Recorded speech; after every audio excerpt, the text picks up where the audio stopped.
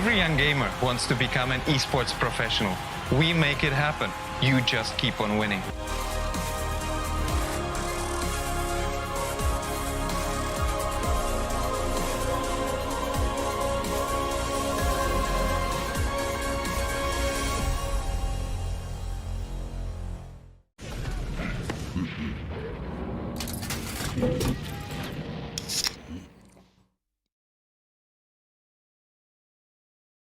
Users of Roblox are all around the world, and all of them expect the same level of experience. Well, the success of games is measured by how much can you keep users engaged.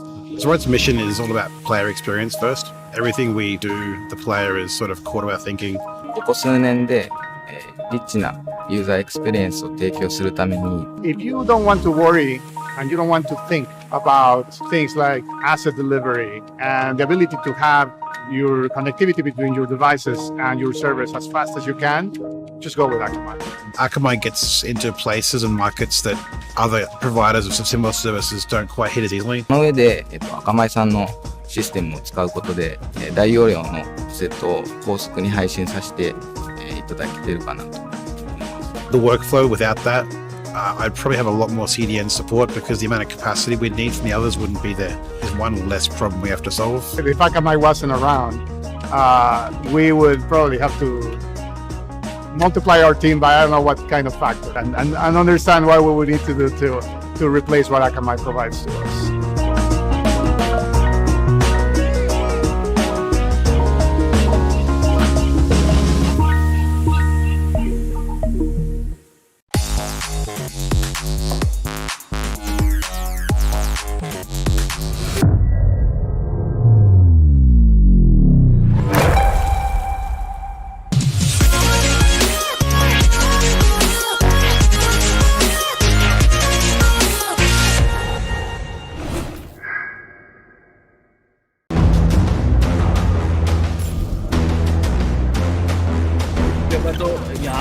Look at that mid market पे भी यहाँ पे मोहित वाकले W1 1 kill 2 kill 3 kill he but I think can he do it? Can he get the ace? Can he manage to kill this? Yes he can. Mohit Wakle lighting पास को down करते हुए double trade का scenario यहाँ पर बनता हुआ, triple trade का सिनेरियो बनता हुआ, स्किल स्कारबोर्ड को एलिमिनेट करते हुए 1v2 की situation, fake defuse, fake it till you make it and he can make it. Yes he can. निकाल दिया मेरे ख्याल से. ये एसके रोती का जलवा वहां पे देखिए. He shot 2 people down through the smoke. This guy is insane. A relatively smaller map. Oh, he's going to get a collateral. That shot. यहाँ पर इधर के रूप में ट्रेड निकालते हुए एक प्लेयर बचा हुआ है यहाँ पर 1v2 फ्री शॉट ये बहुत शानदार डबल निकालते यहाँ पर डीएन किंग क्लच के बहुत करीब है यहाँ पर क्या करते हैं. He's going to take and get that ace. What a round.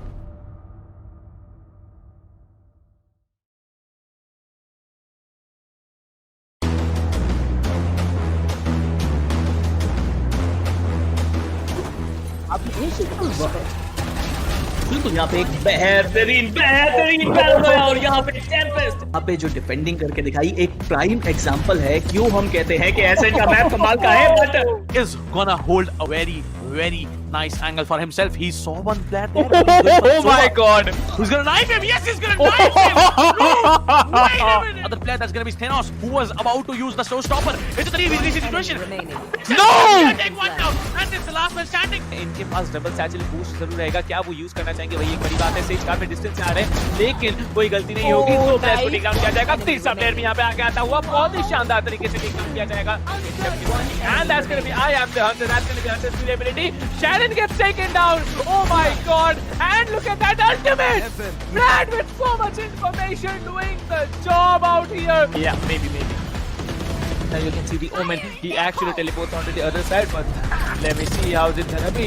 The Brimstone is caught off guard, goes for the reload. Rina needs to come up front. That's a beautiful heading. That's a double heading coming in, but now he comes up strong. 3k already. This might be another round in the hands of the defense and a 4k for Akku. Oh my god, Akku goes on and he builds an ace for himself. What a ace play did this guy have.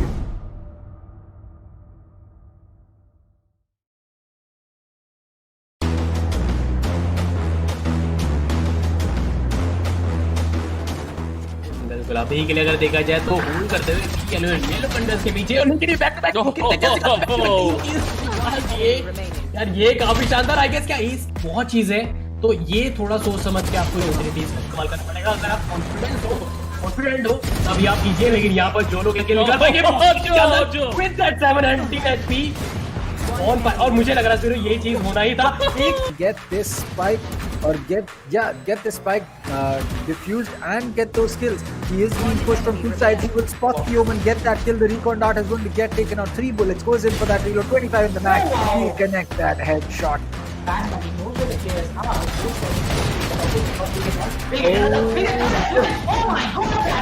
Out, but now it's all down to Dino as he will dig antidote once and get that kill. He'll get another one onto that. No, third one on Scally. Nothing else bought by Corbett here. You can see how aggressive Amiterasu is shutting down 2, maybe just 3. Okay, no, 3 players are not shut down here. Only 2 players will be shut down, but there it is. He needs to take down another one. Will be taken on another one. There's only one player standing. It's going to be the breach that comes in, but Amiterasu says, "Oh my God."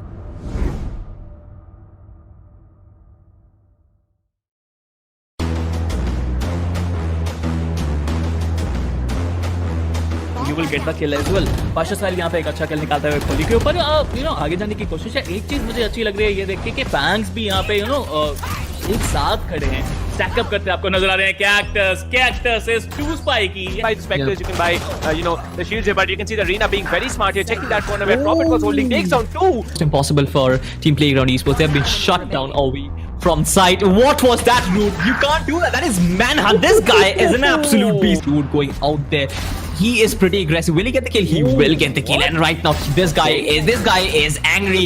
He gets 3, and he might get even more. इतना ज़्यादा matter करेगा. बाकी हमारे जो neutral ये जो display दिखाया जा रहा है वो कमाल का है. स्मोकी यहाँ पे 2 किल निकालते हुए, that is really good. Smoky यहाँ पे 3 किल निकालते हुए. TOC Smokey is literally on fire. You can see the flames burning out of him, and he is just ripping things apart. अपने इसके लिए यहाँ पे बढ़ने की कोशिश ले भी सकते हैं. ऊपर कितना रीलोड होती है किस ले लेंगे. Smokey is smoking. And Spiro थोड़ा सा डिफरेंस नजर कि यहाँ पर फॉर्म में नजर नहीं आ रहे अभी एम आई रियली प्रो, लेकिन कौन जब तक है यहाँ पर एक उम्मीद अभी भी रहेगी. केजीएल से यहाँ पर किल निकाल के बिल्कुल है यहाँ पर. And Every time there was a nice just deleting him. Oh, okay, now someone else got deleted. Things are much hotter in the finals, as you can see. Every time someone peeks the operator and he headshots him in mid-air, and he's gonna get the third. Well, he's gonna get a 4. वही काम अब किया जा रहा है the red syndicate के द्वारा. वो प्रेशर बनाना चाहते हैं अपने अपोनेंट के पास में, क्योंकि एक बार आपने माइंड प्ले कर दिया तो फिर माइंड प्ले से उभर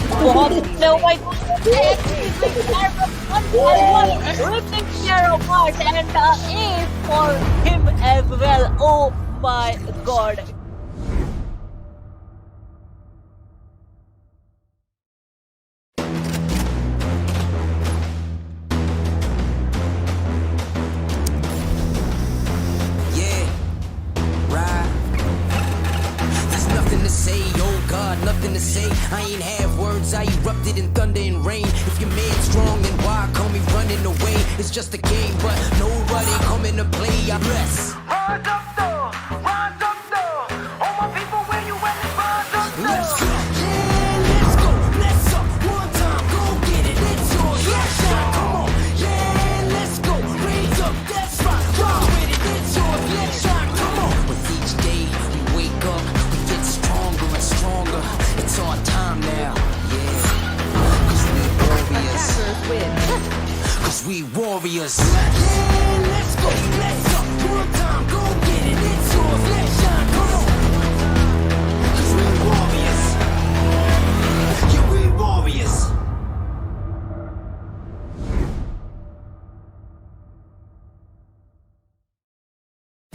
Valorant Agents of India. Are you ready?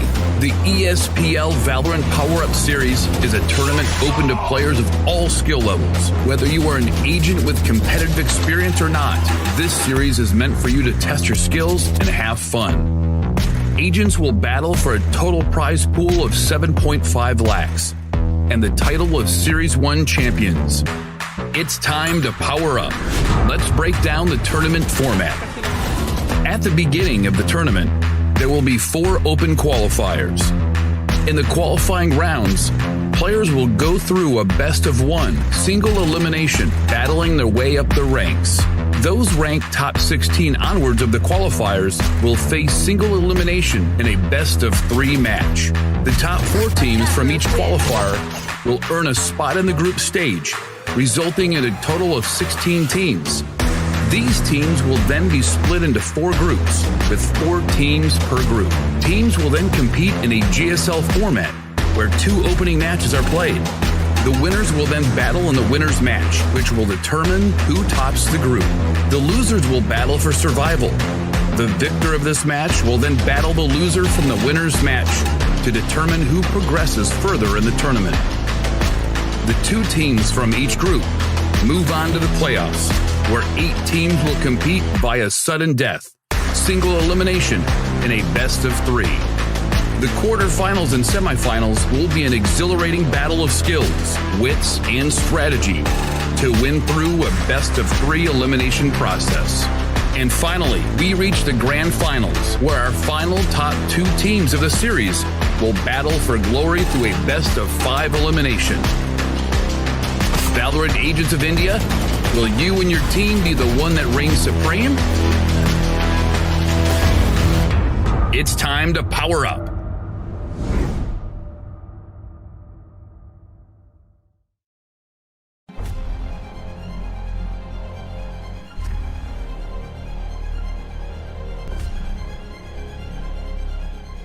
Every young gamer wants to become an esports professional. We make it happen. You just keep on winning.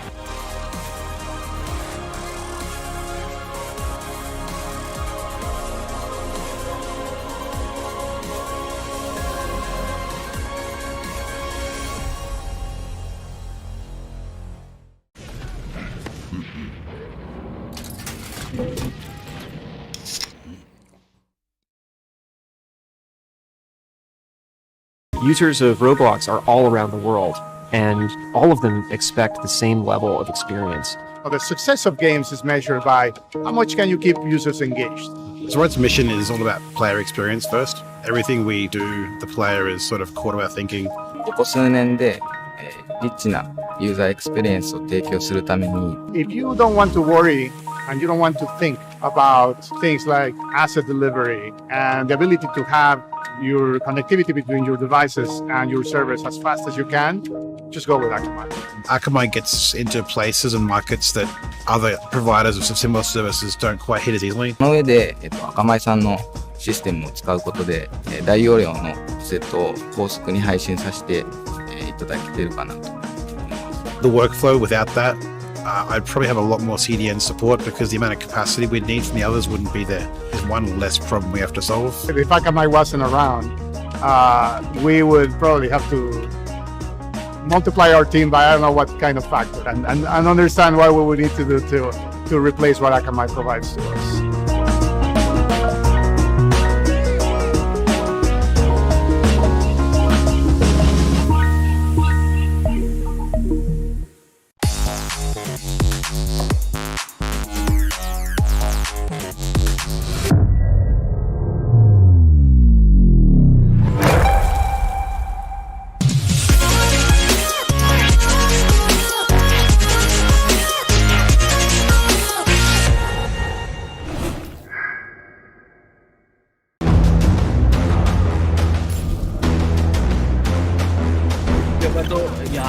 Look at that, mid market पे भी आप इतने मोहित वो अकेले M W1 1 kill 2 kill 3 kill he but I think can he do it? Can he get the ace? Can he manage to kill this?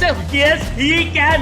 मोहित वो अकेले M lighting पास को डाउन करते हुए डबल ट्रेड का सिनेरियो यहाँ पर बनता हुआ, ट्रिपल ट्रेड का सिनेरियो बनता हुआ, स्किल स्कारबोर्ड को एलिमिनेट करते हुए 1v2 की सिचुएशन है. Fake defuse, fake it till you make it and he can make it. Yes he can. एक क्या मेरे ख्याल से ये एसके रोती का जलवा वहां पे देखिए. He shot 2 people down through the smoke. This guy is insane. A relatively smaller map. Oh, he's going to get a collateral. That shot. पर इन तीनों पे ट्रेड निकालते हुए एक प्लेयर बचा हुआ है यहाँ पर 1v2 फ्री शॉट ये बहुत शानदार डबल निकालते हैं यहाँ पर टीएम किंग क्लच के बहुत करीब है यहाँ पर and get that ace. What a round.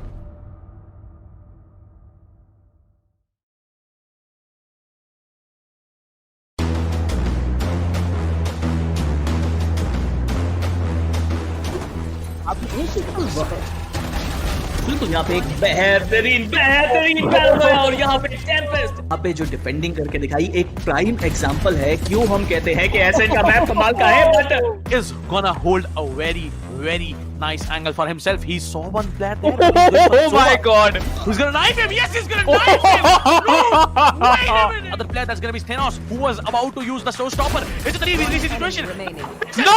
Take one down, and it's the last man standing. इनके पास डबल सैचल बूस्ट जरूर रहेगा, क्या वो यूज करना चाहेंगे वही एक बड़ी बात है। सेज काफी डिस्टेंस से आ रहे हैं लेकिन कोई गलती नहीं होगी, दो प्लेयर्स को टेक डाउन किया जाएगा। तीसरा प्लेयर भी यहाँ पे आके आता हुआ बहुत ही शानदार तरीके से टेक डाउन किया जाएगा।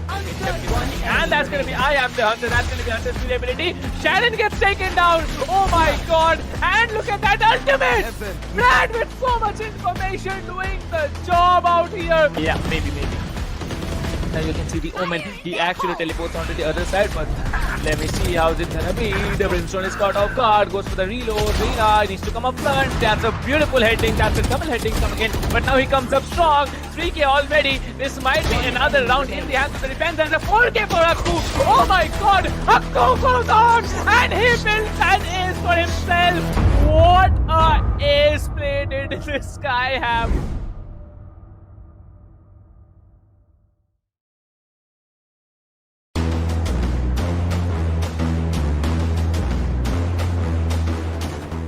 बिल्कुल आप यही के लिए अगर देखा जाए तो होल्ड करते हुए येलो कंडर्स के पीछे और उनके back to back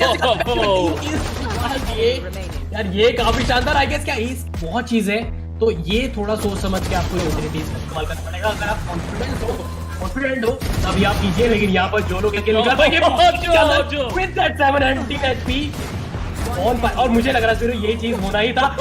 Get this spike or get the spike diffused and get those kills. He is being pushed from two sides. He will spot the Omen, get that kill. The recon dart is going to get taken out. 3 bullets goes in for that reload. 25 in the mag. He connect that headshot.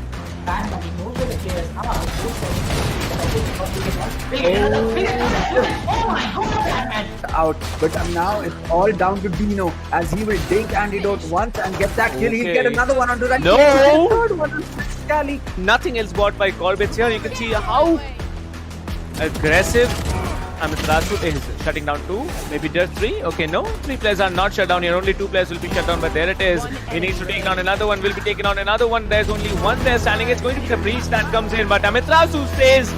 Oh my god.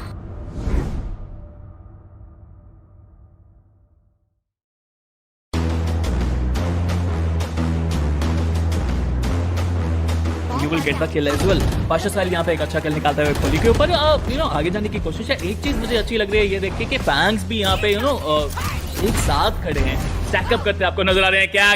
Cactus is too spiky. By the specters, you can buy the shields here, but you can see the Rina being very smart here, checking that corner where Prophet was holding, takes down 2. It's impossible for Team Playground Esports. They have been shut down all week from sight. What was that, dude? You can't do that. That is manhunt. This guy is an absolute beast, dude, going out there.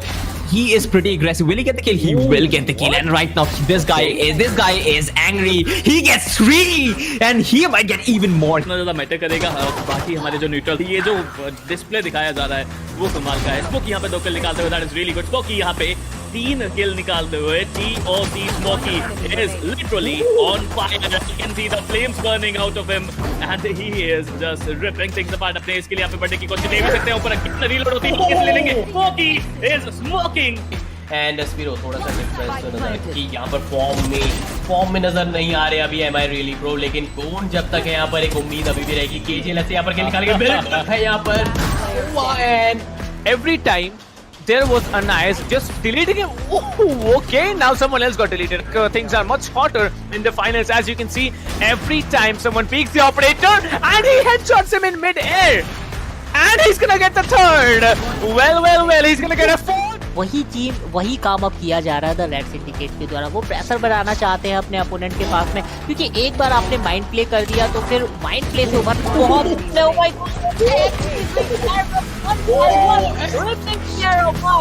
for him as well. Oh my god.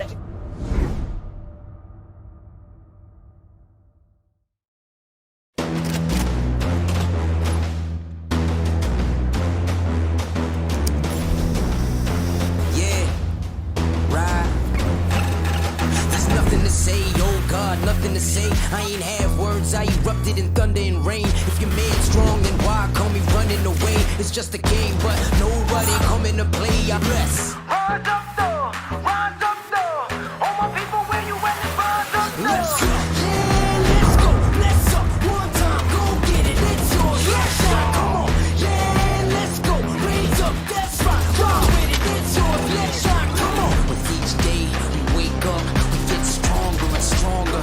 It's our time now, yeah. Cause we warriors. Cause we warriors. Yeah, let's go, let's up, one time, go get it, it's yours, let's shine, come on. Cause we warriors. Yeah, we warriors.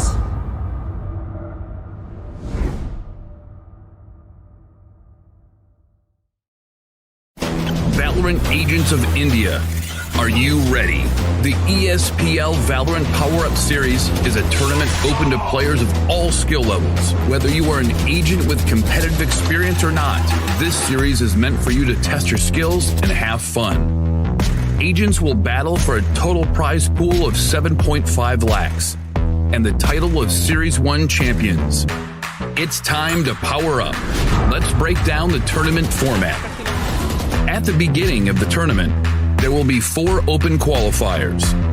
In the qualifying rounds, players will go through a best-of-1 single elimination, battling their way up the ranks. Those ranked top 16 onwards of the qualifiers will face single elimination in a best-of-3 match. The top 4 teams from each qualifier will earn a spot in the group stage, resulting in a total of 16 teams. These teams will then be split into 4 groups, with 4 teams per group. Teams will then compete in a GSL format, where 2 opening matches are played. The winners will then battle in the winner's match, which will determine who tops the group. The losers will battle for survival. The victor of this match will then battle the loser from the winner's match to determine who progresses further in the tournament. The 2 teams from each group move on to the playoffs, where 8 teams will compete via sudden death, single elimination, in a best-of-3. The quarterfinals and semifinals will be an exhilarating battle of skills, wits, and strategy to win through a best-of-3 elimination process. And finally, we reach the grand finals, where our final top 2 teams of the series will battle for glory through a best-of-5 elimination. Valorant Agents of India, will you and your team be the one that reigns supreme? It's time to power up.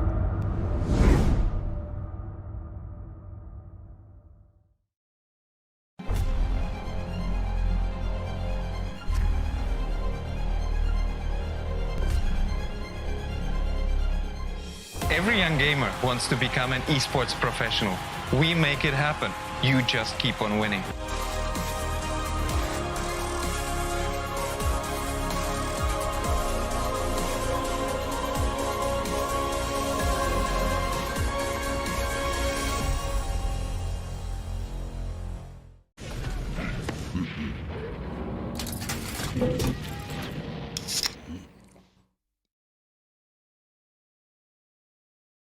Users of Roblox are all around the world, and all of them expect the same level of experience. The success of games is measured by how much can you keep users engaged. So its mission is all about player experience first. Everything we do, the player is sort of core to our thinking. ここ数年で、リッチなユーザーエクスペリエンスを提供するために If you don't want to worry and you don't want to think about things like asset delivery and the ability to have your connectivity between your devices and your servers as fast as you can, just go with Akamai. Akamai gets into places and markets that other providers of similar services don't quite hit as easily. その上で、アカマイさんのシステムを使うことで、大容量のセットを高速に配信させて、いただけているかなと。The workflow without that, I'd probably have a lot more CDN support because the amount of capacity we'd need from the others wouldn't be there. There's one less problem we have to solve. If Akamai wasn't around, we would probably have to multiply our team by I don't know what kind of factor and understand what we would need to do to replace what Akamai provides to us.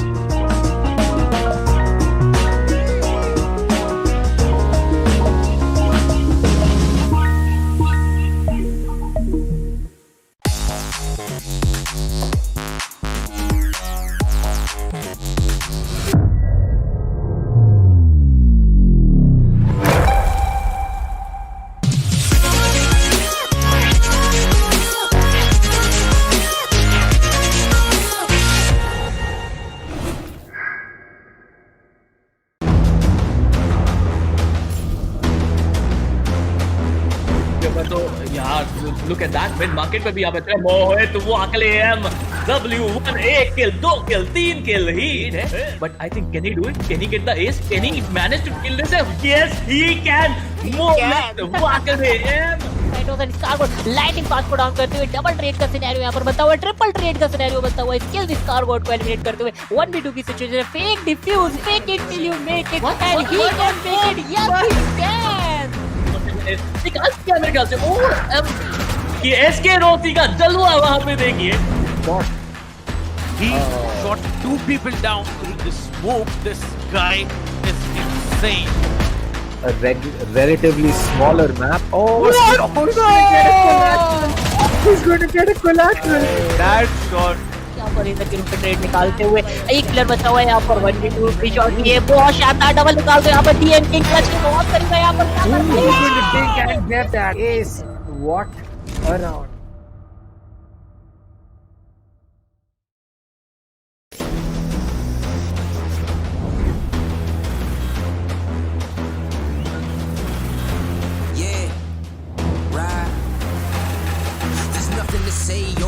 Nothing to say. I ain't have words. I erupted in thunder and rain. If your man's strong, one out. And it's the last one. He'll get another one. and he can make it.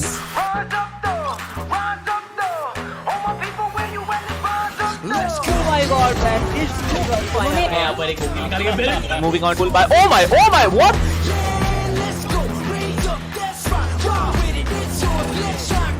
Goes in for that attack. Yeoman, what a shot! And then the 4K for a coup. Oh my god! Cause we warriors.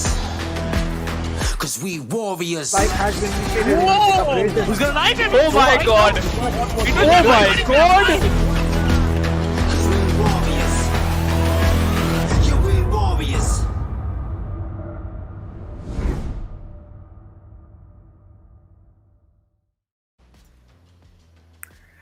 So, welcome back everyone to ESPL India Valorant PowerUp, as this is me, Dr. Dang, and along with me as usual is Captain Price. So, it was a long day yesterday for all of us as well as for the teams, but today it's going to be a longer day for INGLU, RADSyndicate and White Shadows, because they need to fight for their spot in the playoffs. Global from their group in Group A has already made their way in, and now it's down to these three teams to fight it out and figure out who's going to be coming in and taking that one last spot. And as for the other two, the journey will be taking a break. So, how are you doing, Price?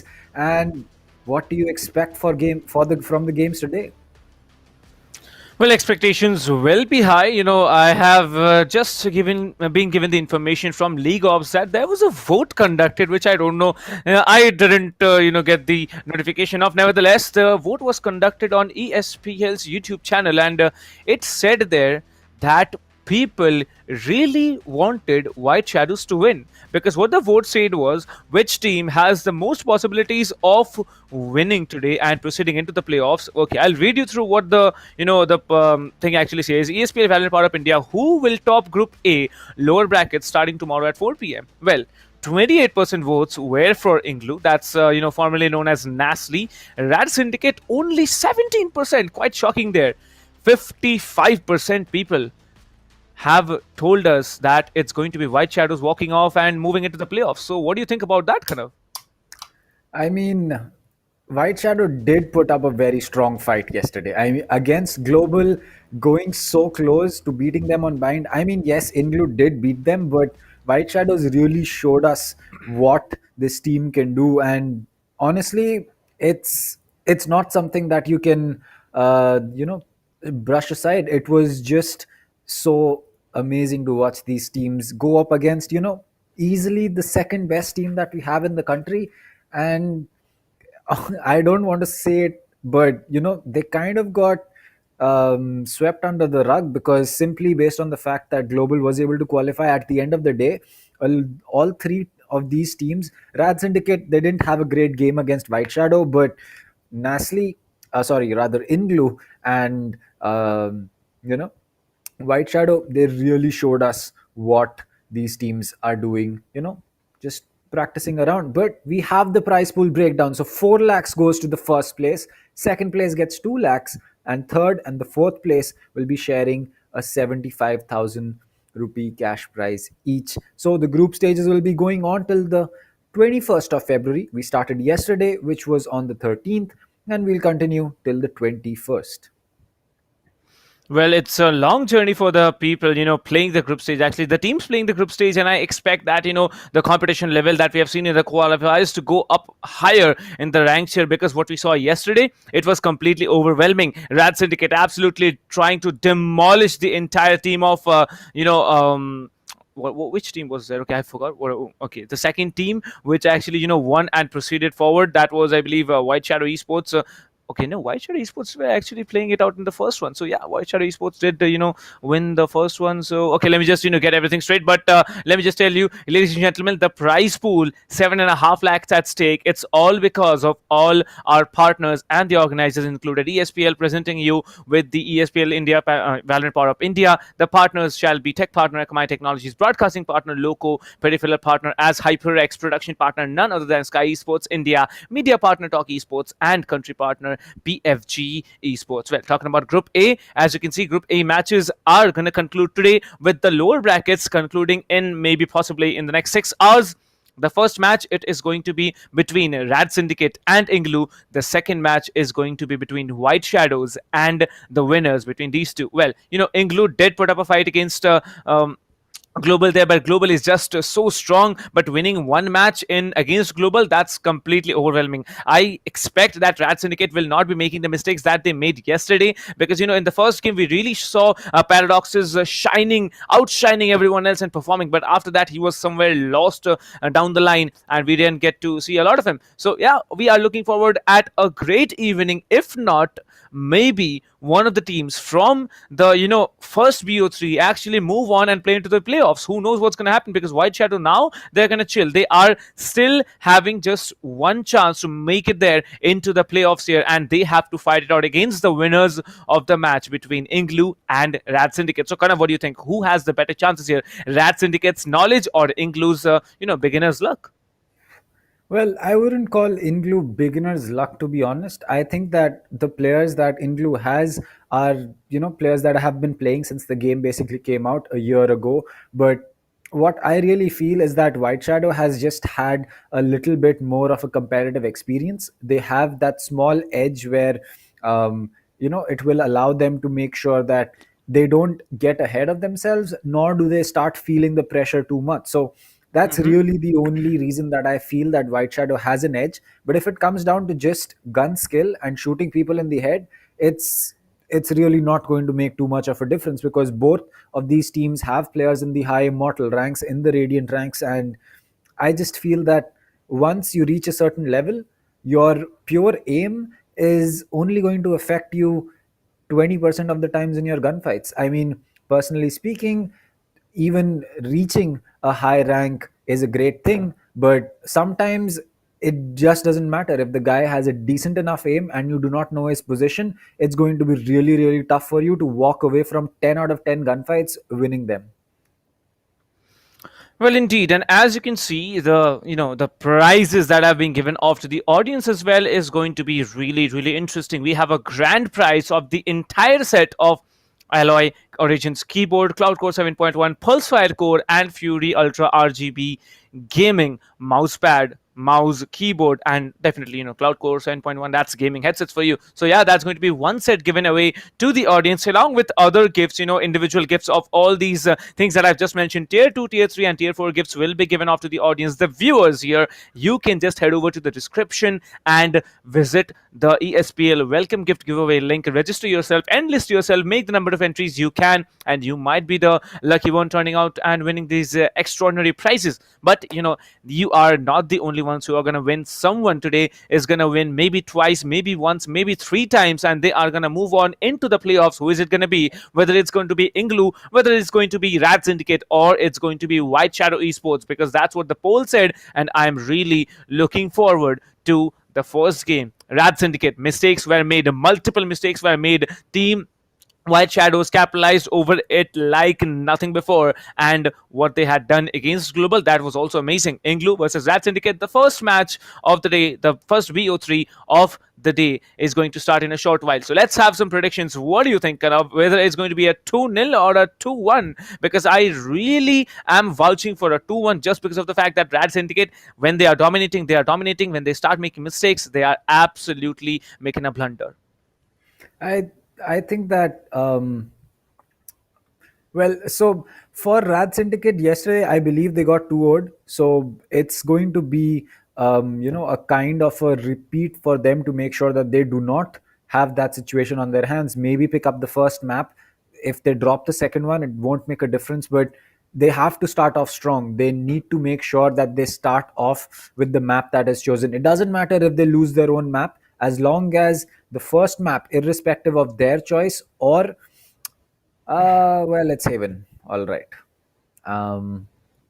Haven's not really the best place that you want to take INGLU, because we saw what they did to Global, especially on their defenses. On their attack, they weren't able to do anything, to be fair, but at least on their defenses, they were able to stop they were able to stop Global from taking too many rounds, and that's a huge thing if you think about it. Well, indeed. And talking about Haven, we remember how dominating Global Esports was yesterday on Haven. Haven was probably the home ground that they wanted to play. They took their opponents to their home map, outperformed them over and over again, and they are now sitting down calm and patient, just waiting for the other teams from the group stages to walk into the playoffs, where we all know that it's going to be another B of 3 in a single elimination format there.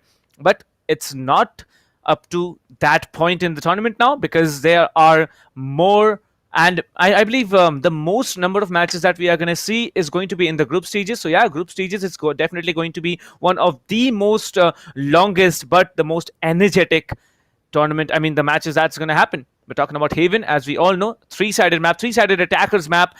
An attack-oriented map, you have 3 sides to breach. You can play calm. The multiple points of entries on every side will be giving an advantage to the attackers. But talking about the defenders, you keep your calm, you hold your corners, and you might be able to outdo the attackers. Who knows what's going to happen? Well, talking about the first map, Haven, INGLU is going to be on the attacker side, starting off with RADSyndicate on the defense. So, kind of, what do you think? Like, RADSyndicate, we have seen them, how powerful they are on the attacker side. Paradox is just always coming in, playing the jet, dashing into the side there, using his tailwind, using the Blade Storm, coming in, covering his escape, then the operator plays. We all have seen that happen. But will Paradox shine as brightly as he did in the first game yesterday? Because I believe Rad really needs him to shine now, because if they do not come and win the first game, they basically will be in a very, very disadvantageous situation.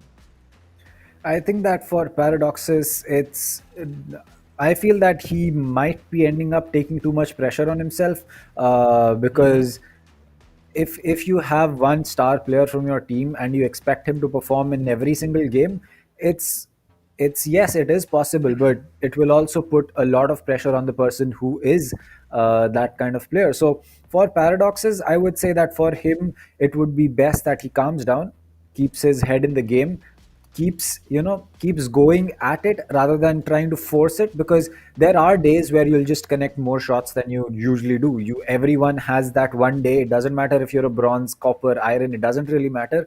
As long as you're having your day, you will connect shots that you usually don't. And some days you will have your timings off, you won't be able to connect the shots that you usually do. And at that point of time, instead of trying to force yourself to try to perform better, just keep your cool, make sure that you keep doing things right. And in a game like Valorant, you always don't have to use your gun, my friend. Sometimes it's just the utility that you can use. And if any player Leave Paradoxes is feeling that, they can definitely try to do that and make sure that they don't overstretch themselves. So speaking about that, we are going to be seeing Fuse, Sway, Deoxys, ZBDF, and Paradoxes. As he's not going to be playing the Jet, he's going to lock into the Rena. Thanos will be locking into the Raze. That's pretty normal. Sharon on the Sova, again, pretty normal. The Game on the Omen, pretty normal again. Pixels, we saw him on the Phoenix, I believe, yesterday, and Orange Leaf was on the Cypher. So the only real change happening is Pixels picking up that Rena. Other than that, things look good, as Sway might just be teasing a Yoru. Nope, he's going to go back to that Jet, I believe. Nope. Well, I believe Sway playing the Jet can be a bit dominating or not, because I remember there was one particular team who were playing the triple duelist format against Global there, and Global completely massacred them. I believe it was INGLU. They have not made the mistake of walking in with another 3 duelist setup, but talking about RADSyndicate, Fuse is going to get confused whether he's going to play the Cypher or is going to be ZBDF. I believe it's going to be ZBDF, because I have seen Fuse over and over again come up with the Raze, just fly down into the side, drop the paint shells, and paint shell, not shells. The Raze nerf came in a long time ago. But talking about that, Fuse playing the Raze and Paradoxes playing the Reyna, I believe the possibly best setup that we have. But there's one major difference that we see in the attackers and the defender side.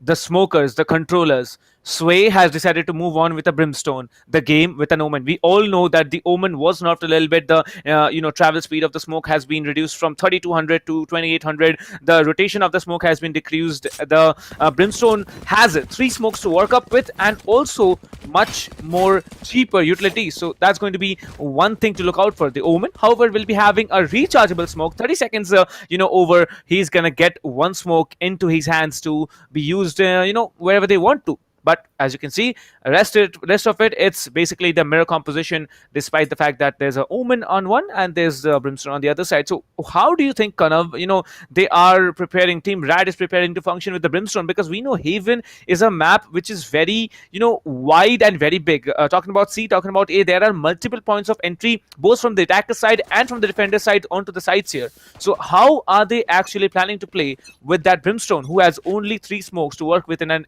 entire round? I think that the fact that they've picked up a Brim means that they're going to be playing defense without a smoke. And as we speak about that, India has already lost a player. They're going to take too much. They're going to take a lot of damages. Deoxys will get 1 kill, but Paradoxes will get taken out by Pixels before that trade comes in. So again, RADSyndicate just playing this very, very smart. They're playing it slow. They know that the spike is going to get initiated on A, and they're playing this on a retake. The Cypher will get tagged. He will have to make sure that he does not get pinged again and again. But Fuse coming in from long is going to spell danger, as there you go. That is going to be Orange Leaf falling. And that's the first round in the favor of RADSyndicate. So they have gotten the start that they would have wanted to. But will this continue? It's going to be the real question.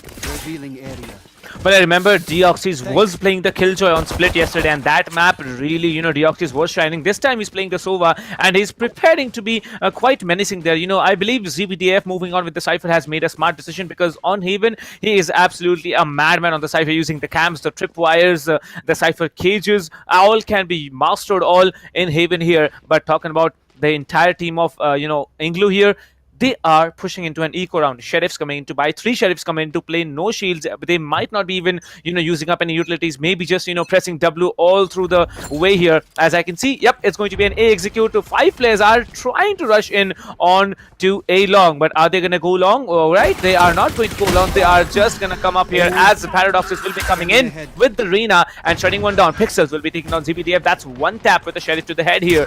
Pixels trying to do more. Paradoxes will be taking on another one. With that, we only have 2 attackers remaining, and that's going to be 1. Pixels coming in, takes 1. He has to make a 1 versus 3 play. It's not going to be done as Sway comes up from behind in short and plays it up. 2 rounds already for RADSyndicate. Well, they have certainly gone off to a start that they would have loved to. I just hope that they can keep this momentum going, because we saw that RADSyndicate was able to get that momentum yesterday again, but it just became a lot more difficult for them to keep that momentum up. And with players like Paradoxes and Deoxys fragging already, and Paradox is already picking up that op, it is a good thing that they have gotten the start. But again, it's starting the game off on a good note is one thing, but finishing it off is the real thing that you need to make sure that you can finish off. Well, trying to connect those shots through double doors here, trying to pull someone down, in the garage area. Now the garage is gonna be scattered by 2 people here because the Brimstone is still waiting. Brimstone is showing some trigger discipline. The Reyna will not be taken down. Thanos will be very, very smartly protecting the Reyna with a 1 tap to the head here. Sway gonna get taken down, and slowly this time, as we can see, the full buy round slowly trying to play out according to how INGLU wants it. But still, there are 4 defenders remaining with the raise being dented very low. It's going to be a very difficult retake to happen, and the Reyna, as you can see, will be tagged up by the spy cam dart. Now Fuse coming in along with Deoxys from CT here. There's going to be another play coming in from CT. It's going to be ZBDF. Sharon, however, will be tagged up bad by that single Boom Buddy. Coming in, Orange Leaf takes down Paradoxes. A very, very important frag here. Sharon will be taking 1, and it's a flawless round in return for 2 initial rounds getting taken by RADSyndicate. Well, that's how you answer. That's how you are absolutely, supposed to do the job here. I don't think that, Sway was able to transfer the spray wisely, or he just messed up the crosshair placement there, as it looked like, because the Reyna jumping around like that, Paradox is jumping around like that, it really, Pixel jumping around like that, it really choked him a lot here. And there was, Thanos there to trade them off. So that was a decent score here. 2-1 coming in, the lead still remaining in the hands of RADSyndicate. Well, I just feel that what INGLU did right that round, what they did not do in the rounds before this, was the fact that they gave 1v1s before this. They kept the Sova on flank watch. Agreed, you have a classic, which is one of the best weapons that you can have, except a Judge and a Bucky in a close quarter battle. But other than that, they really did not have anyone who was able to take a trade for anyone. They lost 2 bodies really quick. They lost the Sova. They lost, I believe, their Cypher really up quick. And after that, it was just RADSyndicate running in from the back, making sure that there is no way that INGLU could exit site on A, and just picking up easy frags. So for RADSyndicate, I feel that they have gotten an easy start just now, but Pixels is going to get that kill. Deox is missing so many shots. Oh, that is tough. But it looks like the Brim will be holding in safe through that smoke as the Boom Buddy is going to be coming in. It will not spot his position, but the Judge is going to be something you do not push. But Pixels picking up that kill again. Sway is going to fall. No more smokes for the side of RADSyndicate. Looks like Pixels just wants to push B and make sure that they can maintain garage control. But as the Cypher breaks cover, he's going to get taken out by Sharon. That's an easy kill and not the push that you should have made, my friend. But it looks like Paradoxes and Fuse are going to be the last remaining players, and Fuse is going to take a fall. So it's all down to Paradoxes in a 1v4. He spots a Vandal, picks it up. Sorry, that's going to be a guard. He has 12 bullets to work with, but can he land these shots? He's just about missed the Cypher. Both of them have missed each other as the spike is going to be planted in B. He will get spotted, but he will land that shot, be able to heal himself back up. But Sharon is not going to miss, and that will put an end to Paradoxes as the score is going to be level now. Well, I believe the full buy round definitely coming out into play here. This time, RADSyndicate, however, might decide to go for an eco round, and we all know how powerful RADSyndicate is on the eco round here. Well, talking about the scores, they are definitely leveled out now. I really expect that RADSyndicate, oh, they don't go in eco. That's really surprising here. They do not move in as both the teams still have a full buy to work with, but this round, if Rad loses it, it's going to be a little bit troublesome on the credits. How much credits are going to be left there in their pockets? 17 seconds on the clock. Timer has been paused, and I believe Rad might be planning something to do, because they want that lead back. Every team here, both the teams here, will be trying to get that lead on in the 5th round, because the 5th round, it's possibly the most important round. Rad, they lose this one, they might be able to lose the next one as well, and that is exactly what Team INGLU is aiming for.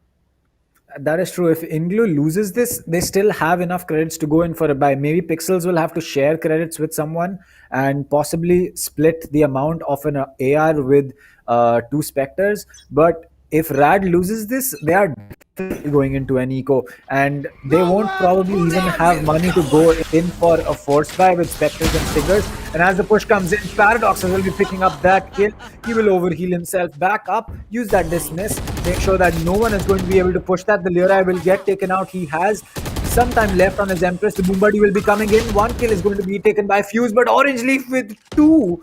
He's going to pick up Fuse as well as Paradoxes, and that's a big kill. I know. As now both the Rays as well as the Cypher are going to be making their way in. The Omen will get spotted. He'll be the first one to fall.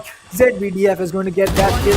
INGLU is not looking good, as Orange Leaf will pick up a 3k for himself. And now in a 1v2, he has the spike, he has a tripwire, he has decent enough HP to work this out. But the Vandals, they are not going to be forgiving. It will not care whether you have full HP or not. A headshot will be a headshot.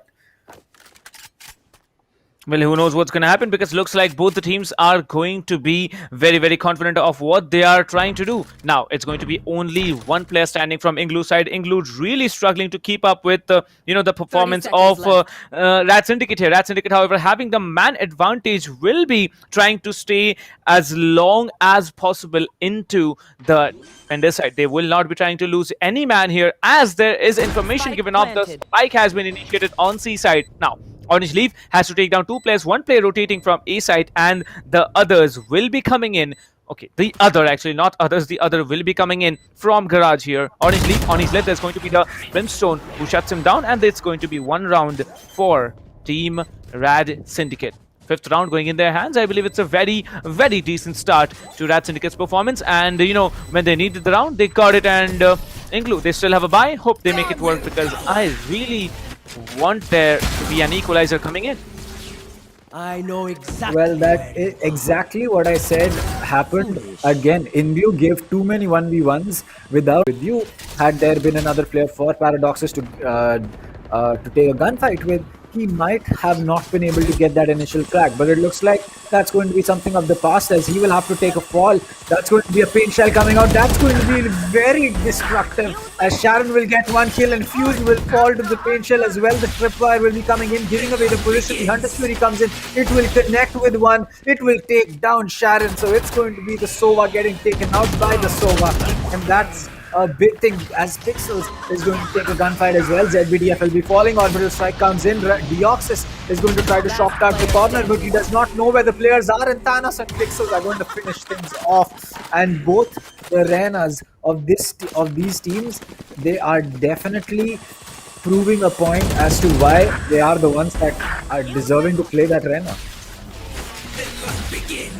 Well, putting it short, I'd like to say that the Sovas, they are doing what they're supposed to do. Trying to get the frag with the Hunter's Fury is absolutely something you expect out of the Sovas, and both of them have done it. They have done it well. But this time, it's going to be a hard time for the defenders, because as you can see, the defenders, they have a very, very dented economy. Only 2 players are coming in with Singers. Rest, everyone will be having the Sheriffs to play with. Pixels will be coming in, trying to move up onto C-Long here. The Sova waiting there. As you can see, Orange Leaf will be taking Paradoxes down. Now there are 2 players in C, 1 in CT, 1 just hiding there inside the smoke. Will they be aware of that player hiding inside the smoke? Well, I believe yes, they will be aware here, because the Boombuddy might be able to detect someone inside the smoke here. Slowly and slowly, it's going to be a C execute that comes in.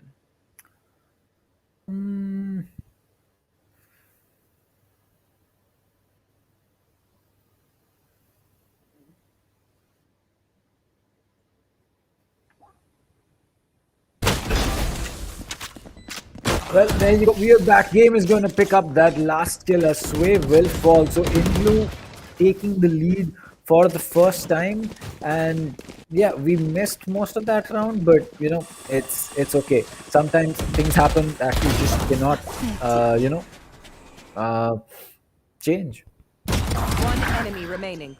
Well, I don't know what to say, but looks like RADSyndicate, they are going to be moving into a full buy round. And as it is, if they don't win this one, they are going to be pushed into another eco round. As you can see, they have only 1500 credits on Sway, and Sway may be the only one who actually gets to buy even a Spectre and a Heavy Shield. The Pain Shield comes in, the aggressive Pain Shield comes in, and Paradoxes will be coming in and pushing up B window. Sway also coming in with that push here, taking down the game. The Omen, a very, very valuable asset to play with. No smokes are going to be there now for this team, as the Oxys will be spotted here, will be spotting one player here. Now, 4 attackers remaining, 5 defenders to play with. A very, very possible retake might be coming in, as Thanos will be taking down the Fuse. The Fuse will be stopped here, and the Oxys will be taking down Thanos in return. Orange Leaf, however, will be taking down ZBDF. It's now a 3 versus 3 retake that's coming in. As you can see, Paradoxes will be shutting down Orange Leaf. Very, very low HP was remaining on him. Sharon will be coming in. The Brimstone comes in, but this time Sharon will not be choking it at all. There's only Pixels who can stop the Reyna. Well, he does stop the Reyna because, you know, the other players was there in shot, and he does not make any mistake in getting that round here. INGLU walking away with another round, 5-3, 2 points lead now in their hands, and they will be looking forward to capitalize the next round as well. Well, yes, as for RADSyndicate, I think that they've already picked up the 3 rounds. They need one more to make this an, 8-4 split, or maybe even a 7-5, and yeah, they should be able to technically make that work. I mean, INGLU was not able to make it work against Global, but you know, sometimes things are different on different days. So it's going to be interesting to see how things will pan out for Rad as well as INGLU. But right now it looks like Rad will be having an eco round. They have the spike dropped in mid though. That might just be the play, but Deoxys will get one kill and then get taken out by Orange Leaf. Reyna as well as the Cypher taking some damage, but the Neural Theft is going to be coming in. Cypher is holding so close, he might just be able to get a kill.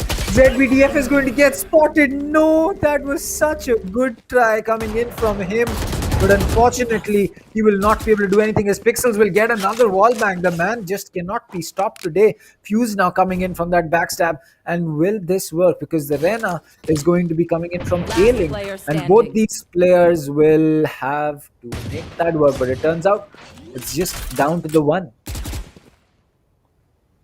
Well, it's down to the one indeed. Now it's going to be all down to Paradoxes. Paradox is the man of the hour. Can he make it work? Well, I don't think he's going to be able to, because Orange Leaf this time will be taking him down. And I believe that's a decent answer. You know, last time I remember Orange Leaf, because of the low HP, it was a very, very easy frag that came in for Paradoxes on A side, you know, after the post-plant situation. But this time, the favor will be returned to the Reyna, as Paradoxes was shut down as the last player. 6-3, 3 points lead now coming in on to the attacker side. Well, we all know how offensive RADSyndicate is playing, but that's not working out. Sway this time deciding to move on with an operator and no shields, like, you know, you said, Kanav, he is going to be a glass cannon. Whether he's able to function, that's going to be one thing to look out for. But Sharon will be taking off one player, and that it is. The Hunter Spirit will be coming in, as Thanos will be taking out Deoxys. Another player will be taken down. What just happened? Did Sharon just take down 2 players with the Hunter's Fury? That's massive. Like, we never thought, you know, Sharon will be able to do that. And look at CBDF. He's the only player standing, and he's lurking around in B side. Well, the last player standing might be a flawless round already for INGLU, as Sharon will be coming up from behind, trying to take down the Cypher. Well, where is the Cypher? We know that he is behind here. Well, he will be coming in, and that's a no-scope play coming in from Thanos, as he shuts him down. ZBDF will be taken down. Not a flawless round, but the lead will now be increased to 4 points. Well,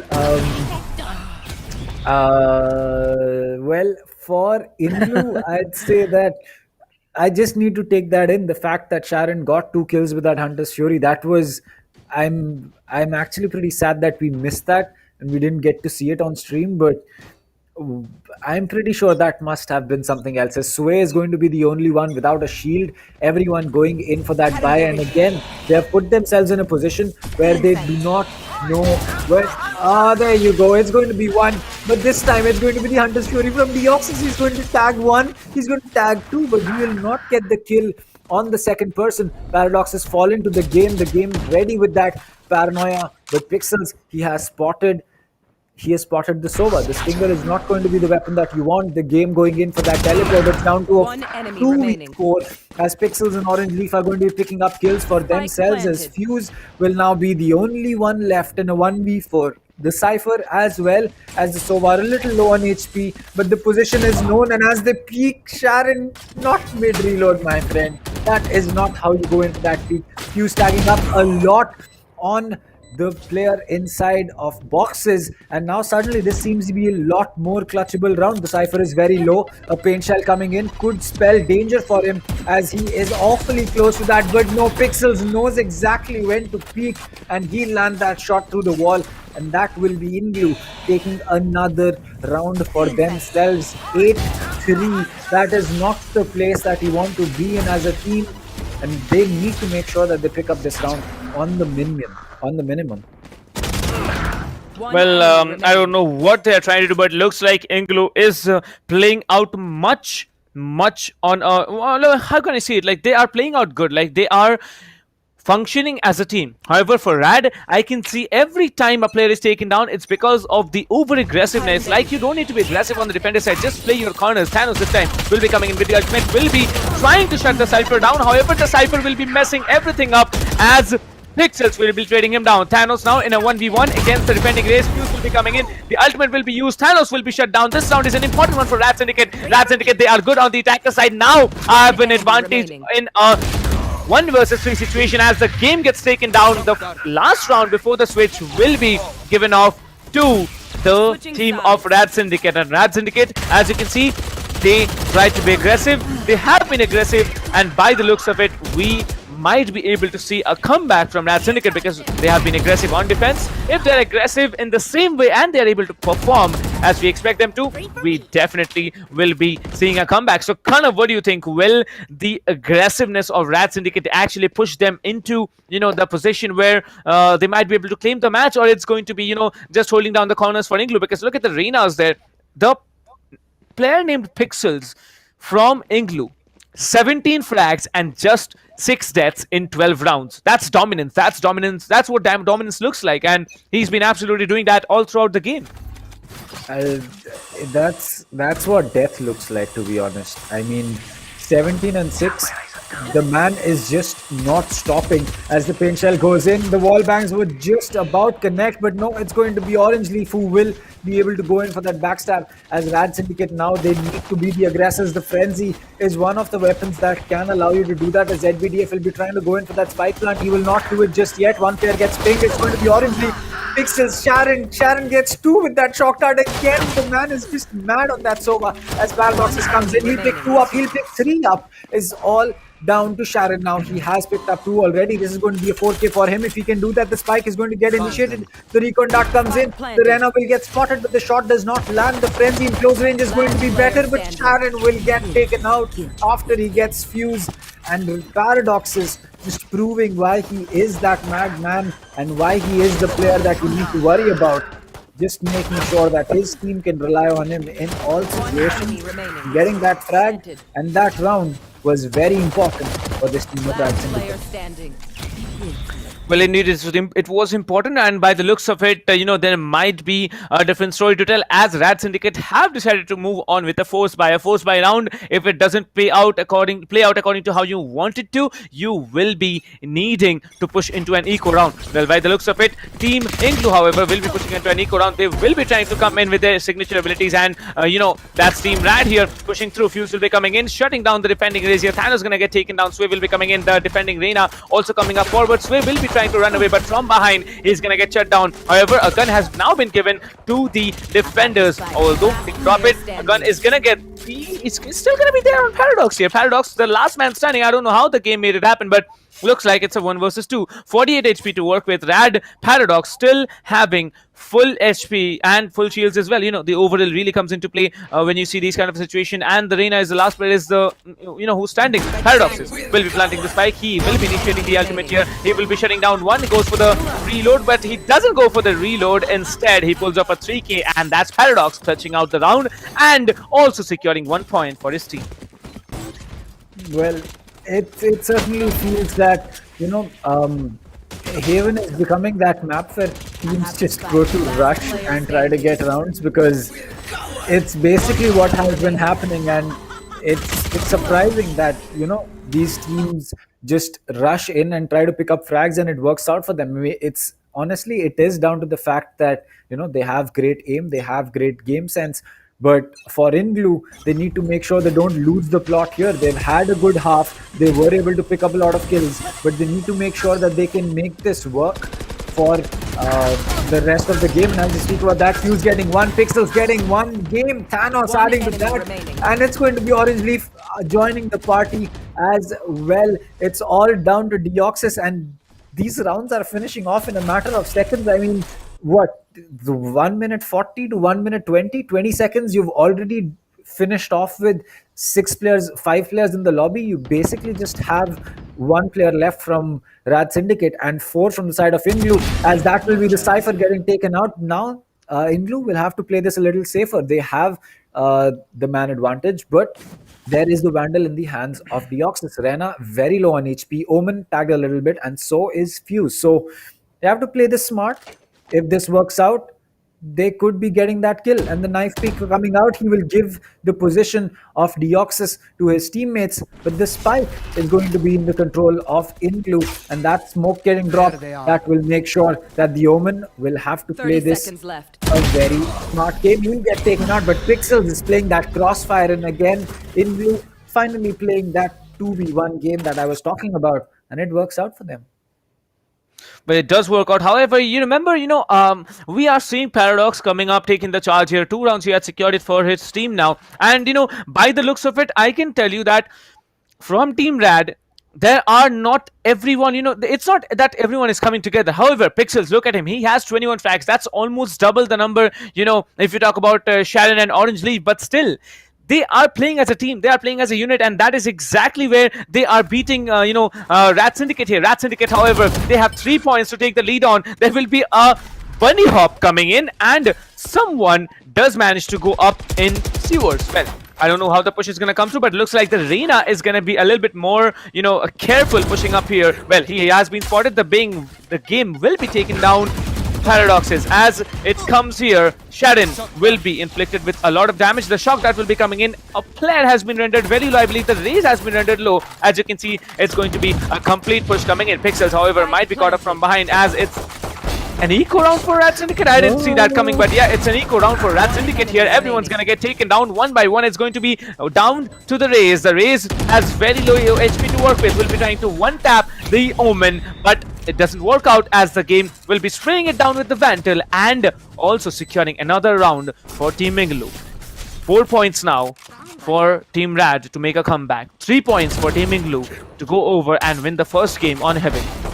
How is it gonna work? How is it gonna function? Kanan, over to you. I mean, these are rounds that I still can't comprehend. They're just running at each other. I mean,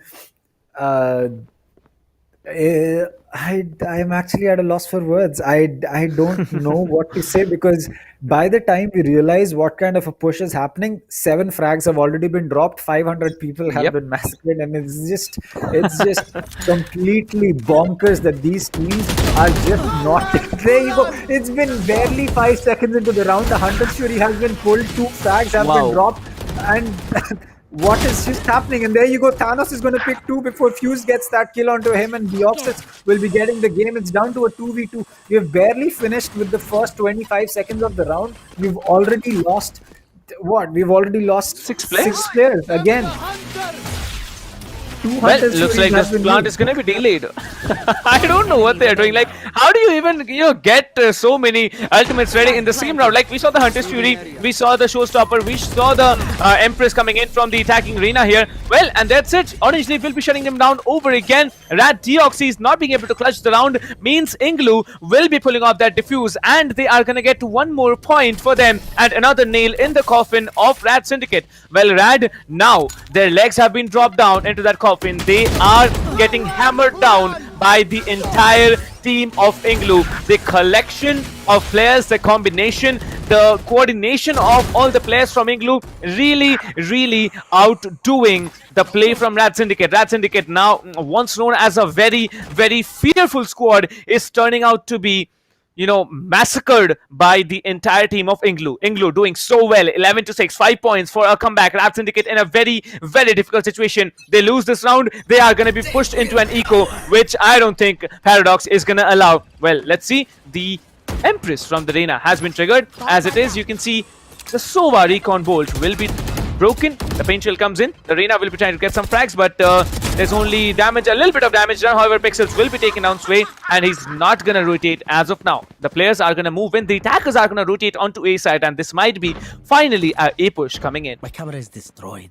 Well, Orange Leaf is going to be getting his camera taken out, as the Cypher is going to be saying it, but 3 people inside air shot. There's a shot, they're going to stack that tripwire, but Paradox is taking a lot of damage. He'll be able to heal himself up with that soul orb. And now down to a 4v4. Deoxys getting that spike down. 2 players coming in for that flank. They will spot, but they will line up as the new test comes in. The game is going to pick one up, but he'll get taken out by Deoxys instead. And now it's all down to Sharon. He'll spot the Rena, land a headshot, but Paradox is, he's just that headshot machine where he's going to land a shot on the Sharon and finally pick up a round for the RADSyndicate. And as I said, it's the same thing that's happening again and again. Both these teams just trying to play that frag game so aggressively that sometimes they lose sight of what is the real thing. I mean, in a 4v4 situation, if you are flanking like this, maybe Thanos and Pixels should be playing that a little bit safer. Maybe slow walk. Maybe even if you want to come running, at least clear the entire angle. Boxes is one place where a lot of teams will put a player to either watch flank, put down a Cypher tripwire, or have a cam watching that. Nas Paradox that's going to be the end of him for this round, because the game is going to make sure that this game does not, continue for too long. Well, indeed, and as you can see, this time it's going to be a very difficult push coming in from the attackers. We know that the attackers are stacking up outside B here. Everyone will be trying to come into B here. The Brimstone will be peeking. I don't know what Sway is trying to do, but looks like the bait did not work out, and that was Sway pulling off a 2K. However, this time Thanos does not check the corner and will be taken down the same way 2 players from Team Rad, from Team INGLU were being able to take down by ZBDF. Down to Deoxy, 95 HP and 40 shields to work with, but that's one tap to the head and a flawless round coming in from INGLU. Well, now INGLU has the economy, has the information, has whatever it takes to work with them, but I believe it's going to be very difficult for Rad to make a comeback. One more point and looks like the entire economy has been dented on Rad and RADSyndicate. However, Sway, he actually has decided to go on with a Sheriff buy in a match point situation. How tragic of Rad here not being able to even have weapons to play with in the match point round for Team INGLU. Cover going out. I mean, yes, you can't really say anything. I think that this is probably going to be an idea that will end up being a meme, but what if you could have a dual wielding Sheriff? Like you have dual Berettas in a game that Valorant is kind of similar to.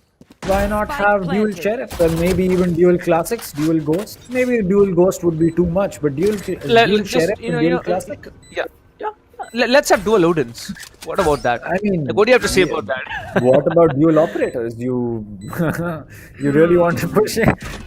Can you wield those huge weapons? Because Odins and Operators, they are like god tier weapons here. However, Pixels will be coming in, shutting down CBDF. That's the last player standing. It's going to be the Sova, who tries to get some information on that. Deoxys does take down the game, but the first match is going to be claimed by INGLU. No time will be lost there.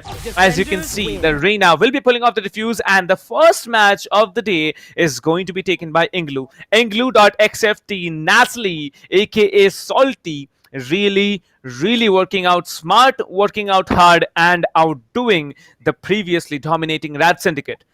Entire team did function. RADSyndicate, GG's to you, but INGLU turns out to be the better team on Haven. But we also remember, I believe this was the map choice for INGLU or for Rad here. Just correct me, kind of whose map choice this was? INGLU. Oh my god, then INGLU is good. Yeah, INGLU is too good. That could be something which we can see. But the next map, then it's definitely going to be the choice for Rad. And who knows what Rad is picking up in their sleeves? Who knows what they are stacking there? Because Paradox definitely started it out really strongly, but then everything was lost. They were getting taken down 1-1-1, and in the end, INGLU is good. I mean, this was definitely, one of those games where all the players were just feeling it and were consistently just running after it. They did not want to, play this safe at all. They just wanted to finish this map off, and INGLU, what a performance. I mean, for RADSyndicate, it was a good performance from their side as well. They were able to pick up rounds where, INGLU messed up, but in rounds that INGLU did not mess up, oh boy, they are someone that you definitely need to make sure you worry about, because their frag potential is on a different level. Their aggression, the blatant aggression that they have, not thinking twice about pushing something, just going for that frag, it sometimes might fall into positions where it does not work out, like we saw against Global on Haven, where attacking was just not happening for them. But in so many situations, they have been able to pick up frags that completely change the outcome of the round. Well, I'd say that this team of Rad, it's not what I have seen in the past, because Rad, they were a really fierce team, but coming in now, I find them lost. You can see how they have tried. Like, it was a game once upon a time for Rad, but now it looks like the match was entirely, INGLU functioning over and over and over again, because in the end it was 13-5. They won with an 8-point lead, and that's massive. Like, an 8-point lead in group stages, it's completely amazing. But Pixels, look at this guy work, like, having information coming in over and over and over again. That's it for it. Well, Rad, definitely well tried, but I think you need to perform much better. Look at him, like, the race came in this angle, there was Pixels there to trade him off, and this no-scope, like, I don't know, I've never probably been able to hit a no-scope, after the recent nerf came in, and that's it. That's, the match for you. 13-5 on the scoreline, and RADSyndicate not being able to do well. INGLU definitely making their plans happen, and they're just one step away for facing off against Team White Shadows, who are now watching the match and probably wondering, how are we going to take this team down? Like, it's massive. INGLU's performance, it has been completely amazing. I mean, for the side of INGLU, at least, I would say that they are a team that loves to frag out. So any team that wants to take them on or, defeat them is definitely going to have to do one thing, which is make sure that they are not, again, it comes back to the same point. For the sake of repeating it, I'll say it again, that INGLU as a team, they are very good at fragging, but they are not the team that you would, you would want to give 1v1s to. You give them 2v1s, they'll probably peek you. You will be able to get that trade and get the map control that you need. So INGLU, they really need to think about that, because White Shadow is not a team that will just push in solo most of the time and then hope to get that frag. They are a team that will play for that trade, and once a team does that, it becomes very difficult for you to make sure that you can pick those 3 kills. Well, that's true indeed, and I believe Team Rad, they definitely tried hard, but talking about Team INGLU, they worked well. Well, it's enough. We have spoken about both the teams here. Well, let's talk about the next. What can happen in the next game? Maybe Rad shows us something different. Maybe it's their map. So who knows? Rad might be dominating an overall performance. And talking about Paradox, he definitely tried really hard to come in and make a play. But this particular round, remember the 12th round for Team INGLU. The game, he was waiting up there in A-long. I don't know what Sway was actually planning to do, but making the mistake of actually coming in and not being able to, bait the operator guy. That's not supposed to work out that way, and he gave out an easy kill. Well, I think that I don't know about INGLU. I think they are set for the game that is coming in. But for RADSyndicate, they need to make sure that they pick it up. I mean, yes, 13-7, it's, you can say that it was a close game, but in reality, it didn't feel like that. It just felt like running around and killing for words. I just don't know that INGLU. I am surprised at the amount of aggression they have. This is just like seeing a competitive matchmaking game where the other team just knows that they are better, so they're just rushing you and trying to get that frag irrespective of what you are trying to do. And I just think that if RADSyndicate is able to find something inside them and figure out how they want to beat that, INGLU will have a lot of problems. Because yesterday when Global started playing for that trade, INGLU was not able to pick up a single round. And today we saw the same thing. The rounds where RADSyndicate played for that trade, INGLU was not getting those rounds. The second they started peaking it solo, they tried to make those solo plays, they tried to take those aim battles and try to win gunfights one-on-one. That is where INGLU came out on top, because let's face it, they have the players that have the better aim. But can you always win gunfights based on aim? No. Sometimes you just use your utility to make a gunfight so much in favor of yourself that any amount of aim offset is not going to help you win that gunfight. And that is where I think RADSyndicate needs to focus. Well, I don't know how it is, and RADSyndicate, they need to definitely, focus on their team game rather than, just focusing on 2 to 3 players able to function well. And that was the first game of the lower brackets here between RADSyndicate and INGLU, where INGLU showed an amazing performance. We are going to get into the second game in a short while.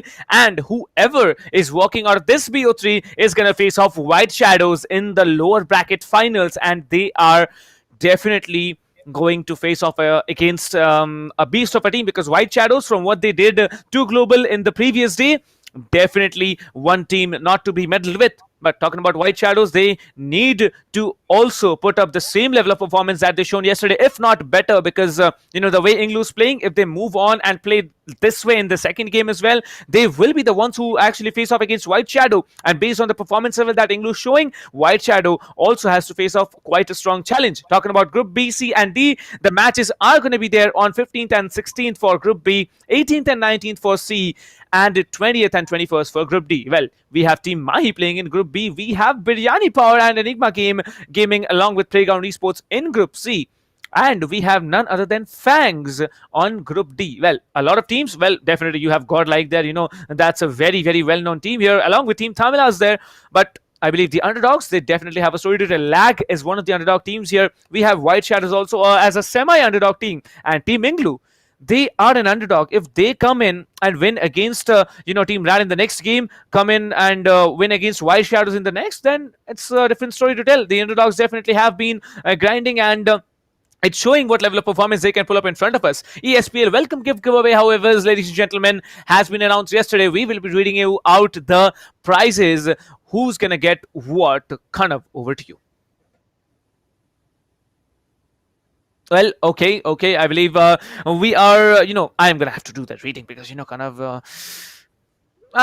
about that. Well, congratulations to all the winners here who have won the ESPL Welcome Gift Giveaways. And as you can see, it's going to be Sanya Khatri with the Alloy Origin Score RGB keyboard, Het Joshi with the second prize. That's going to be the Cloud Core 7.1 gaming headsets. Het Joshi, Come on, yeah, give me that, but don't give me that. That's what you deserve, and you've got it, and I don't deserve it. I haven't got it. Shreyash Nair, however, with Nazish Kaser, Aman Ahmed the 20, and Siddhant Shabriya have been also rewarded with Pulsefire Raid mouse, Furious mouse pad, and what more? Well, you people who are now watching the stream and will be watching the stream for the group stages, you all can also claim these excellent gifts out here. Just head over to the description and you will be getting the ESPL welcome gift giveaway sweep widget link. Head over to that, make your entries, and you know how lucky you are. Definitely don't be as unlucky as me, but you can be as lucky as all these people have been that we showed you in the previous graphics there.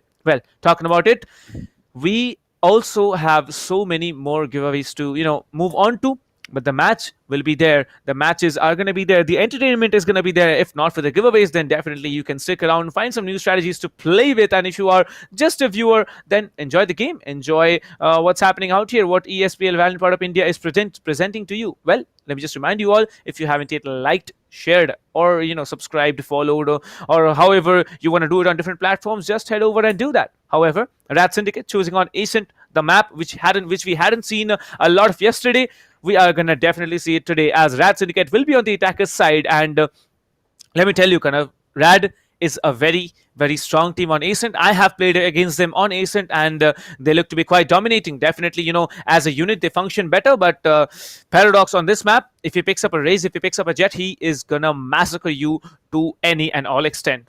Kind of. I mean, RADSyndicate, I just want to see them play a good map. I mean, Haven was a good map for them, but INGLU was just able to bulldoze through them, and that is not the kind of map that you would want to see. We saw that, INGLU was just forcing the gunfights, and RADSyndicate did not know how to make their way out of it. There were so many rounds where INGLU just pushed in through mid, took window control, and then got flank watch, and then the entire team, they basically boxed them into their own corner. And whether it was information, whether it was just intuition, or was it just a strategy that worked out really well, irrespective of that, INGLU has the clear advantage right now, be it in morale, be it in the map, be it in the entire best of 3.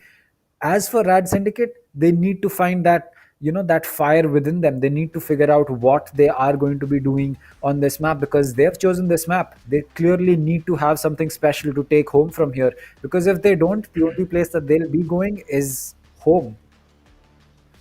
Well, home's something, or somewhere you really don't want to visit right now, because you're so close to move into the playoffs. And right now, for all the 3 teams, White Shadow, RADSyndicate, and INGLU, it is now the final chance that you're going to get to move in forward to the tournament. However, Global Esports, they are now safely into the playoffs there, chilling and waiting for their competitor to come up from all the remaining 15 teams. So I don't know what's going to happen. I don't know how it's going to happen, but it's definitely going to be a lot more entertaining and lot more, how can we say, like exciting, brawling, and massacring. That's one thing we're definitely going to see a lot of it.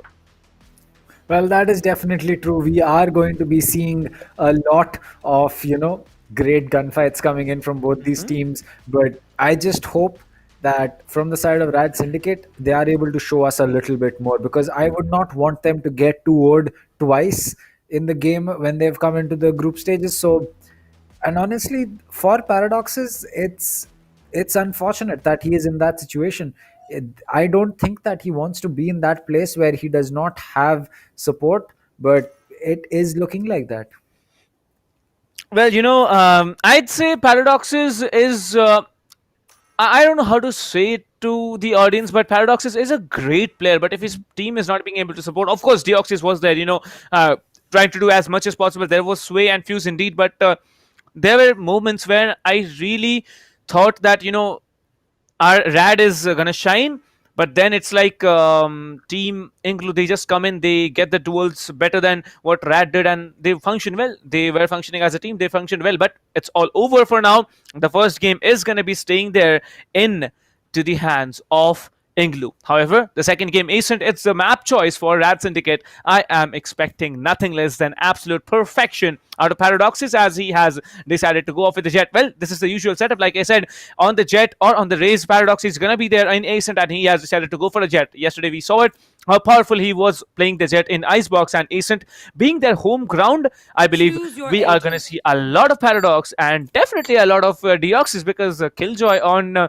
Ascent set up the B default, no one's gonna be able to enter site. Trust me on that, because I have one particular Killjoy playing in my team as well, and they are absolutely mad when they play B side. No one's gonna enter unless you are taken down, and that's exactly what INGLU has to do, because it's not going to be the attacker. Rad is not going to be the defenders in the first game. They are going to be the defenders in the second half of the game, and that is where it's going to be a challenge for Team INGLU. However, INGLU, starting on the defending side, might be having the advantage of, getting more rounds than Team Rad here, but who knows what's going to happen. Kind of predictions, quickly. Score line. Don't predict who's going to win, but let's just predict the score line. I think it's going to be a 13-8. Close one. I'd stick to that. Yeah, I'll give you a +1 on that, because I really think that it's going to be 13-8, just because of the fact that it was 13-5 in the previous game. I'll do an either or, 13-8 or 13-11. That should be the ideal scoreline that we might be able to see. However, like I said, audience and ladies and gentlemen, children, kids, my friends, everyone who's watching the stream, you can also win some giveaways. So head over to the description, visit the Swift widget link, and you might be able to win something. Well, however, we see that the match has begun, and it's going to be a B execute that comes in, a very, very quick execute to be precise. Well, yes, that is definitely going to be the case as Pixels. He's pushed out, he spotted the Killjoy, landed some shots, landed a dink as well, but not able to finish the kill off with Sway. He will fall the game, picking up that first kill. Fuse getting one, getting two with one taps from that Ghost. And it's going to be another one for Paradoxes. The game is going to get one more. He'll get finally taken out as ZBDF is going to get that. It's all down to Orange Leaf, the Brim. He has a classic. He's probably going to be looking to get that Ghost up, but there's a player coming in from the back, and there you go. It'll be Fuse with a 3k. And RADSyndicate in the pistol rounds, they just look like a completely different team. And then the full buy rolls in, and things just become different. Well, I believe, the pistol rounds, I have seen multiple teams, not just Rad, they absolutely have a bloodbath in the pistol round, but after that, they are completely lost. I'd talk about a personal thing. I don't know if I should do it, but in the pistol rounds, even I, a noob like me, can, pull off 3 to a 4k, but when it comes to the gun game, some people are, far better with the, the Vandals and Phantoms. However, this time Rad has decided to go on with the first buy after they have won the first round. Pixels has been spotted for, and it looks like, ouch! That really hurt. I mean, ZBDF, if I was there in your position, I would have probably, jumped from my chair, because that really gave me a jump scare from the point of view I am watching, so I don't know what has happened to him. Well, however, one player has been down from the attacker side. There has been a gun dropped as well onto B main, and looks like the Sova is going to go up and probably try to grab the gun, because that's what I do, get the gun, get the advantage. Sway, however, lurking around in mid, trying to get anyone who walks up into that area. Now, the Sova recon is going to come in. The recon bolt needs to be broken. I believe the recon bolt will not be broken, as no one gets reconned. Well, it's broken. The recon is not going to get done, and looks like Team Rad, they have found A side to be empty, and everyone's just going to come in. Paradox is going to come in with the Bulldog, trying to get up on top of the boxes. Now, the Brimstone can be a very, very fearful agent here. However, you can see there's going to be two players here trying to get more and more and more. He does get more, but the game coming in time and getting one frag. It's going to be a 2 versus 2 attacker Killjoy. I believe, it's the best thing you can possibly have. And look at it. Like, he knows exactly where to place the swarm grenade, like into that creek. Anyone walking up there in the heaven will be dented for, and he has been dented for. 50 HP still remaining. Deoxys will be having that Bulldog to work with, but what? He pulled off a 4k with a Bucky? Excuse me, Dad, you let that happen? I don't know how he did it, but that was done very smartly, as you saw a thrifty and eco win coming in for Team INGLU when they did not have the man advantage. So that's completely amazing. Now, looks like a buy coming in for Team, INGLU here, but Team Rad, the force buy, not planning out as they wanted it to. They are now going to be pushed into an eco round. Oh, that shot. Oh, I still can't get that Bucky out of my ears. That just went boom. Oh, that is tough. But, it is what it is. And the Bucky, in certain situations, can really, really be something that you need to worry about. And today, it was RADSyndicate who had to worry about it. Now, Pixel's coming in with that Phantom onto Catwalk. He's going to cross eyes with that Killjoy very soon. And as he peeks, that's going to be an easy kill. That'll be a dismiss getting used, but it's going to be of no real purpose. He's only going to get some information. That top catwalk looked clear, but now it has been taken up by the other players as the game, with a very smart placement of that Cypher cage, it's going to be Pixel spotting that head, and Paradox is falling. It's going to be Thanos with a spray down. He's going to get spotted by another player. The smoke is going to be coming in, but that will be a Leer Eye to prevent that push. But again, there you go. It's going to be Fuse falling, ZBDF falling to Orange Leaf, and 2-1 on the score for INGLU.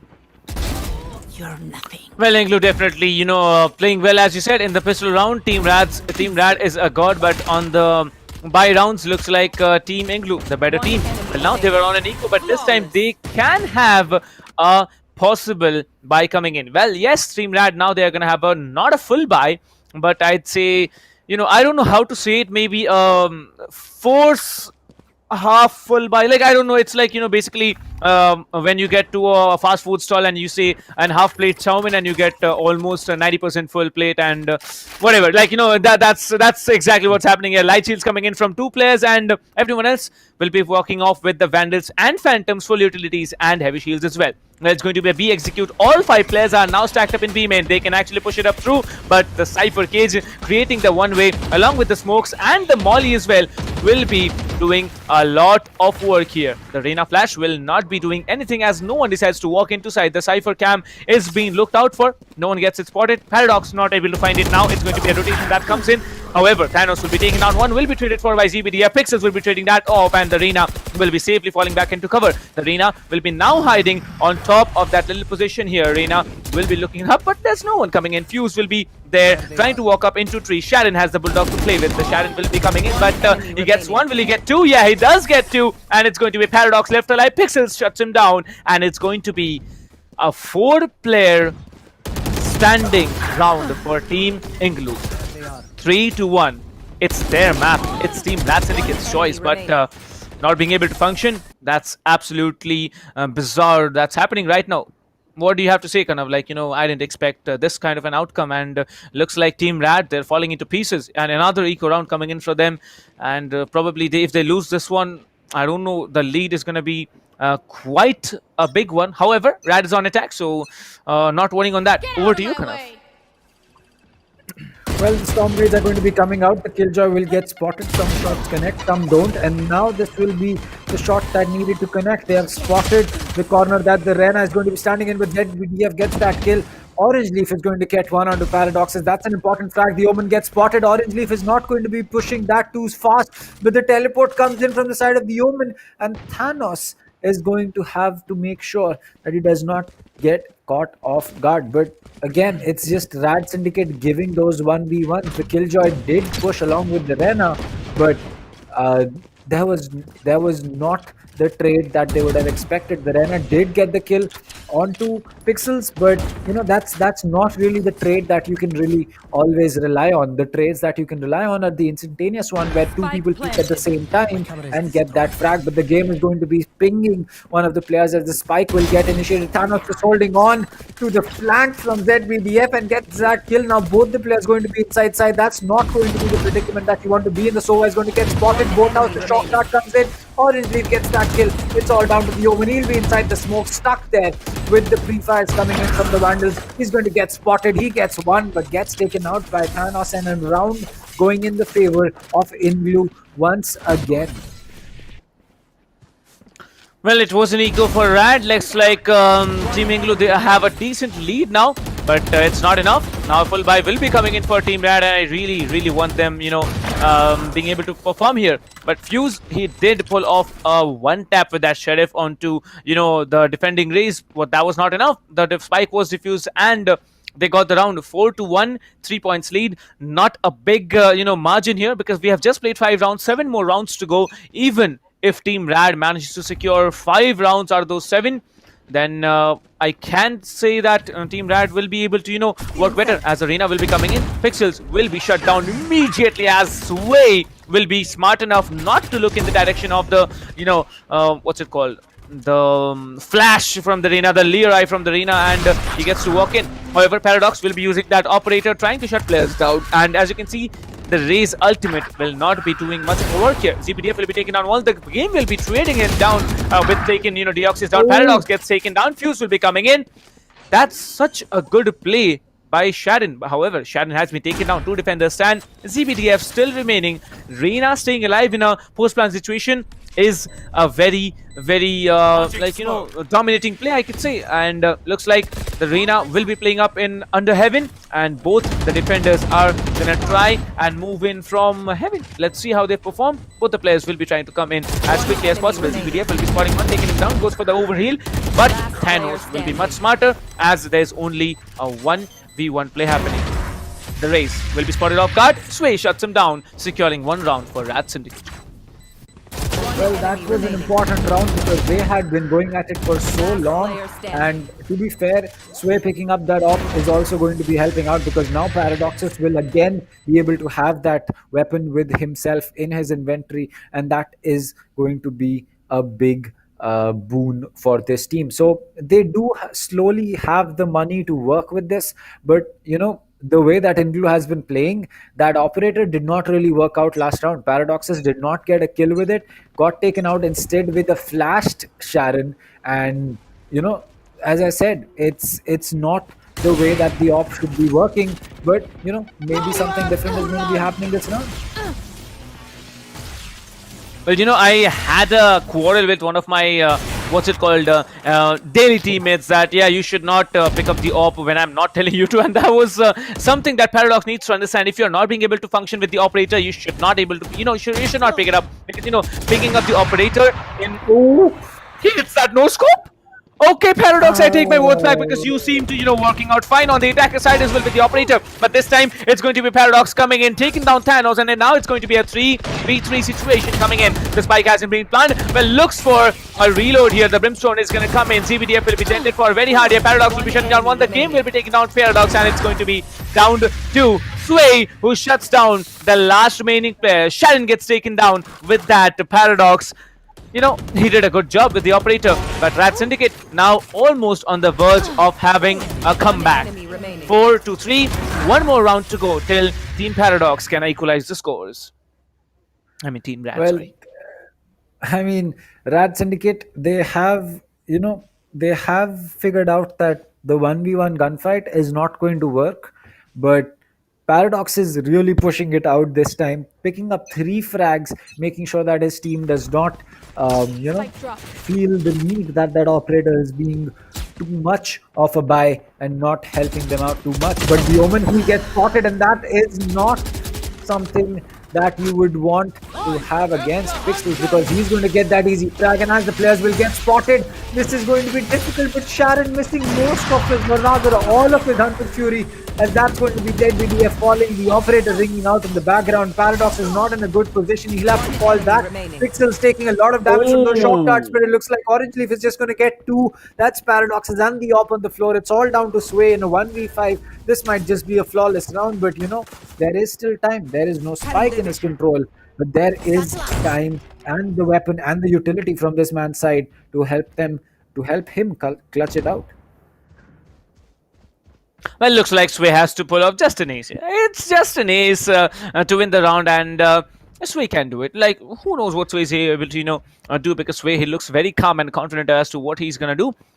2 players on A, 1 player mid link, 1 player will be shut down in mid link, 1 player top mid. As you can see, Thanos will be coming in, and he wants to pistol him.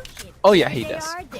Thanos wants to bring the fight in face of Team Rad here, and he absolutely does it. Comes in, takes down the Sova with a pistol, because he was 10 HP. The information was given. That's 140 tag, and that's exactly what happened here. Thanos absolutely melting him with the pistol. And that's it. It's going to be 5-3. 2 points lead still coming in for INGLU. I really thought that, it's going to be an equalizer, but looks like Rad, they disappoint me once again. I mean, for RADSyndicate, it's not been the best time.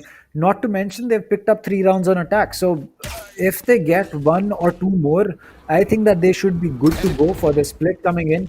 And since this is their map choice, maybe on defense we see something special coming out from their side. But we said that the last time as well, and it really wasn't the best outing that they had. As Sharon will be walking in with Paradox into that smoke, gets that kill.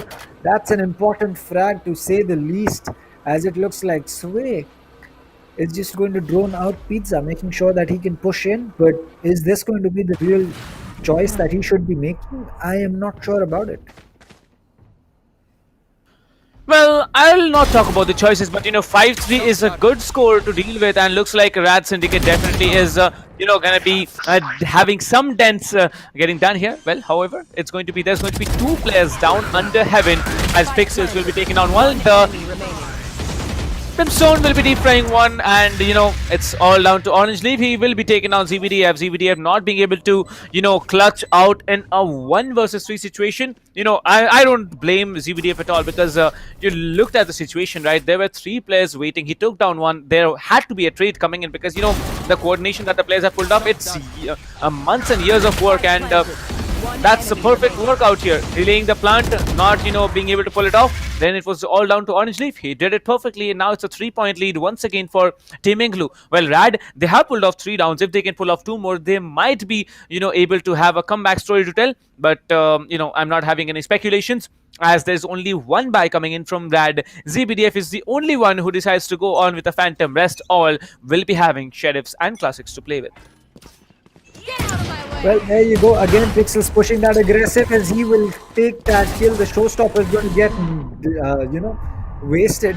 But as the counter flash comes in, Fuse will pick one up. He will fall finally, as Pixels has not taken a single point of damage, but taken down 3 players. It's all down to ZBDF, all alone inside A side. He's going to be moving through Garden, possibly looking to find a player off guard. But, the damage is, and again, it's not even been 30 seconds since the round started. We're already down to a 1v4. As Sharon will be coming running in, the dismiss will get used by ZBDF, but this Vandal is going to get used by Orange Leaf. You know what? In a Vandal versus a dismiss, once the dismiss runs out, it's definitely going to be the Vandal that wins. Well, I'll admit to that, yeah, when it's going to be a Vandal versus a Sheriff, it's difficult to pull off a, what's it called, I'd say Sheriff 1-tap, that too in a run and gun situation. When you can have a Phantom or a Vandal in your hands, you can basically, just go and spray down the Sheriff guy. But yeah, if there is a great Sheriff user, that's something different. Looks like Rad now will be pushed into, only 1 player of them will be pushed into an force buy here. Rest all will be having Phantoms and Vandals to play with. A full buy coming in. Now it's going to be a very, very important round here. Pixels will be triggering off that ultimate. He wants to get the work done, as it's going to be the ultimate that comes in. The Killjoy ultimate will be coming in. The Reina will be trying to run away. He does try to run away. He does get away with it. That's really surprising here. As you can see, there's no one getting detained. It's going to be a 2 versus 3. The Killjoy and the Suba to work with. Both of them in the boathouse will be shutting down one. The Killjoy will be the last player standing, as the Reina, that's okay, you stole his skill. Honestly, if you really stole Pixel's skill here. Looks like another round in the hands of INGLU. 8-3. 1 more round to go, and if Team INGLU gets it, I believe it's GG. I'd say 50% GG for Team Rad already. Not 50, maybe 70 to 75. But I'd say it was a very, very smart play. Reina triggering the ultimate, stopping that B rush from happening. That's it. That's how exactly it worked out. I am just honestly astounded by the aggression that INGLU has. I mean, Pixels just on a different level, just peaks everything and surprisingly wins all of them. He has 8 deaths, but 8 deaths in a competitive game like this doesn't make sense. As the Game and Sharon are going to pick one up, but Paradoxes will fall. The Cypher will get that frenzy out and connect with Paradoxes. What is this man doing? Are these people cracked? Are these people just built different, as Fuse will finally shut down the game, and that will be the op on the floor. So, what's that smoke? Excuse me, Thanos will be coming in and picking up that kill. The pre-fires come in and Pixels will connect. It's just, this is.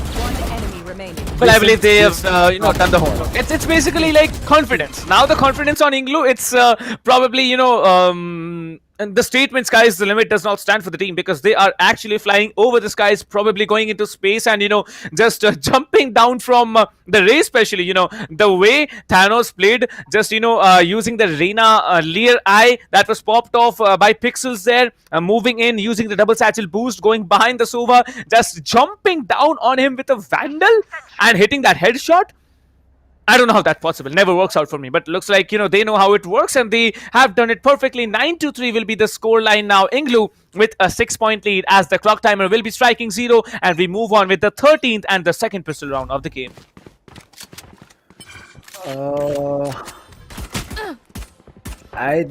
Paradoxes, please just get that. Yep, there you go. It's going to finally work out for the man, as the game will fall. The Cypher taken out. Paradox is getting one more, almost down to 0 HP, as that will be a shock dart coming out. It will not connect, as Sharon is going in for that plant. Paradoxes gets rid of that door. He's going to spot Thanos. That's going to be an easy kill for him. He's going to get one through the smoke. He used the dash to get away, but Pixels and Sharon are just not going to stop. The frenzy comes out. Sway is going to fall. It's all down to the Killjoy. The dismiss getting used. Sharon, as well as the Sovan, as the drop comes in, it's going to be Sharon finishing it off, and Glue, my god, just stop already. Just stop. Well, I think post today's stream, I'm gonna replay and watch what happened, because I think I'm finding it difficult to understand, how is INGLU able to do that?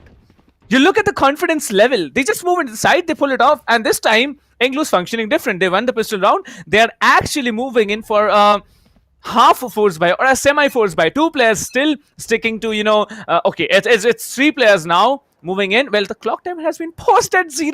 Is that possible? Hello, is that even possible? The clock timer has been stopped at 0. So can you actually come into the site and maybe kill some players? Is that possible? Or I don't know, kind of what's happening here? I guess right before the I don't know, the blue walls have been raised, this timer has been paused, but I mean, it's paused. I guess you can't really say anything other than that. Maybe a change in strategy, maybe, I am not sure what is really happening. Deox doesn't have a weapon. So there you go. They're going to be using classic. So okay, so the round has started. All right. I thought that Cypher Cam got shot during the pause, but it turns out that no, it was Paradox is getting that, but Sharon putting an end to Sway is going to start things off, and now the spike is already getting initiated. Paradox is with that Marshall. He's going to get spotted and gets taken out. What is this? As the Spectre comes out, Thanos is going to get 2 before ZBDF finally gets that trade, but Orange Leaf, he made his way in. It's all down to ZBDF, and he will fall. 11-13. I don't know what happened here, but it's very difficult to explain. Kind of we have been doing this for quite some time now. Like, I've been doing this casting thingy for around 1.5 years. You've been here for probably more than I have been, but still, like, it's so difficult to explain what's happening. Like, this is not Valorant. This is absolutely massacre happening. This is basically like 5 players from Team Rad.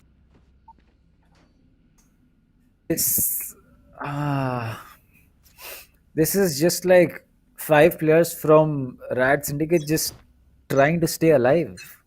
That's all that I see. They're just trying to make sure that they can stay alive, because it's not been anything else other than that, as the Owl drone will be coming in. The Lurai will be used as well. Paradoxes has spotted one player. The Sheriff is going to give away his position, but before he can do anything, Pixels is going to get that kill. It's down to the Omen. He'll get taken out. The game getting 2, and now it's down to the Rena Z BDF as well as the Killjoy. Thanos has already kept Heaven control. The 2 players coming in from 3 are going to give away their position, but the Sheriff and the spray comes in. Thanos and the game finishing it off. A flawless round and match point for INGLU. This might just be one of the fastest best of 3s that we have ever seen on a Sky or an ESPL tournament. Oh,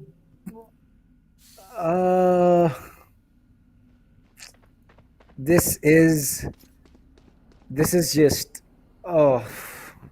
this is tough to see. It's a full buy round. Paradoxes has his ultimate ready. In fact, he's the only player in the entire lobby to have his ultimate ready, though Thanos is 1 kill away from getting it for himself, as it's going to be a Phantom as well as a Vandal round. Well, you know, it just feels that INGLU is completely annihilating the side of RADSyndicate, and there you go. Fuse, he's ready with that paranoia. He's going to be teleporting himself into Wine Cubby, and if no one checks this could be the play that is needed, but it looks like it's going to be double satchelled as he will fall to a shock dart. Pixels gets 1, Paradoxes will fall. Fuse already got taken out. The game is going to get 2, and Pixels will finish things off as 13-3 is going to be the score with what we leave you, as INGLU absolutely cracked, just peaking everything for INGLU just goes brr, and they're able to get those kills left, right and center. And honestly, I feel bad for RADSyndicate. They put up a good fight on the first map, but after that it's just been INGLU all the way. Pistol rounds, maybe yes, you can say that RADSyndicate had some saying, but other than that, it's just astounding to see what kind of a play this team has pulled off. They have completely just walked through the site of RADSyndicate. They haven't let them have any kind of control. And honestly, other than pistol rounds, I don't even remember the rounds that have gone in the favor of RADSyndicate. It just feels that either INGLU did their homework so well that they knew everything that they needed to expect. Paradox is a very good effort, but it's not the position in a tournament where you can use a single man skill to get you wins. It's really not going to be the it's not really going to be anything that you can say about. And I just feel that it just feels that for this team of RADSyndicate, they'll have to come back the next time this ESPL Valorant India PowerUp is being held, and prove themselves there, because I know for a fact that the RADSyndicate is not a team that was any kind of pushover. They came here because they deserved their spot. It's just that today INGLU was on a completely different playing field. Today it was not even close. It was not even funny that it's not even funny that this happened.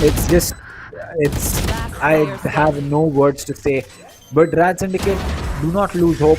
Keep your heads held high. You have reached the group stages, which is a big thing in its own. Out of so many teams, out of almost 400 teams, making yourself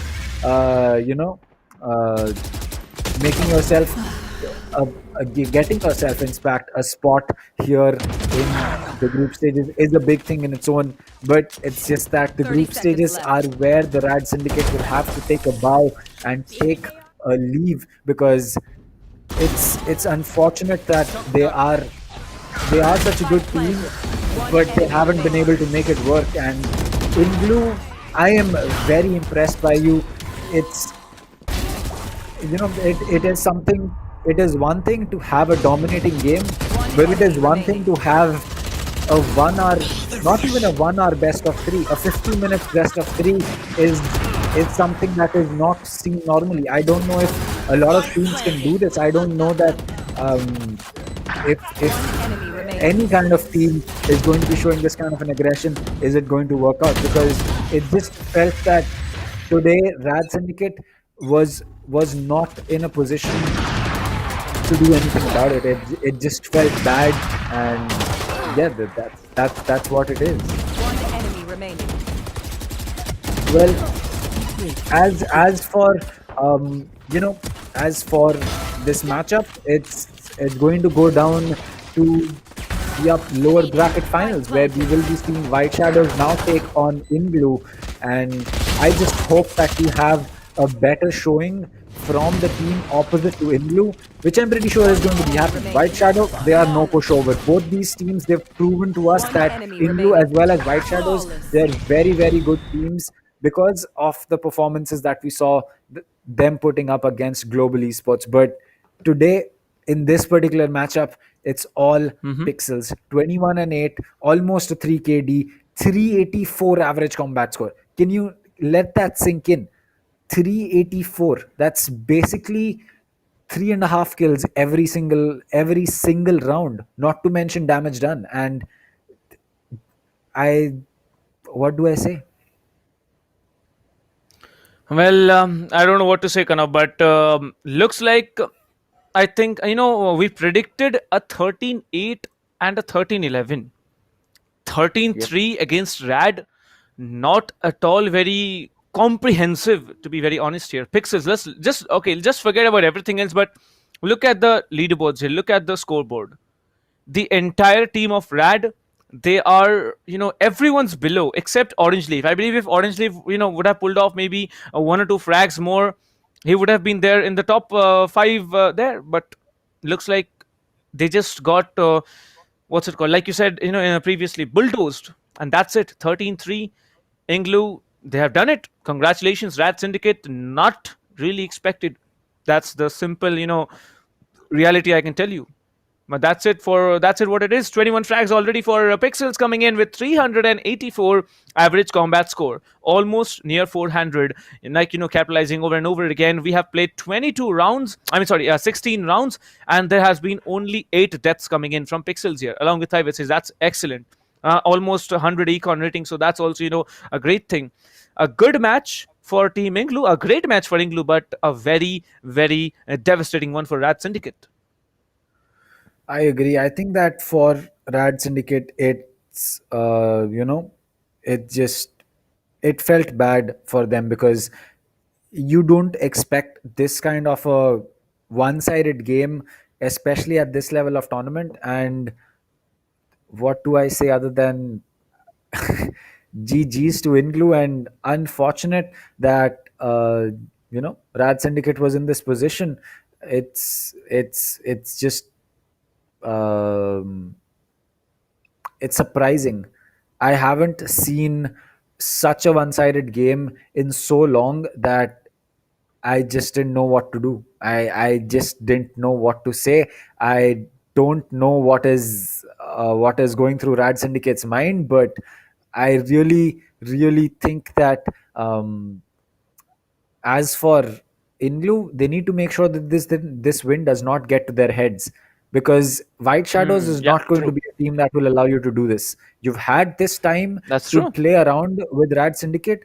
Use that to warm up your comms, use that to warm up your aim, but don't use it as a template as what you will be doing in the second game. Because if you do this against White Shadow, it might work for a round or two, but trust me, after that, you're probably going to get reverse swept.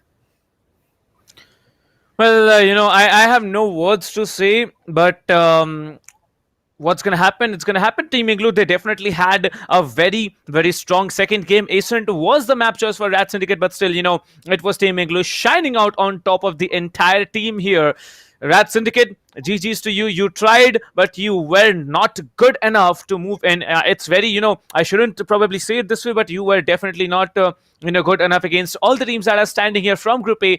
All of them are, have been proven to be better, because the global, they're already in the playoffs here. We have INGLU facing off White Shadows in the next BO3. Whoever wins that one, they are going to move into the playoffs. But Rad, they're down, they're out of the tournament. talking about the tournament here. Live stream giveaways are still going on along with our viewers. So the viewers who are here, you guys can also win all of the gifts that are listed here on your screens. The grand prize of an entire set of mouse, keyboard, mouse pad, and those beautiful but also very costly. Don't tell it. I mean, yeah, they're definitely very costly, right? But still, you know, when you get it one set of that grand prize of the headphones, mousepad, and the keyboards, the latest launch by HyperX, along with tier 2, tier 3, and tier 4 rewards. So come watch the stream, head over to the description, visit that ESPL welcome gift giveaway link, and you'll be able to, maybe be lucky enough to win something that's on your screen. So Kanav, what do you think? You know, we are also technically some viewers, like we also need to watch the stream, interact with our audience. So how lucky can we be? Because I know I'm not going to get anything. I'm so very unlucky. What about you? I mean, I've taken a part in a few giveaways. I have never really, won anything, to be fair. I mean, it's one thing that, you go in for that giveaway, at least for me, and I'm guessing as to what you are saying for you as well. We aren't the lucky people. We aren't the people who can win in those giveaways, but the same cannot be said for everyone. So everyone else in chat, please go ahead and register yourself for that giveaway, because it's definitely something that you should. And even if you have bad luck like me and Price, what if your luck just changes one day? You might just be getting a free keyboard, and not just any keyboard. You'll be getting a HyperX mechanical RGB keyboard. And if you win that, you can send it over to me if you don't want to use it. And I'm not saying that you have to, but you can. Well, that's true indeed, but I don't think no one's gonna send anything, because we don't send anything each other. So that's a different story. So White Shadow Esports definitely will be facing off against INGLU in the lower bracket finals this evening. Well, it's already evening, so we all know what's gonna happen. It's going to be a very, very close competition between both the teams, because White Shadow, what they showed against Global, that was impressive. But INGLU, this team, they obliterated. They basically, outshined brighter than a star for this entire team against Rad. And now we saw INGLU that they had taken down Global on bind yesterday. We should not forget that. And based on that, I'd say we're going to have a very, very close competition. If not, maybe an overtime. Who knows how it's going to work out. But yes, I'm definitely expecting an overtime. Who knows, maybe we also maybe having 3 total matches out of the, the BO3s. It's everything is possible now, because both the teams are really strong. I agree. Between White Shadow as well as INGLU, it's going to be a great game. But it's going to take a little while before we start, because we are going to be taking a short break. So don't go anywhere. We'll be back in 15 minutes or maybe 20. And we'll be having the lower bracket finals. As for me, I'll be taking your leave. So I will not be part of, the second best of 3 that is going to be played. It's going to be Captain Price and Tuxon taking over. So from my side, this is it for today. I'll be joining you guys when we meet for Group B matches. But till then, take care and stay safe. We'll be back after a short break. Get stronger and stronger. It's our time now. Cause we warriors. Yeah, let's go. Let's go. One time, go get it. It's yours. Let's shine. Come on. Cause we warriors. Yeah, we warriors.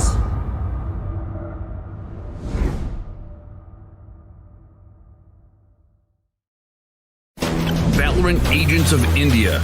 Are you ready?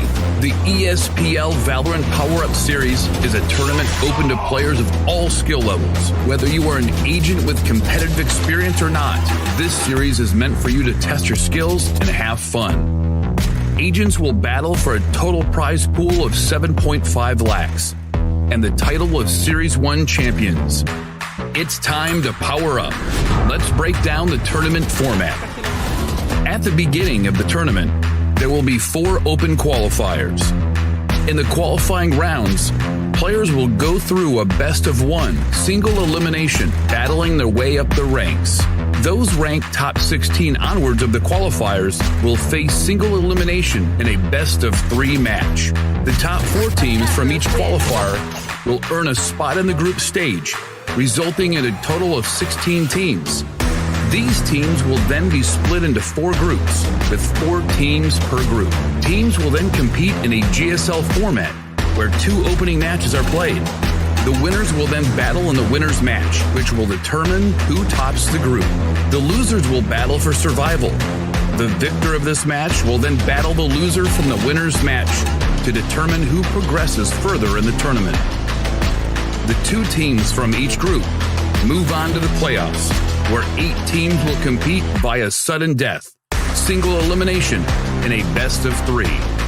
The quarterfinals and semifinals will be an exhilarating battle of skills, wits, and strategy to win through a best-of-3 elimination process. And finally, we reach the grand finals, where our final top 2 teams of the series will battle for glory through a best-of-5 elimination. Valorant Agents of India, will you and your team be the one that reigns supreme? It's time to power up.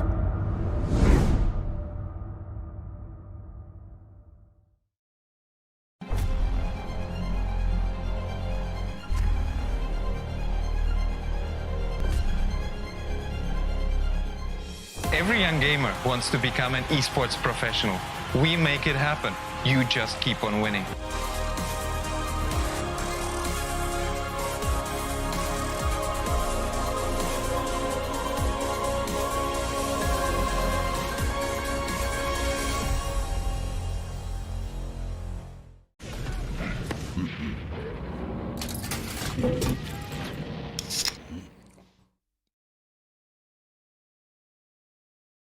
Users of Roblox are all around the world, and all of them expect the same level of experience. The success of games is measured by how much can you keep users engaged.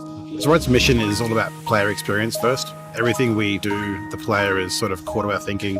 ここ数年で、リッチなユーザーエクスペリエンスを提供するために If you don't want to worry and you don't want to think about things like asset delivery and the ability to have your connectivity between your devices and your servers as fast as you can, just go with Akamai.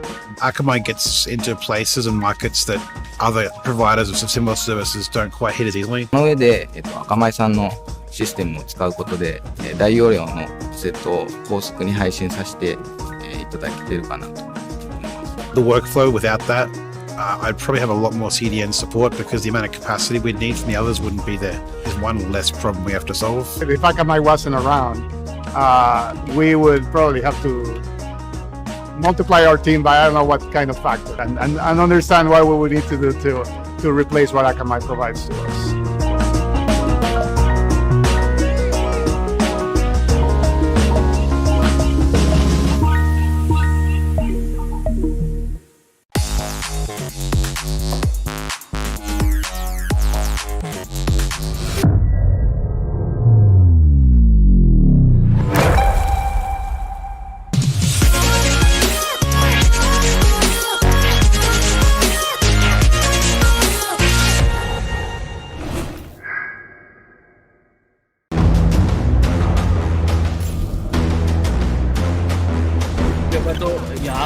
Look at that, mid market पे भी यहाँ पे मोहित वाकले W1 1 kill 2 kill 3 kill he but I think can he do it? Can he get the ace? Can he manage to kill this?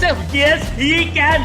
Mohit Wakle lighting पास को down करते हुए double trade का scenario यहाँ पर बनता हुआ, ट्रिपल ट्रेड का सिनेरियो बनता हुआ, स्किल स्कारबोर्ड को एलिमिनेट करते हुए 1v2 की situation, fake defuse, fake it till you make it and he can make it. Yes he can. निकाल दिया मेरे ख्याल से. ये एसके रोती का जलवा वहां पे देखिए. He shot 2 people down through the smoke. This guy is insane. A relatively smaller map. Oh, he's going to get a collateral. That shot. यहाँ पर इधर की रूपे ट्रेड निकालते हुए एक प्लेयर बचा हुआ है यहाँ पर 1v2 फ्री शॉट लिए बहुत शानदार डबल निकालते यहाँ पर डीएन किंग क्लच के बहुत करीब है यहाँ पर. He's going to dig and get that ace. What a round.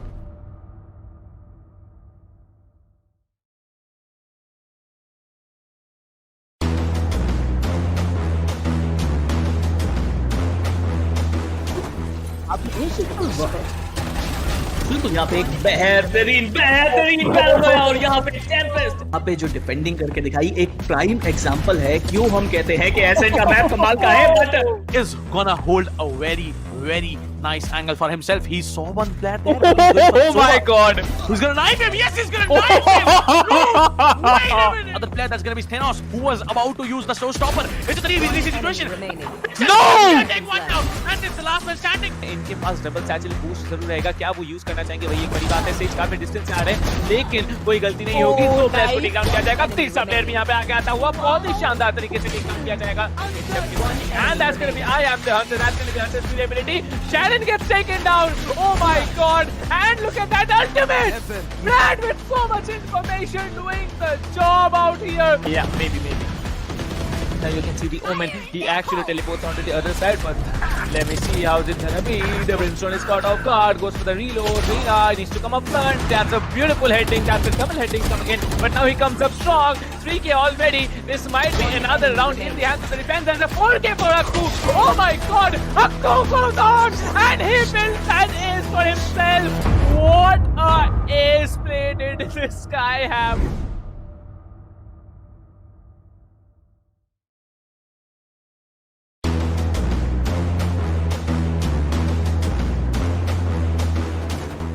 बिल्कुल आप यही के लिए अगर देखा जाए तो होल्ड करते हुए येलो पंडर्स के पीछे और उनके back to back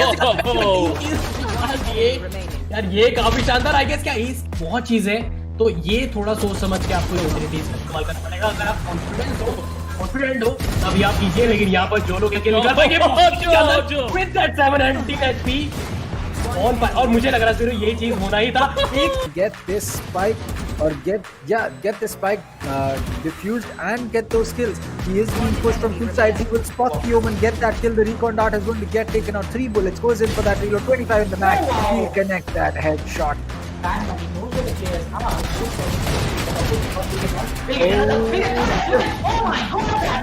Out, but now it's all down to Dino as he will dink antidote once and get that kill. He'll get another one onto that. No!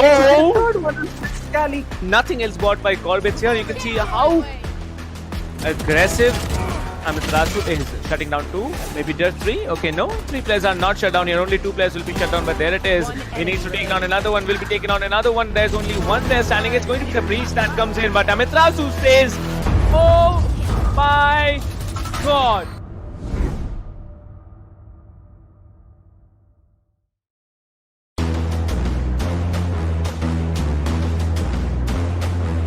You will get the kill as well. Pasha साहिल यहाँ पे एक अच्छा किल निकालता है खोली के ऊपर. आगे जाने की कोशिश है. एक चीज मुझे अच्छी लग रही है ये देख के कि फैंस भी यहाँ पे एक साथ खड़े हैं, स्टैक अप करते आपको नजर आ रहे हैं.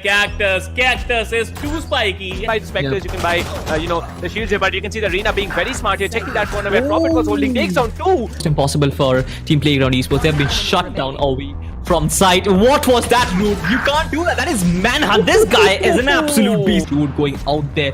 He is pretty aggressive. Will he get the kill? He will get the kill. And right now, this guy is angry. He gets 3, and he might get even more. इतना ज़्यादा matter करेगा. बाकी हमारे जो न्यूट्रल ये जो display दिखाया जा रहा है वो कमाल का है. स्मोकी यहाँ पे 2 किल निकालते हुए. That is really good. Smoky यहाँ पे 3 किल निकालते हुए. TOC Smokey is literally on fire. You can see the flames burning out of him, and he is just ripping things apart. अपने इसके लिए यहाँ पे बढ़ने की कोशिश ले भी सकते हैं. ऊपर कितना रीलोड होती है किस ले लेंगे. Smokey is smoking.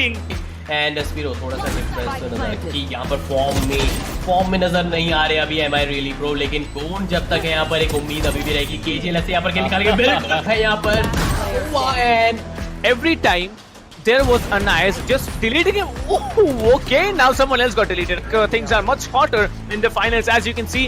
Every time someone peeks the operator and he headshots him in mid-air, and he's gonna get the third. Well, he's gonna get a 4th.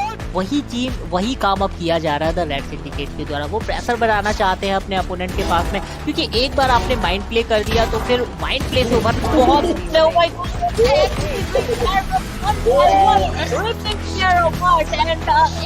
for him as well. Oh my god.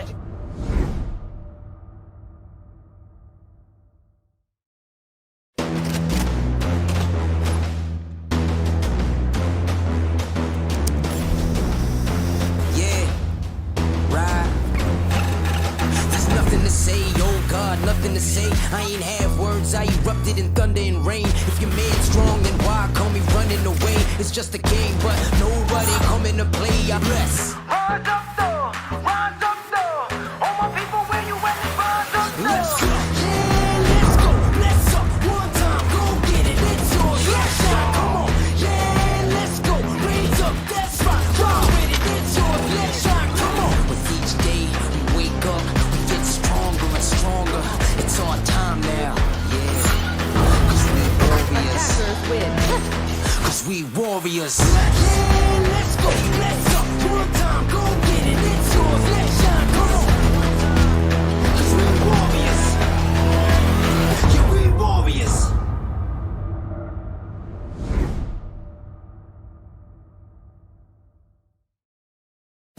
Valorant Agents of India. Are you ready? The ESPL Valorant PowerUp Series is a tournament open to players of all skill levels. Whether you are an agent with competitive experience or not, this series is meant for you to test your skills and have fun. Agents will battle for a total prize pool of 7.5 lakhs and the title of Series 1 champions. It's time to power up. Let's break down the tournament format. At the beginning of the tournament, there will be 4 open qualifiers. In the qualifying rounds, players will go through a best-of-1 single elimination, battling their way up the ranks. Those ranked top 16 onwards of the qualifiers will face single elimination in a best-of-3 match. The top 4 teams from each qualifier will earn a spot in the group stage, resulting in a total of 16 teams. These teams will then be split into 4 groups, with 4 teams per group. Teams will then compete in a GSL format, where 2 opening matches are played. The winners will then battle in the winner's match, which will determine who tops the group. The losers will battle for survival. The victor of this match will then battle the loser from the winner's match to determine who progresses further in the tournament. The 2 teams from each group move on to the playoffs, where 8 teams will compete via sudden death, single elimination, in a best-of-3. The quarterfinals and semifinals will be an exhilarating battle of skills, wits, and strategy to win through a best-of-3 elimination process. And finally, we reach the grand finals, where our final top 2 teams of the series will battle for glory through a best-of-5 elimination. Valorant Agents of India, will you and your team be the one that reigns supreme? It's time to power up.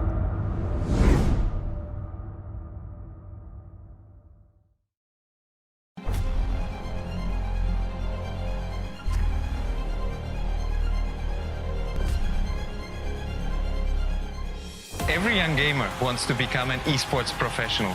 We make it happen. You just keep on winning.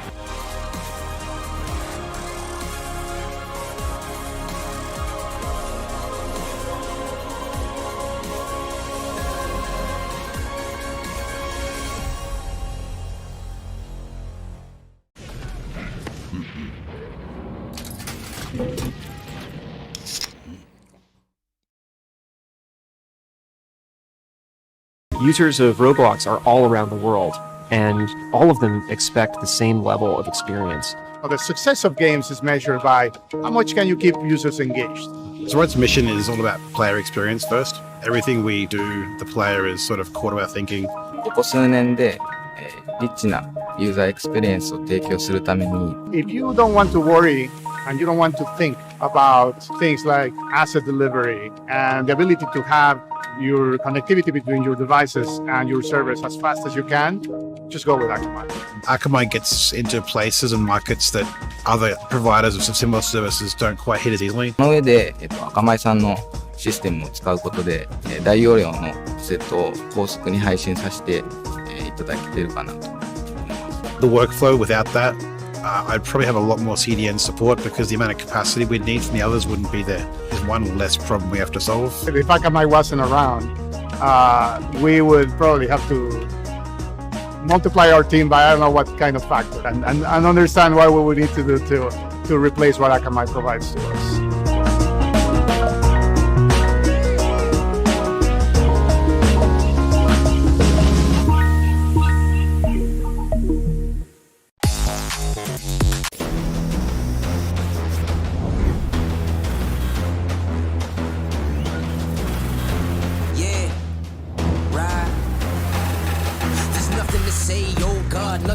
day. I ain't have words, I erupted in thunder and rain. If your man's strong, One down, and it's the last one. He'll get another one on the right. And he can make it.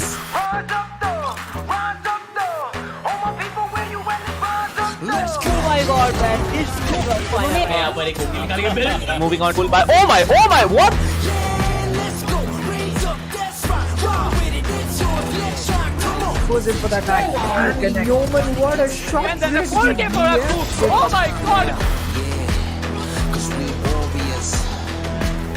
Cause we warriors. Spike has been initiated. Whoa! Who's gonna knife him? Oh my god. Oh my god. Cause we warriors. Yeah, we warriors.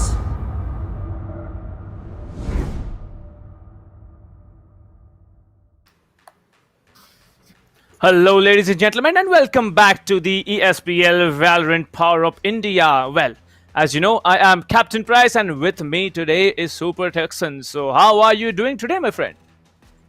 Hello guys, welcome to the match. So today it's INGLU versus White Shadow.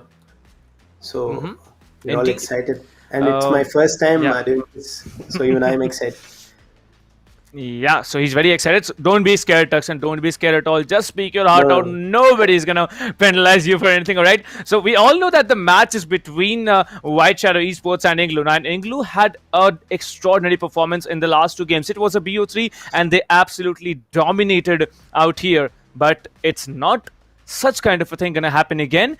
That's because it's going to be White Shadow Esports who's going to face them in another BO3. Whoever wins, as I already told you guys, is going to move into the playoffs, and anything might happen. Anything can go wrong. Anyone can come out as the victor. So, Tuxan, like, you know, you have been doing Valorant for quite some time. Obviously, you know, not alongside me or not on the English desk, but overall, what should be your expectations that you'll be having from both of the teams that are going to perform in the next BO3? I think definitely see the pistol round will definitely have a huge impact, and then you never know. Even when teams win the pistol round, they might lose the second round again.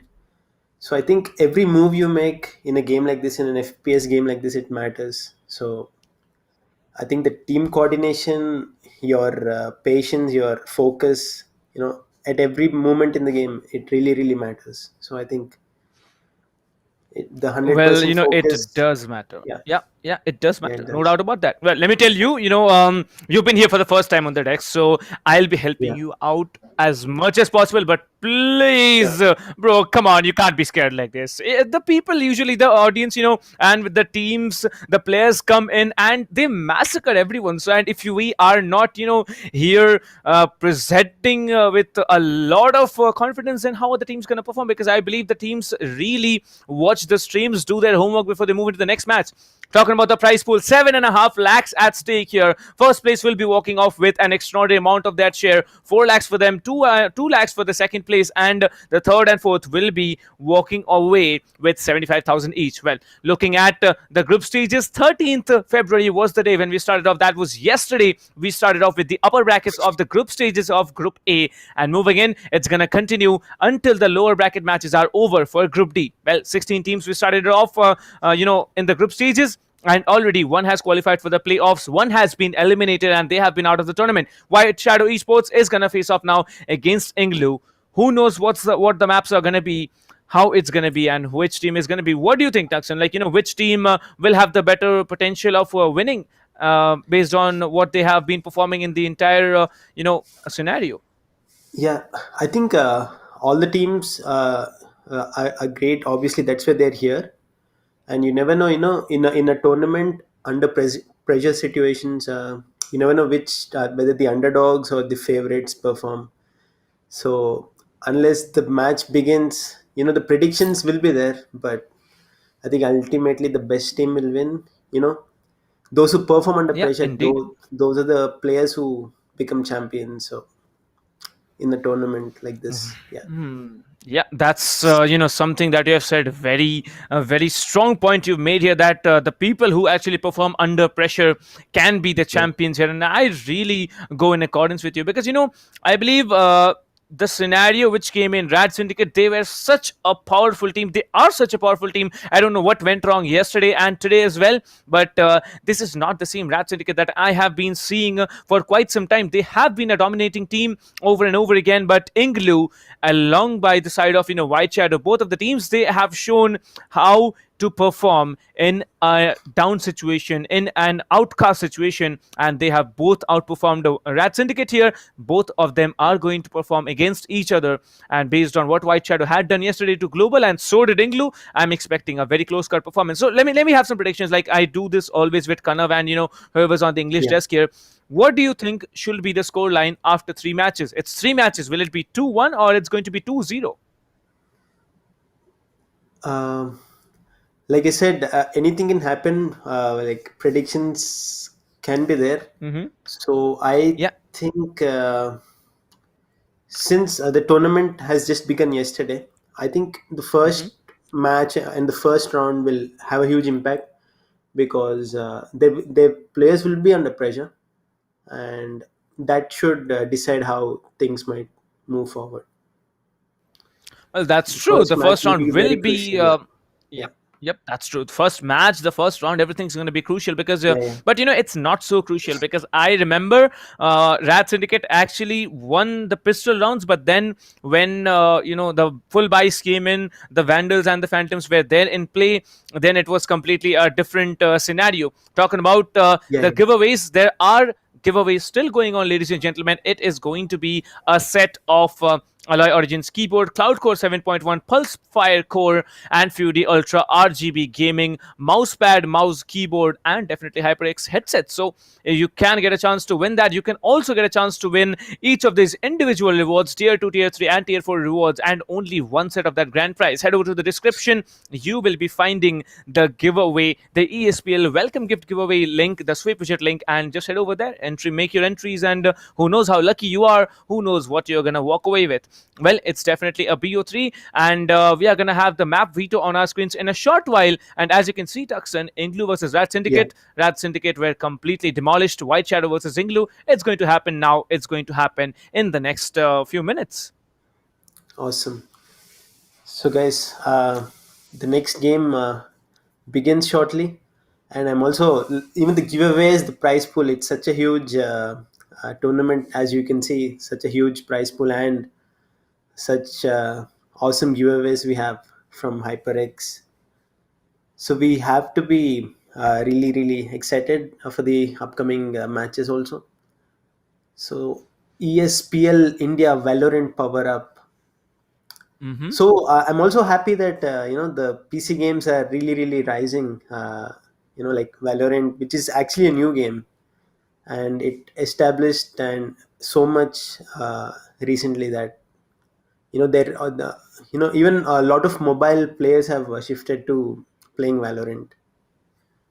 Well, I think Valorant on a level, it's something completely, off the charts it's been doing. And I believe the Indian gaming community has also liked this game a lot. But, talking about Indian gaming community, now it's about time to tell the audience what the map selections are. As you can see on your screens, ladies and gentlemen, it's going to be White Shadow Esports with the pick of Split. Now, we all know White Shadow Esports yesterday, they did really outperform Global, but it was not on Heaven, it was on Split that happened here. INGLU will be on the attacker side here in Split, and surprisingly, we are not getting to see Ascent anytime soon, and neither are we going to see Icebox. Well, quite distorting, but Ascent, this map, I haven't been able to see a lot of it. I think I have seen, just 2 times Ascent being played, once yesterday, and once we saw right before we started off this particular BO3, the lower bracket finals here, and who knows what's going to happen. INGLU on the attacker side, White Shadow Esports on the defender side of Split. The rest of the maps, please tell it out to the audience, Tuxon. Yeah, so the second map would be Bind.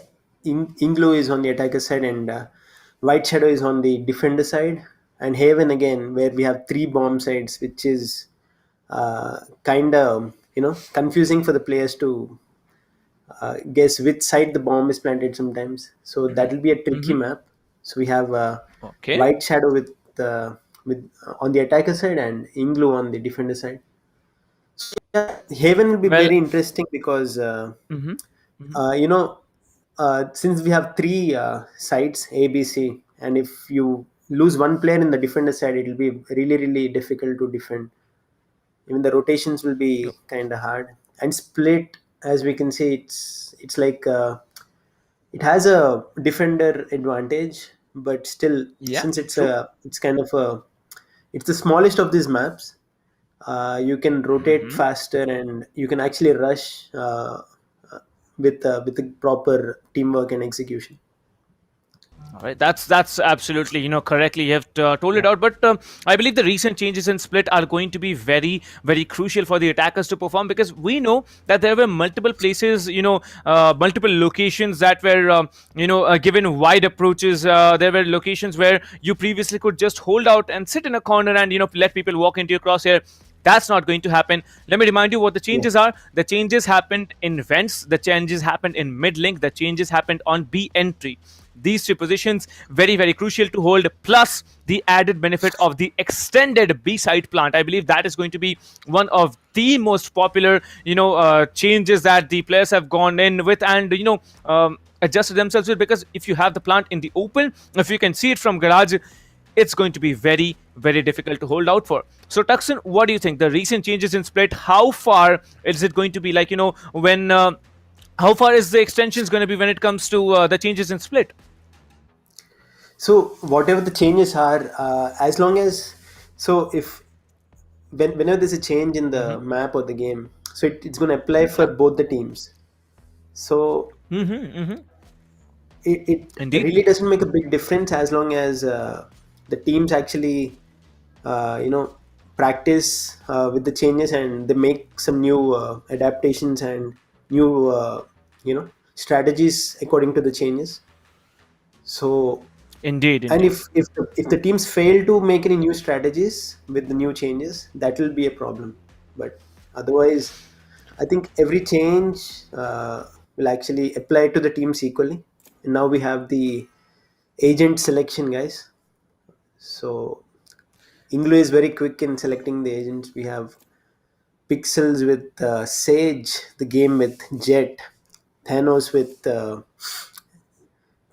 Raze, and Sharon with Omen. Oh, we have Orange Leaf with Cypher. Well, that's true. But, I think the agent selection is one of the most crucial things that we have every time. Well, split, I think a breach should be there, but looks like they are not going to go on with a breach. It's going to be the game switching over to the Jet. Now, the game is a very, very extraordinary Omen player. Like, we saw him back in Asian, like what he could do playing the Omen. But this time, Sharon decided to go for Omen. I don't know why he decided to go for an Omen, because Sova is not necessarily, we all know that, so maybe Omen is the best pick for him. Thanos still sticking to that, Raze here.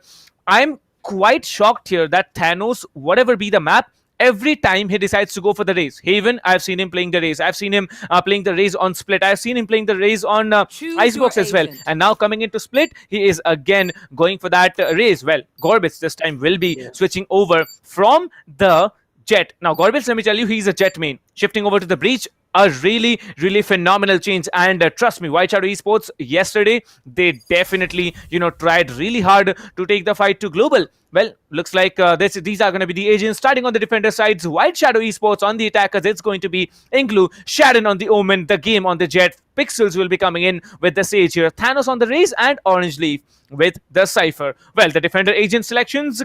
Tuxin, over to you. Yeah. So yeah, here we only see one duelist, that is Raze, but Breach can also be considered a duelist because he has a lot of flashes. So Breach and Raze, if we consider the duelist, we have Sage and Cypher to defend, and Sage can also heal. So that's again a great advantage. So Sage with the wall and Cypher with his tools. It will be a great defense work here. And on the INGLU side, we have Cypher and Sage again. So here again we have both Cypher and Sage, and Omen as a common agent for smokes. Well, indeed, so and talking about the common agent, yeah, that's true. I think that's the only difference.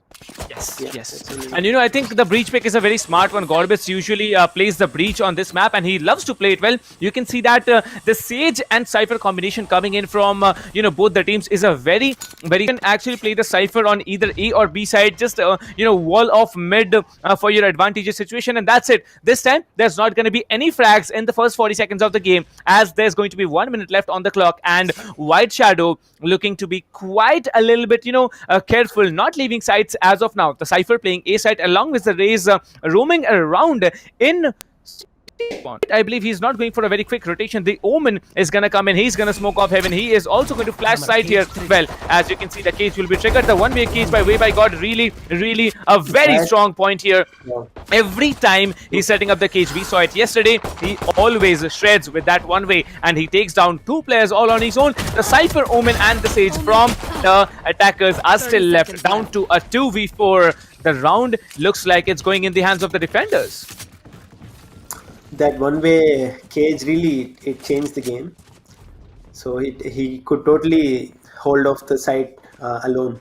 So that really made a difference. It's only 4v2 with 11 seconds left. I don't think they have any chance now. White Shadow did a really great job there.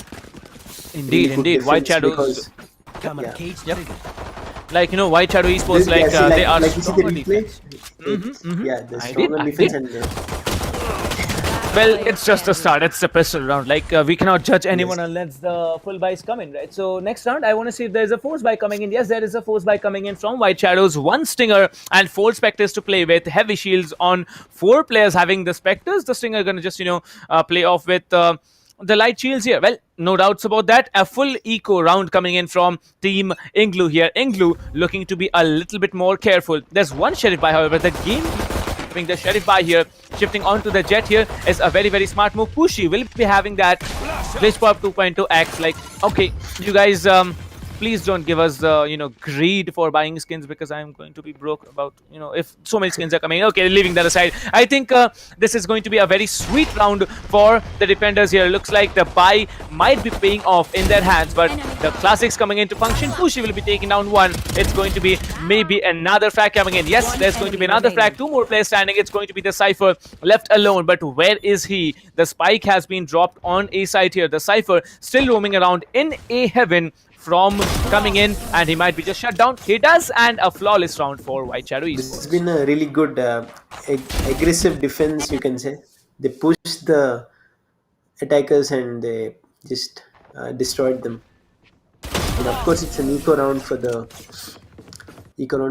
attackers, but yeah, that's a quick round, we can say.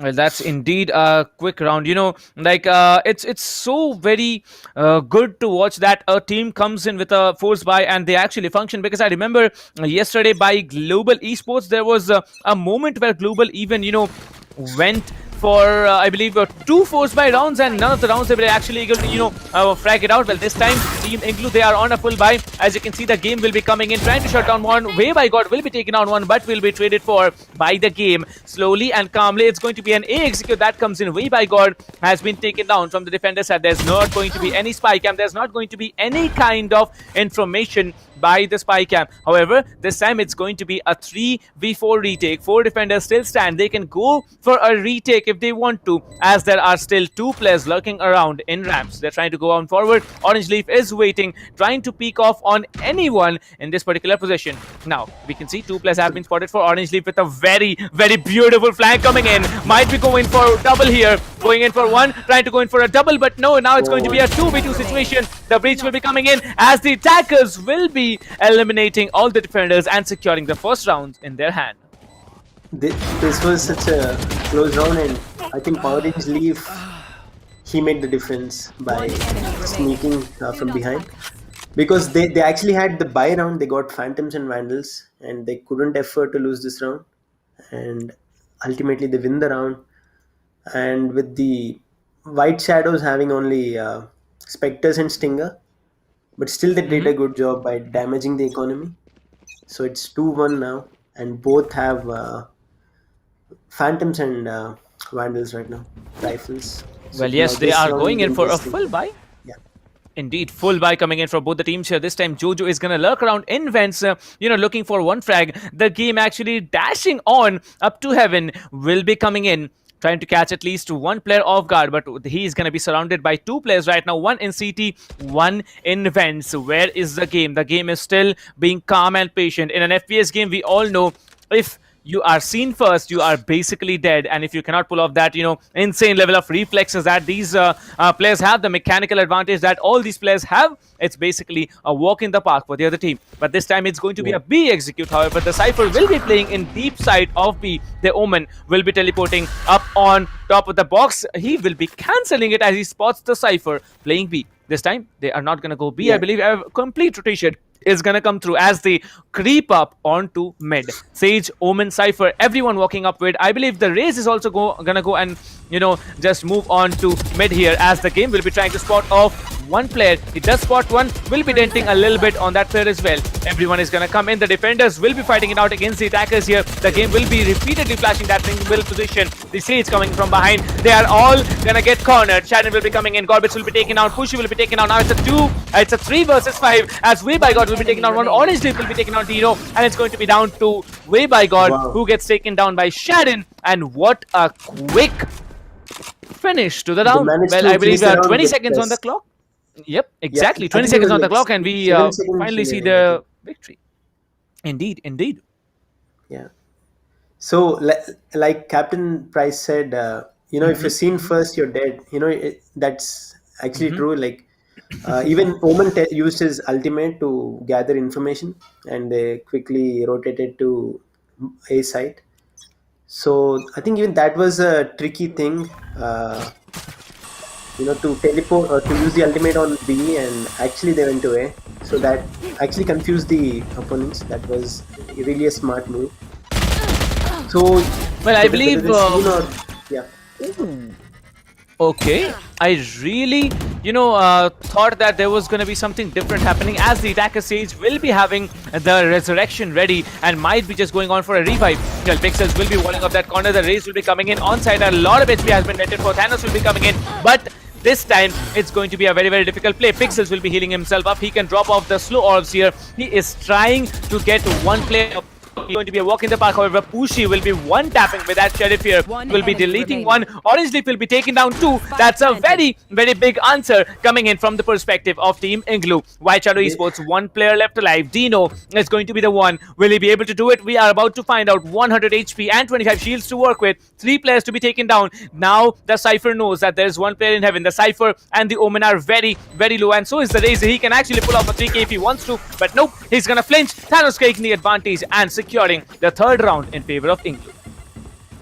Orange Leaf quickly changed 3v3 to 1v3 situation, which really changed the round.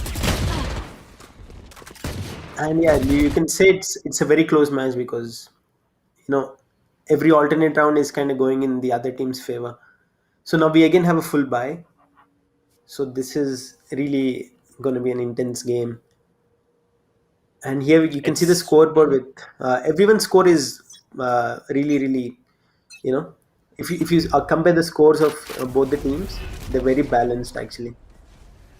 Well, I'd say it's balanced for, the defender, for the attackers, but for the defenders, it's going to be a challenge, because when they switch over to attack, if they are not going to have the rounds advantage, it's going to be a very, very tricky situation. However, INGLU now performing to the best of their abilities. Their Raze Boom Buddy will be giving away a lot of information as to players are going to come in onto B side. Sharon will be trying to break down that wall, will be successfully breaking it down as the slow orb gets popped up by the defending Sage. Pushy will be playing the Sage. Gorbits will be sitting down there with a shotgun, and as you can see, Gorbits, he's going to be slowed by the slow orb here, but they are not yet going to come into B side as another slow orb gets popped. The Sage wall is about to be coming up. The Sage wall does come in, and Gorbits has been tagged off for. The breach will be popping off the aftershock. However, nothing done here. Pixels will be reviving Orange Leaf once and for all. The game will be taking down Jojo. It's now a 4 versus 5 as the flash comes in. Now Gorbits will not be able to use his shotgun to the best advantage. Pushy will be taking one down. Pushy has a revive to work with, and Thanos will be taken on as well. Now it's a 3v3. It's a very, very decent score. As you can see, the Cypher will be shut down, and it's going to be down to Dino once again to do the heavy work. If Dino can get it done, it's well and good. Otherwise, it's going to be a very, very big problematic situation for Team White Shadow Esports. This is going really intense, and now again it's a 1v2 situation. The spike's been planted, but will he able to collect this? Will Dino do something extraordinary? Yeah, it has to be extraordinary because, 2 players left alive, one on 150 HP, the other on 70 HP. Both of the players looking his direction. Yep, there it is. Like I said, it's very difficult, and Dino is not able to do the job once again. 4-2, 2 points in the hands, 2 points advantage in the hands of INGLU on the attacker side. Already looking like INGLU is going to leave a very, very big mark on the scoreline on the attacker side as well. And if you're not, having the advantage on the defender side, then you are possibly down and out of the map already. Still, there's a comeback situation for Team White Shadow as they've pushed themselves into an eco round.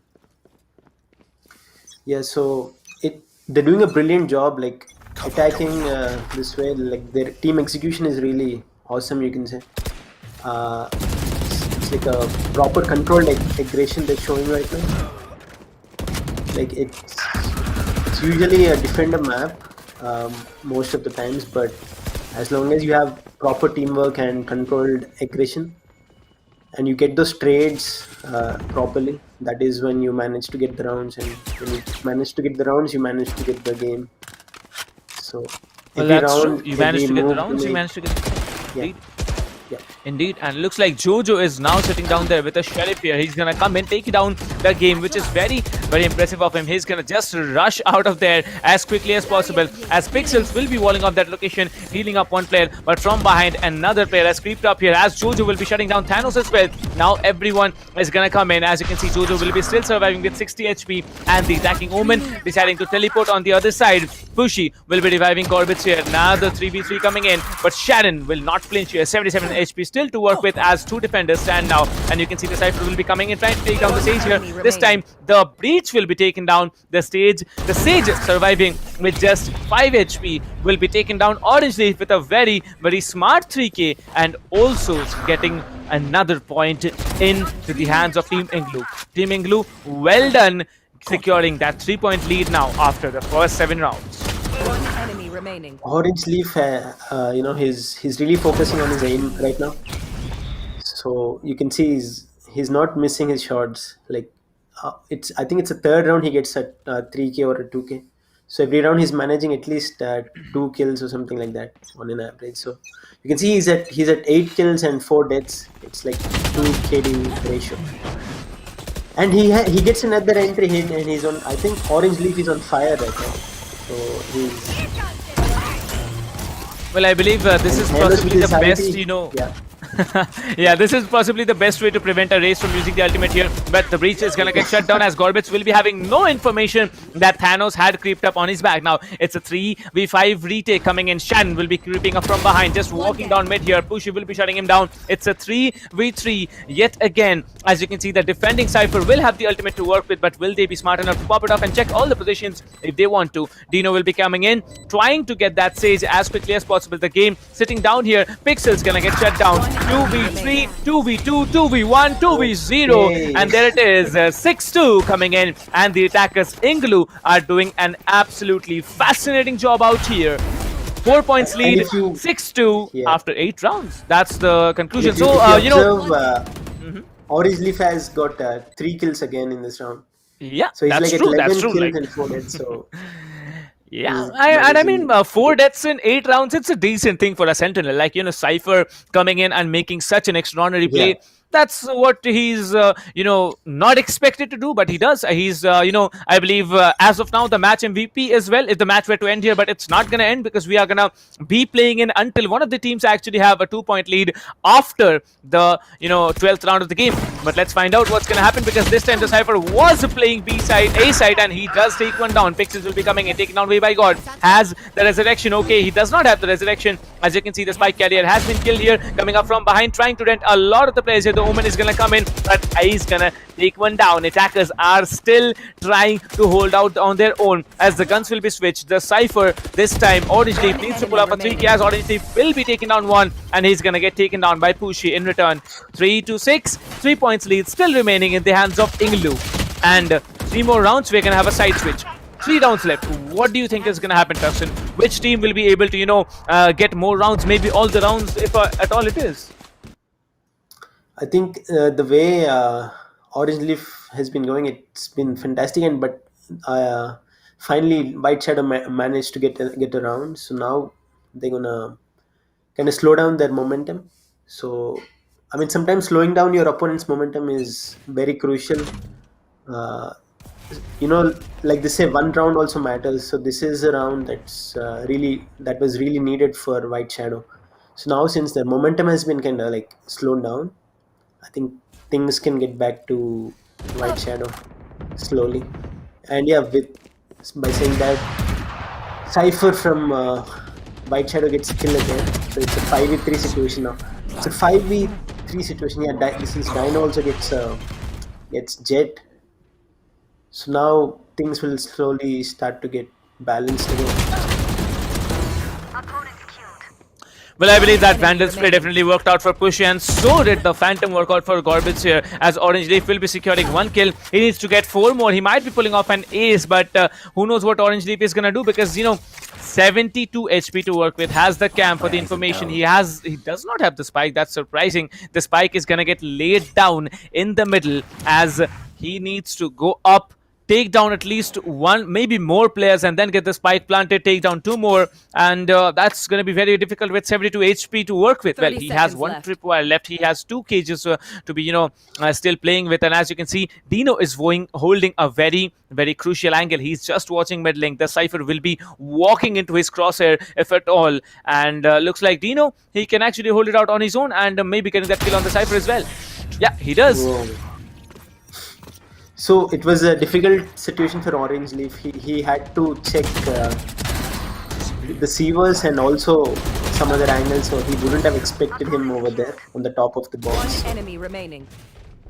That wasn't easy. That's good. That was good, definitely. Yeah. Yep. And this time, I believe, White Shadow is looking confident, as I can see a Cypher actually picking up an operator. Okay, you have the funds. We all know you have the credits here, because after, winning off straight 2 rounds, you have the funds to buy an operator. Yeah. But a Cypher playing an operator can be questionable. Let's see how he works it out, because the Cypher is going to be playing B side this time. He's going to peek up forward, but will he be able to get anything done with the operator? We're about to find out, as he's going to go up forward and try and get as much information as... Okay, he's not going to play. That's the attacking Cypher. I'm really sorry about that. It's going to be the defending Cypher who's going to play up A long and watch entire A entry. Well, talking about the game, now rushing in with the Raze here, slowly trying to go in as much as possible. Thanos will be dropping the paint shell along with that little boom buddy that he has. The Jet and the Raze will be going up here. Gorbits will be still holding up one corner. The Sage has detected one player. The Breach has no information that there is one player already on the left side of him, and he gets taken down. 3v3 to work with. The attackers still have a revive, but will they be smart enough to work it out? Sage versus Sage might be in B heaven, but looks like the Sage is not going to be looking in that direction. Well, Pushy can also work up with a revive. Both the Sages are now in B heaven. Who's going to be a better one? Well, we'll get the answer. Well, it's going to be Pixels, as he does not look in that direction. Now it's a 2v4 situation. As you can see, the Omen will be coming in from behind, taking down one, maybe going for a double here. He does peek off, and he gets another. Oh my god, that's a beautiful performance coming in by Dino. 2 versus 2. This retake is possible. Will he be smart enough to do it? We're about to find out. Well, he is gonna cancel that ultimate. He's gonna teleport over onto that same position where Orange Leaf has been taken down. Sharon coming in from behind. He needs to take down 2. He has to be smart to do that, as he takes down 1 already. A 1v1. Sharon holding that corner. Going down onto site here. Will be picking up in that simple position. He needs to go for the defuse. It was not half defused, as Sharon will be coming in, trying to close down the round. But way by God will be eliminating him. Spike's gonna get detonated, and that's another round in the attacker's half. That was a really nice hold. They defended really well. They defended the Spike really well.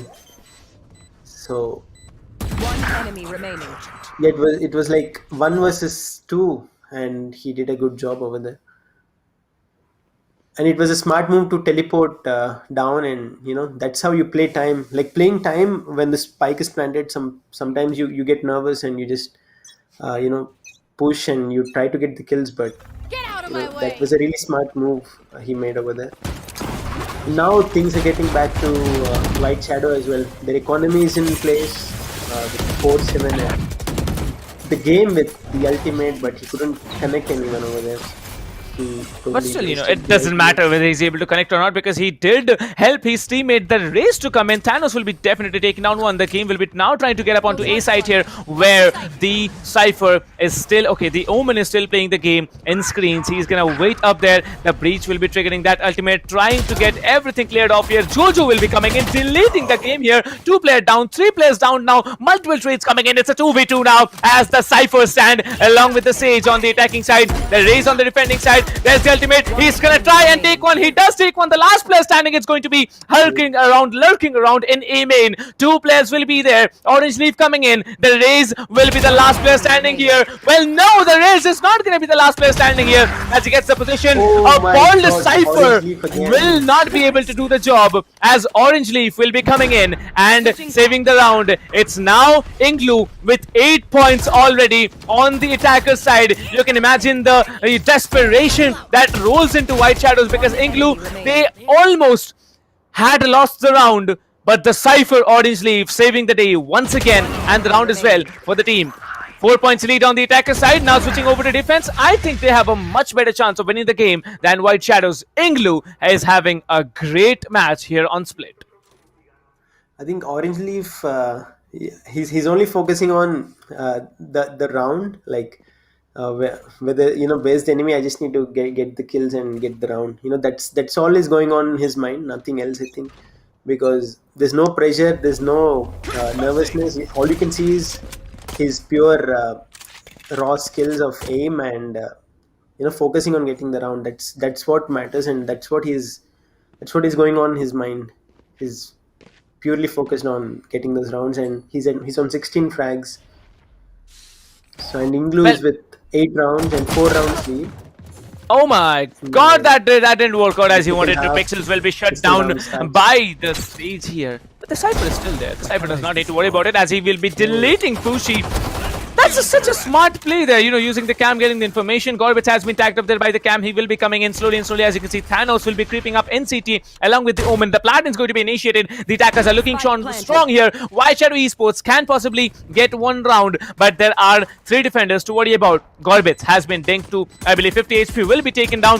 The Raze has been also dinked here. Thanos coming in with a quick 2k. As you can see, the defenders are doing an excellent job out here. Will be getting one, will be getting a double. Jojo will be doing a lot of work here. Thanos now surviving on 4 HP, needs to take down a fully healed Omen.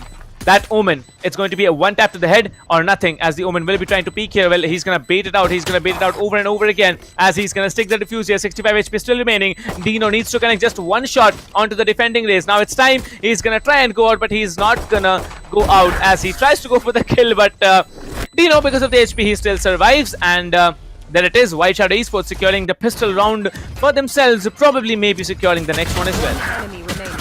Last play. That was a really close round. With 4 HP, only thing he could do was connect a headshot, like Captain said, yeah, but that didn't happen, unfortunately. And so it's 8-5 now. So will the defenders force, let's see, okay, Orange Leaf with the Bucky now, the shotgun. Orange Leaf with the Bucky, and he's on the defender's side. Go on.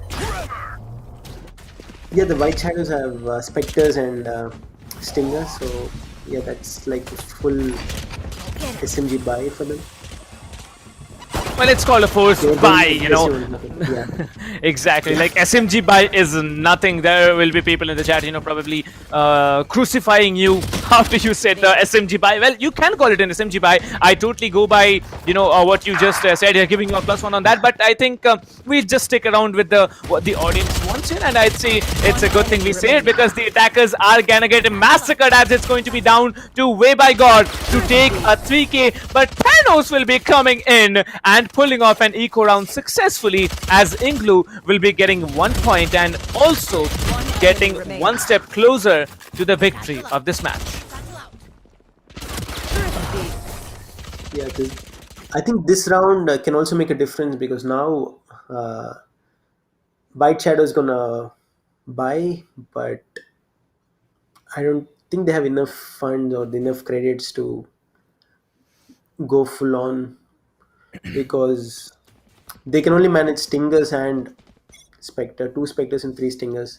This will be hard for White Shadow. If they lose this round, they'll be in big trouble, because their economy will be totally destroyed. And this is a very, very crucial round for White Shadow. And he already gets a headshot through the wall. Yep.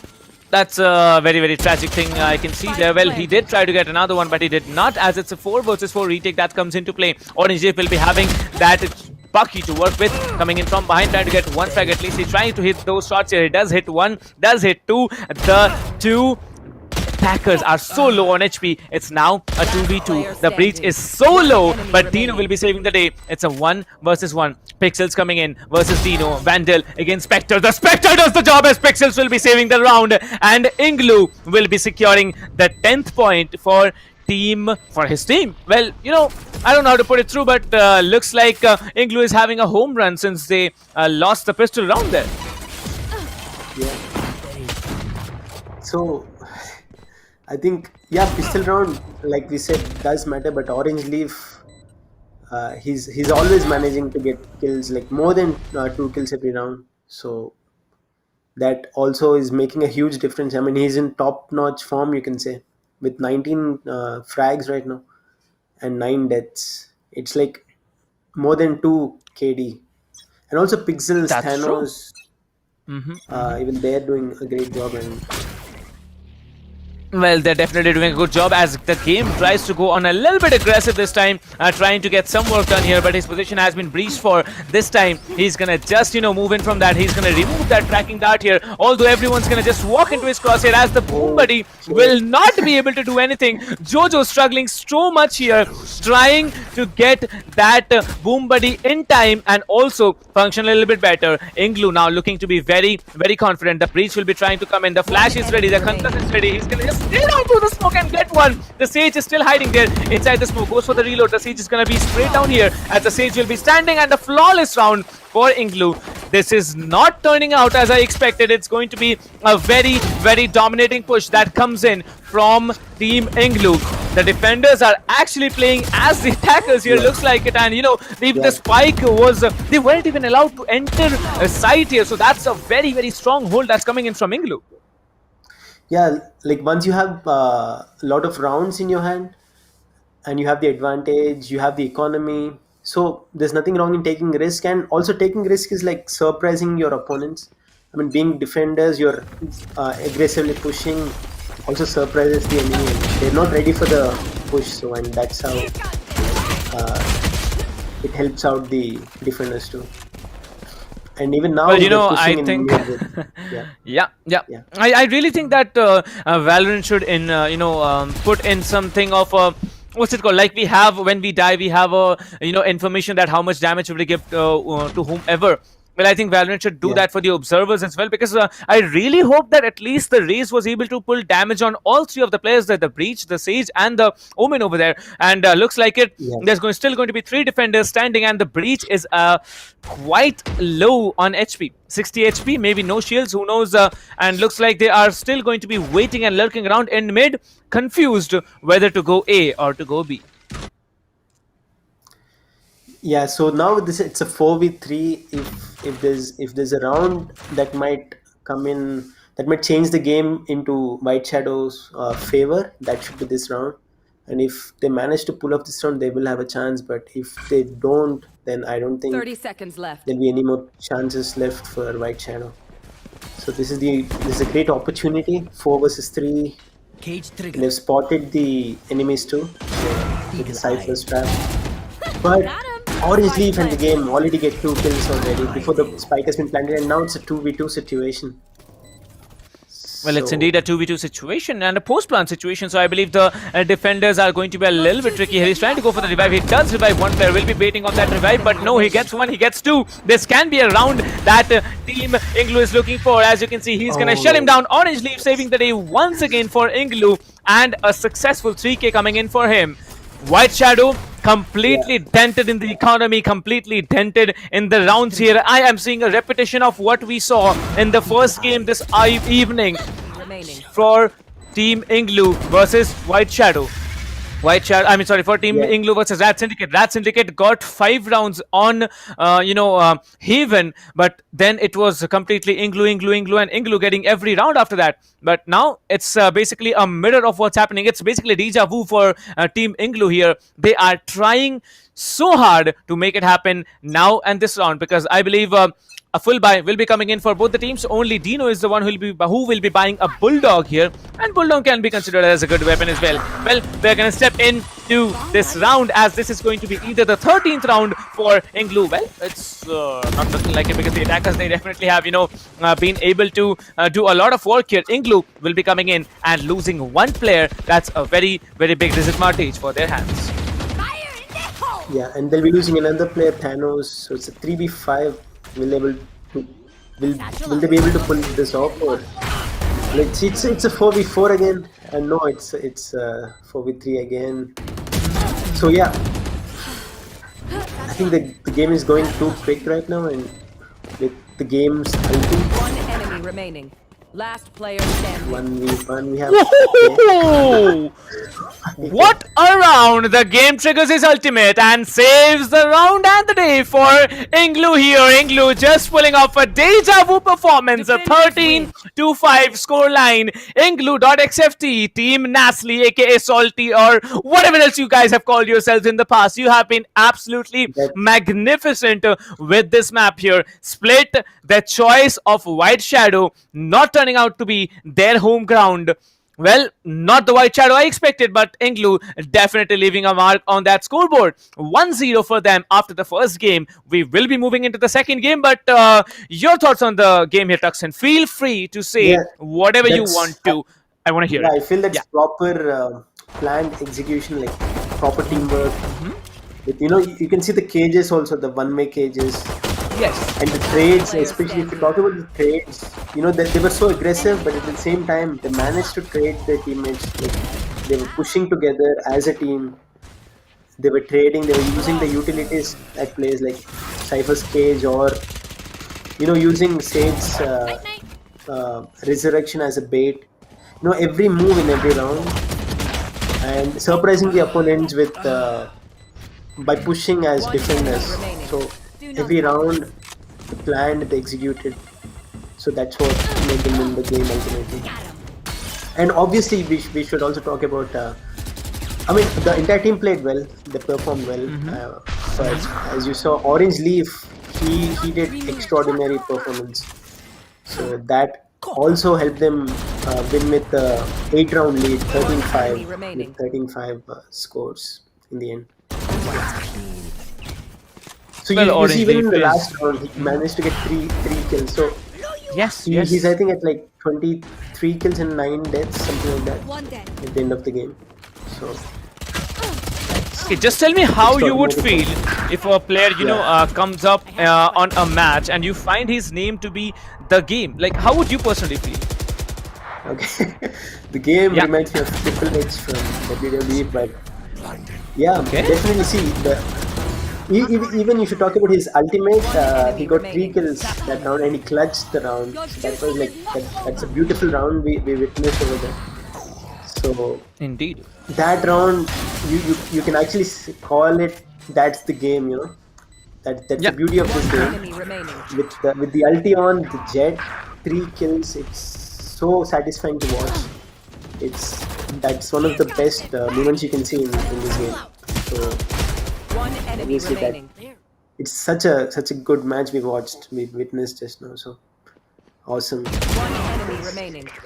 Well, it's such a good match indeed, because now it's not over yet, because we're going to have at least one match. And if Team INGLU can take away that match as well, we are definitely going to have a lot of, what's it called? At least I would have predicted it really bad. I wanted to see a very close cut competition, because both of the teams, they are really, really good.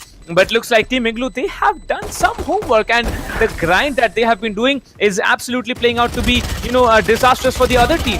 Look at them, like 5 rounds after that, there was no win for them. 5-8, that was it. Then they came in getting every round, and in the end it was 13-5, and that was a closure of the round. 3K for, at least one player from every, Team INGLU every round. That's also impressive to watch. Yeah, definitely. So here we're seeing the highlights, like, they had beautiful clutches as we can see. Be it Sage or the game who's just playing Jet, and this aggressive push that they did every round, they surprised the opponents. They made something they couldn't, the opponents couldn't anticipate. I mean, the White Shadow couldn't anticipate what INGLU's next move could be. So that's how they played. So that's where they won the game psychologically. So they couldn't even anticipate their next move. So that's how they played. So every round they played differently. That gave them a huge advantage, you can say. Well, we have seen a very, very extraordinary match, right? So we also see so many different kinds of plays coming in. Some people just prefer to rush in. Some people prefer to stick around for a while. So what do you think can possibly be the best strategy that you can show up to in a competitive match? Like, whether is it rushing in, or is it just getting the information and doing what's given to you at that particular moment? Because it's 1 minute 40 seconds. That's enough time to do a lot of work. And what do you think it's going to be? It's like rushing in, or playing the point? I think the main thing is in this game, at this level of Valorant, the highest level of Valorant, I think it's like reading your opponent's mind, reading their strategy. Sometimes it takes 2 or 3 rounds to read. Sometimes even after like 5 or 10 rounds, you won't be able to anticipate what the opponents are going to do. So the moment you manage to read the opponent's strategies or their mind, that is when you won the game. Like at least half of the game, you won the game. So or you're on your way to win the game, because once you start to read their strategies or their moves, what they're going to do, and which positions they're going to hold, if you manage to anticipate that, it'll be a very easy execution for a team. So once they do that, it's just like planning and execution. You go to this set, execute this, use your utilities or your abilities, and do that. So then it's all the teamwork and it's on the aim game. So I think that's what INGLU managed to do here. They didn't let White Shadow anticipate what their moves could be.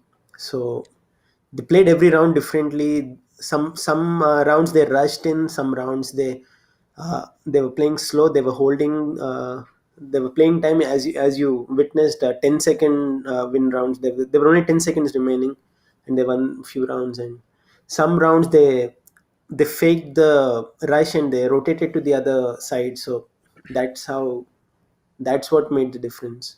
And that's well, indeed, that is what made the difference. That's very true. That's exactly how it was. Well, I believe that was it for the first game. Of course, for the first match is over now, and as you can see, the group stages are going to be going on till the 21st of February 2021. So that is also a long span of time. Group A matches are going to be over after maybe the next 1 or 2 games, because we don't know what's going to happen in the second map, and maybe Team White Shadow have an excellent day and excellent game, and they may be able to pull it off. Then it's going to be down, to the decider there, and that's Haven. And Haven on and whole is a different, experience. So what do you think about, in the next game? What is going to happen in the next game? Whether it's going to be the same thing like INGLU coming in, playing differently and outplaying White Shadow, or it's going to be, White Shadow outplaying INGLU? What do you think, Tuxan? So Haven is a very tricky map. Like we said, even in a normal game, even if we play, or even in a normal ranked game, since it has three sides A, B, C, it's going to be very tricky for the defenders because you can never expect where they would come and how quick they would rotate. So, and for the attackers as well, they have to really have a good teamwork, because Haven sometimes, it's very easy to hold angles. Be it, the C long where it's only one angle you hold, and then this garage, there's only one way in. So it's advantageous for both the teams. But the way INGLU is playing right now, already the map is confusing with three sides, and if INGLU adds their strategies in this map, it's going to be very tricky and very confusing unless you really focus and read their moves. uh, so yeah, Well, I what to think say? I understand what you're trying to say. That's no doubt about it. Yeah, It's a very, good thing that you told us. But it's down to one match. We can call this match as the decider. We can call the next match as the decider. That's totally up to Team INGLU and White Shadows, because if White Shadow outperforms INGLU, we definitely will be having a next game. I mean, a third match in the lower bracket finals here. Well, the lower bracket finals, we will be getting out of these two, White Shadow and INGLU, one of the teams will be walking alongside Global Esports into the playoffs here. Well, Global Esports is now chilling. Group A matches, it's going to be over today, but there are still three groups remaining. There's going to be Team Mahi, there's going to be Team Enigma, Kuchbi, there is going to be Lag, Playground Esports, Godlike, Fangs, there is going to be Team Tamilas. All those matches are still left, and it's all cool. It's well and good for everyone out here. So yes, let me announce you guys the winners of the ESPL Welcome Gift giveaway once again. It was announced yesterday, so if you haven't yet, got your gifts, if you haven't yet been able to figure out what to do after your names have been announced, just head over to ESPL.India Instagram. Search over there in the search bar of your Instagram here, ESPL.India. All the winners here on the screen: Sanya Khatri getting that Alloy Origins RGB keyboard, Head Joshi with that Cloud Core 7.1, Pulsefire Raid Gaming mouse, and Fury S mousepad for all these four guys or girl. I never know which names you sign up for in the ESPL website here. Shreyash Nair, Naziz Kaser, Aman Ahmed 20, and Siddhant Shabriya. All you four people will be getting the Pulsefire Raid mouse and the Furious mousepad. Head over to ESPL.India, message that you are the ones who have been lucky enough to win this, and then it's down to ESPL how they want to give you the giveaway. You can read the rules there. It's all given there on the official Instagram of ESPL. So yeah, you'll be getting all the details there. Just DM them on Instagram and they'll be assisting you how to get your prize here. Well, it's not over. You have more prizes coming in the entire group stages. So watch the group stages and you'll be able to win more of these extraordinary prizes that's on your screens now. Well, let me just remind you, you are watching the ESPL Valorant PowerUp India, and we have just, I believe, stepped into the mid phase of the tournament. So, I can call it a 50%, completion of the tournament after the group stages are done, because after that, it's an all-out brawl. And as you can see, the remaining, not the remaining gifts, but you are going to get all these gifts on your screen here if you just come watch the stream, and also just head over to the description and visit the ESPL Welcome Gift giveaway sweep widget link, and you might be able to get all these on the screen. The grand prize, one set of Alloy Origins keyboard, Cloud Core 7.1 gaming headsets, Pulsefire Core, Fury Ultra RGB, and then there's tiers through 2, 3, and 4 rewards on your screens here. So we saw the first match, right, Tuxin? We saw many different things happening. So how do you think it could have been differently played over there? And plus, what's your opinion about the second map that we have? It's going to be Bind, as you can see it on your screens, ladies and gentlemen. It's going to be Bind. INGLU have chosen the map. White Shadow chose the last map, and they were absolutely disastrous. They weren't able to function. They were, downed and outplayed over and over again. 13-5 victory and 8-point victory is not a matter of joke in this level of the tournament. Talking about Bind, what is your opinion where INGLU have decided to choose the map? So basically, every team has their favorite maps and their weakest maps. So Bind, I'm not sure which team has done their homework well, and of course, every team will do their own homework, but every team will have their strengths and weaknesses. But in Bind, one one tricky part is the teleports you use to rotate to sides. So since both the teams are having Omen, they can also use a fake teleport, and so yeah, that is one big difference. Bind has the teleports which other maps don't have. So You're absolutely right about that. There's no it doubt in depends that. on and the rest of the thing is like how your teamwork is, how well you perform, how well you. It's about not making mistakes. As long as you don't make mistakes, you get the frags, you get the frags, you get the rounds, you get the round, and that's it. You get the game. Yeah, that's one way to say it. You get the rounds, you get the game. Like, I'm gonna, just this statement, I'm gonna just be repeating this statement. Thank you so much for actually telling it to me. I haven't actually told the audience ever about, this particular round. You get the rounds, you get the game. And I believe this statement is gonna go all through the line until, I don't know, I come up with something else. But yes, it's going to be Bind in the next game, and I'm really looking forward to it. So what do you think can be the scoreline between the teams? Like, what should be the margin that both these teams might be able to get? Don't predict the winner. Just say what you can expect as a scoreline. I mean, the way INGLU is performing, like they've done a brilliant job. Like every round has been different, and every move they made. And you also witnessed that only 1 or 2 rounds they pushed aggressively in mid and in A side. They pushed, being defenders, they pushed, and they got the rounds. Like they destroyed those 2 rounds as well. So if they manage to continue the same way, if they manage to carry on the momentum, I don't think it'll be easy to stop INGLU. But still, if White Shadow is patient, and if they manage to hold on, and if they have the calm and they bring in new strategies, and they manage to quickly read their minds, INGLU's minds, and their moves and their strategies, and yeah, definitely there's a chance. I mean, even they performed well. It's only the second half they were totally confused and they couldn't get much rounds. But yeah, the pistol rounds can be a huge thing. Sometimes they are the game changers. Yeah. So, and also the agent selection in a map like Bind. Yes. So we'll come to that in a short while. Okay, just give a few seconds, before we move into the agent selection. One thing about Bind, you were absolutely correct that the teleports are only available on this map. The teleporters, you can actually move on from A side to B side in no matter of time, from B long to A short. A showers in a very, very short span of time, and that's about the rotations. Bind is such a map. On the attacking side, you can have very, very quick rotations, but if you're on the defenders, it's going to be very, very hard for the rotations. But yeah, this is a defense-oriented map. There is no mid, as you can see, and the agent selection is here. Well, what do you have to talk about the agent selections here, Tuxin?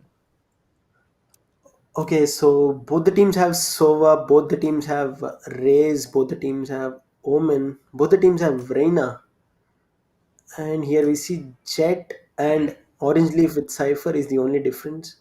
I'm surprised why White Shadow doesn't have doesn't have Cypher for defense, because in a map like Bind, I really think Cypher is crucial. Well, I have seen multiple teams, do this particular setup here, like 3 duelists, the Reina, Raze, and the Jet here. I believe that's the only reason they weren't able to pick up that, Sentinel. Bind, Sova, compulsory. One smoker has to be there, and it's going to be the Omen. No doubt. Brimstone on Bind is absolutely, I'd say a very slow paced agent, plus the amount of noise that the Brimstones make, it's also very, very loud. Like, it's such a heavy agent. Like, if you're moving in with a Brimstone, people can actually tell you that, yeah, it's the Brimstone is on my, flanks here. Just hear him out and tell the footsteps. But that's, basically immense amount of game knowledge, and all these players will be having it. Omens on both sides, Jets not on both sides. However, we have the Reinas and Razes, quite distinctive picks coming in. The Reina and Raze, I personally think that instead of the Reina, Phoenix is a much more better gamble when it comes to Bind here. Looks like Team INGLU are really looking confident and playing with that Sentinel, because they won the rounds in the defending half. And talking about White Shadow, They're playing a 3 duelist setup. You don't have a sentinel, you don't have a sight holder. That's the simple logic. Let's see how they function, because we know that the Raze can be offensive. We know that the Jet has an offensive ability. That's his ultimate here. But how is he going to work with that? With the 3 duelist setup, it's about to get underway. Well, we are on with the first round of the game in Bind for Team White Shadow Esports versus INGLU.XFT. As you can see, the Omen will be hitting to the head. Sharon will be taken 1 down. Dino gets taken down. Way by God gets taken down. Sharon coming in, taken 2 with his little frenzy. The round is now in a post-plan situation. Tuxon, over to you. Yeah. I was thinking how it would be interesting how they would defend without Cypher, but see, that's how it is. They already got the spike planted. It's 3v3 situation now, and they managed to get 2 kills on a 5v3 situation. Now it's 2v2. 1v2 now. So it's all up to Raze. Can Raze manage to clutch? So 1v2 situation now. Nope. You finally the game with 3 kills gets around. So yeah, like I said, they were already on pressure. They lost the previous match. They don't have Cypher. They're on the defending side. So it might kind of get difficult for White Shadow to really perform right now, because these are the things that happened to them. They lost the previous game with a huge difference. They don't have Cypher, so that will add on a little bit more pressure, because defense will be harder without a sentinel, and they already lost the pistol round, so they will be under pressure, no doubt about that. Well, that's true, and as you can see, after 1 round, they have decided to move on with a force by as Team INGLU will be just rushing into the side, taking down the arena through the smoke. It's completely, bizarre here, but they're doing a good job. 2 players down already. The Suma will be coming in with a recon road, but this time the Race will be actually taken down. Jojo gets taken down, not being able to play in a post-plan situation. Both the remaining players are down there, as Pixels will be double deleting them, and a flawless round in the hands of INGLU. Tuxon, I think this is probably one of the most interesting matches that we have seen in quite some time. Yeah. So this is what pressure does. See, imagine a team which won a map in a best of 3, if it won a map already, and if it lost the first round in the second map. So they wouldn't be under pressure since they had won the previous game, and if they lose the first pistol round, they would actually think like, it's okay, we lost 1 round, we won the previous game. Let's save money, save the credits. Let's eco this round and buy the next round. But they couldn't do it because they were under pressure, and they don't have a sentinel, so they had to force, and they lost the round. Now they're pushing with forced pistols, so there'll be panic at least a little bit. So until they get a few rounds, until they settle down, until they stop the opponent's momentum, there will be a little bit of chaos, you can say, within the team. Well, I don't know how to tell it, but this time it looks like Team White Shadow is on an eco, as the push is gonna come in from INGLU, and they are gonna successfully pull off a plant. Well, it's a B-side plant. I don't know how Pushy does it, but he does get 1 tap onto one of the players. It's now down to the defenders, as from behind there's going to be 1 player coming in. Now it's down to the Reina. The Reina is the solo player surviving on site here. The shock dart will be denting a lot of HP from the Reina here. Still surviving, still standing strong. Orange Leaf does not need to peek that simple particular angle, as he'll be coming in. Orange Leaf will be peeking. Way by God, completely messing it up, and looks like third round. Whenever the round looks like it's a 2v2 or a 3v3, it looks like Orange Leaf comes to the rescue, and he actually gets the round, like in a clean way. So we've witnessed that even in the previous game, previous map. So whenever there's a 2v2 or a 3v3, just Orange Leaf comes in and he turns it into a 1v2 or a 1v3 in the favor of their own team. So he's actually doing a really good job in those situations. Camera taken out.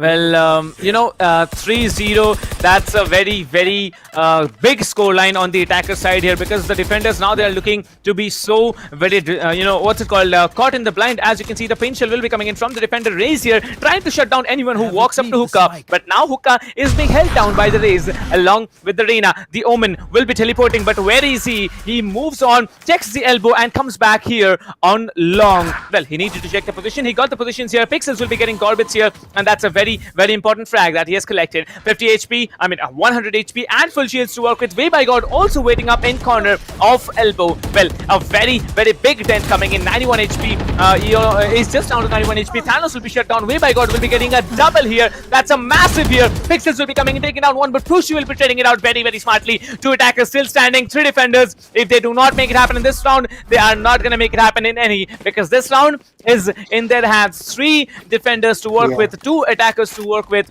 It's going to be a very, very difficult one for the attackers, but let's see how the defenders work. I believe the flash has already come in. The paranoia from the defending Omen will be coming in, or is it the attacking one? I think it's an attacking Omen flash here, as Orange Leaf will be dented. 35 HP to work with, gets one, maybe going for the double, but Way by God, because of that HP he had, will be sustaining and finally securing 1 round for White Shadow Esports.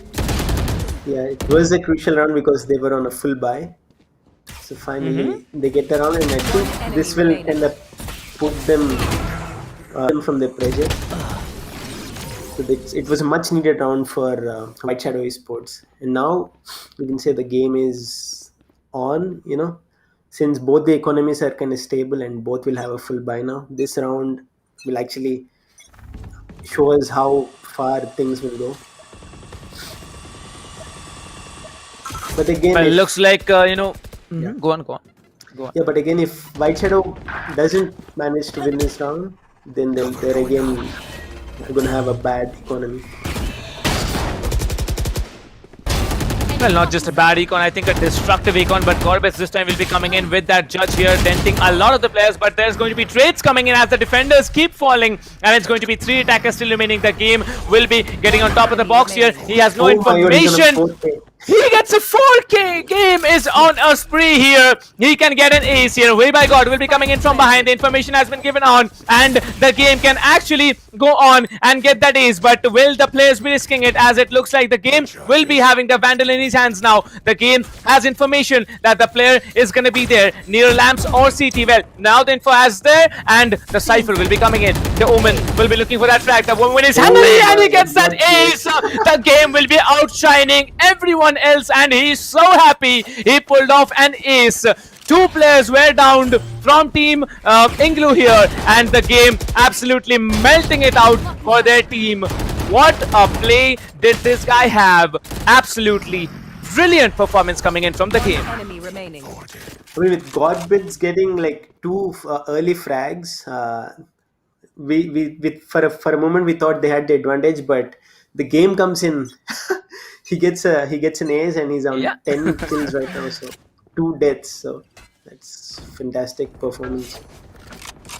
I mean, we were also talking. Prince was asking me what would I do if there was a guy like named the game, and I was saying Triple H, and he also had that triple kill with the Jet Ultimate. So, and now he's with Omen now. So. Yeah, well, as it is, it's going to be 4-1 now on the scoreboard. It's going to be a very big dent on the economy of White Shadow. White Shadow now looking to hold off, and I believe it's an eco round for them as well. Pixels will be coming in. Now, the Reina not being able to pull off a 3K, 4K is quite, disastrous. But this time, Pixels and the Raze will be coming in. I believe it's Thanos who comes in from long, trying to go up front here. He's going to get that paint shell into that corner to flush out anyone holding into that little cubby. Now, there are 2 players backside. Well, he'll be triggering that ultimate, and it's, I believe, one of the most feared ultimates that you can possibly, fight out against. An ultimate Reina is difficult one to kill. Well, he gets one, he gets another. Thanos will be very, very smart at trading it off, and Jojo will be getting one down here. Orange Leaf will be coming in, and as it is, the defenders are falling. Gorbits gets one, but will he be able to get more? He tries to get more. Well, he does, but 36 HP is still standing, and you can see he will be switching to a weapon. He needs to go for the reload, but he will not, as the game will be teleporting upwards, and a 1v1 situation getting being clutched out, but the game once again saving the round for Team INGLU. Gorbits almost had the job done. And the 1v1, the game a much better performer and absolutely massacring out the low-dented Jet from Team White Shadows. 5-1, 4 points lead already on the attacker side. The White Shadows team needs to pick up their pace, otherwise they are going to get downed and out very, very early. Yeah, Gorbits he's actually doing his job for the team, but you know he's very close to clutch the rounds. But even the previous round he gets 2 kills with the shotgun, and even this round he got like 2 kills and he was almost about to clutch. But in the game he didn't check the corners, like the basic mistakes you make sometimes. And Dino with 2 phantom kills. It's, you know, sometimes even a small mistake like not checking a corner, you know, you pay the price.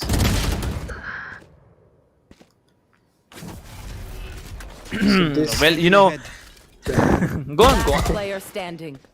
Yeah, this I think finally they get the round 3 versus 1. But you never know Orange Leaf, you know what he can do. It's Orange Leaf. Exactly. That's the point here. Orange Leaf is left alive and he can pull off a 3k, you know, out of nowhere. Well, he has his ultimate to work with. He can get one player down, get the position of the others, maybe move on somewhere, plant the spike. But the spike, it is down here on site and all the players are looking forward for that last remaining Cypher. 89 HP to work with, 27, you know, shield still remaining. Is going to trigger another cage, trying to walk off here, but Gorbits will be spraying him down as Dino, I believe, will be having a 3k and a round for Team White Shadow. White Shadow now picking up 1 round is, I'd say, a good approach, but, you know, it's not yet done because they need to get at least all the rounds remaining. Otherwise, on the attacker side, Team INGLU, they are going to be absolutely dominating when they're back on defense. Yeah. I mean, like we said, they basically chose this agent setup for the attackers. And on defending side, they're having trouble because they don't have a sentinel. And now I think Team INGLU is on eco. Yeah, but Gorbits gets a quick early kill. But he's on 28 HP. So yeah. Well, I have a message, you know, for you, Tuxin. There's people in the chat and they're telling you to, like, you know, cast in such a way that, you know, they basically will be, you know, jumping from their chairs and shouting Tuxin. Okay. So let's make that happen. Right, let's make that happen. Let's bring up the pace now, as you can. Yep, let's go over to Tuxin. Okay, guys, so here we are in a 5v4 situation. And Dino and Webby God gets the kills for the team White Shadow. So finally they're back in the game, we can say, because it's 5 versus 1 and they get the 3rd round. So this should be a game on. 4 versus 1. I don't know, 5 HP. Oh, what? Sharon. 5 HP kills? Hello, Sharon? Oh, is it? Hello, Sharon? What? Please don't tell me Sharon is gonna do that, because it's now a 1 versus 2 and he's just living with 5 HP. He can get one, maybe more. He gets one. Going for another one. He's gonna trigger that ultimate, but no, he makes a mistake of triggering the ultimate. He might have just misclicked, you know, whatever the button is, whatever the keybind he has set up here. 5 HP to work with, 3 players getting taken down, and he messes it up all once. And, you know, for everything, we thought that this time it's going to be so very dominating. Look at Sharon, he came in, he took down the player with the Vandal, almost had him taken down. I believe he wanted to switch for the pistol, but, you know, he mistakenly clicked on that ultimate keybind, and there it was, Hunter's Fury, not being able to do the job. 3-5, 2 points lead still remaining on top of Team INGLU. Yeah, so that you know, bringing out the ulti, that kind of, he could have maybe made the time a little bit, but you never know what's going on in the player's mind. So that, I mean, if that ulti would have hit, it would have been something else though. True, but you know, looks like Team INGLU now getting annoyed and they really want to push through the defenses of Team White Shadow. Well, White Shadow, they are playing a 3 duelist setup and not playing it out on the defender side. Who knows what they're gonna come up with on the attackers, because Pixel's looking so confident. Thanos already on side here, trying to get the raise here. He can, however, trigger his ultimate. The ultimate is there. to work with. The game will be coming in, spotting that Suba will be leaving some damage done here, and he moves in with that ultimate. Will be trying to get that Suba down, but no, he's gonna flick here, but he did manage to trigger that ultimate. The game will be coming in, securing that frag of Gorbits. Now it's a 4 versus 3. 3 defenders still stand. Slowly and slowly, Orange Leaf will be coming in. He is holding a very crucial angle in elbow. The corner of elbow is going to be there in his hands. He can decide to go on and pick up that Vandal, but will he? It's a big question. Well, the Arena Flash will be cleared out here, and one more Flash will be cleared out, but Way by God will be coming in with the raise here. Will be taking one. Jojo gets traded it off. 1 versus 2. The last remaining defender, Pixel's gonna come in. Where is the Omen? I don't know where he's hiding, but I believe he's going for that rotation. He's gonna get out of sight as quickly as possible. Dino tries to get out. He's gonna go out as he's gonna get taken down by the spike explosion. Well, one thing we all know that the spike explosion will be not counting the not counted as a kill. But if you did not get out of that, you basically lost your weapon, and that's exactly what happened with White Shadow Esports. The last player wasn't able to hold out against 2, and the round was given out to INGLU. Well, I just rhymed that. Okay. I don't know how that happened, but yeah, I'm gonna switch to rapping soon. Whatever be the case, but it's INGLU again with the lead of 3 points, 6-3, round number 10. Over to you. So here we can also notice that in the previous game, Orange Leaf was doing some extraordinary performance. With he was taking a lot of he was getting a lot of frags, and here we witness the game is doing what Orange Leaf did in the previous game. So that's how a team should be.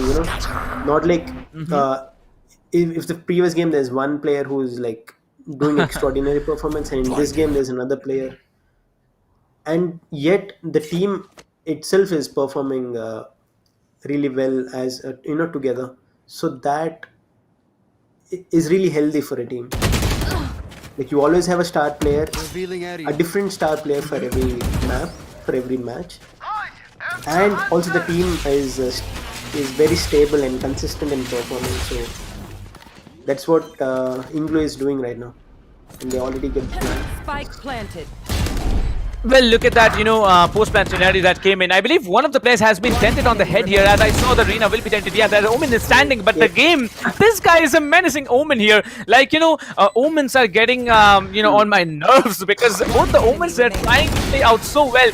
Thanos getting 2, the game getting 2, and an opening was created by Sharon. I remember one of the players was down from the attacker side. If I remember correctly, it was Jojo, but after that, it was completely a bloodbath. Sharon created the opening from B-Long. 2 players rushed in. They got, 2 frags. I believe it was probably the game who got the final 2 frags. But Thanos, what a game did he come up with? 2K for Thanos, and the game 1K for Sharon. That was the round for him. Well, Way by God will be coming in hard, but he is going to be absolutely deleted from the game. Yeah, he's deleted. He's down and out. Yeah. Well, the Satchel will be coming in, and I believe that gave him time to reload, and here comes the party. The party's here. Get out. This is not your party. So he's just running away. He gets away in time. The party does not hit him. As you can see, a B execute will be coming in. Well, Pushy is still holding on with that Sheriff. He can absolutely delete some players. Well, he does not delete some, because Orange Leaf will be taking him down from B-Long, as there was help from, inside the site as well. 2 players standing. It's going to be the Raze and Omen with the job here. Jojo will be there, who's gonna get taken down, and it's going to be the Omen who still stands. But where is the Omen? It's going to be Dino who gets shut down in hookah, and it's going to be 3-8 in the favor of Team INGLU. Yeah, really, like as we see, they're having a hard time defending the sites, and also we see another point is like the game. He's like outperforming. Like he's at his best, you can say. He's at 16 kills and 6 deaths. So yeah, the team is also really balanced. Even the White Shadow team is performing good, but they don't have a right now in this map. They don't have a star performer. Like what the game is doing for INGLU. They don't have that kind of a player right now at this moment for this match. So that's what is making the difference.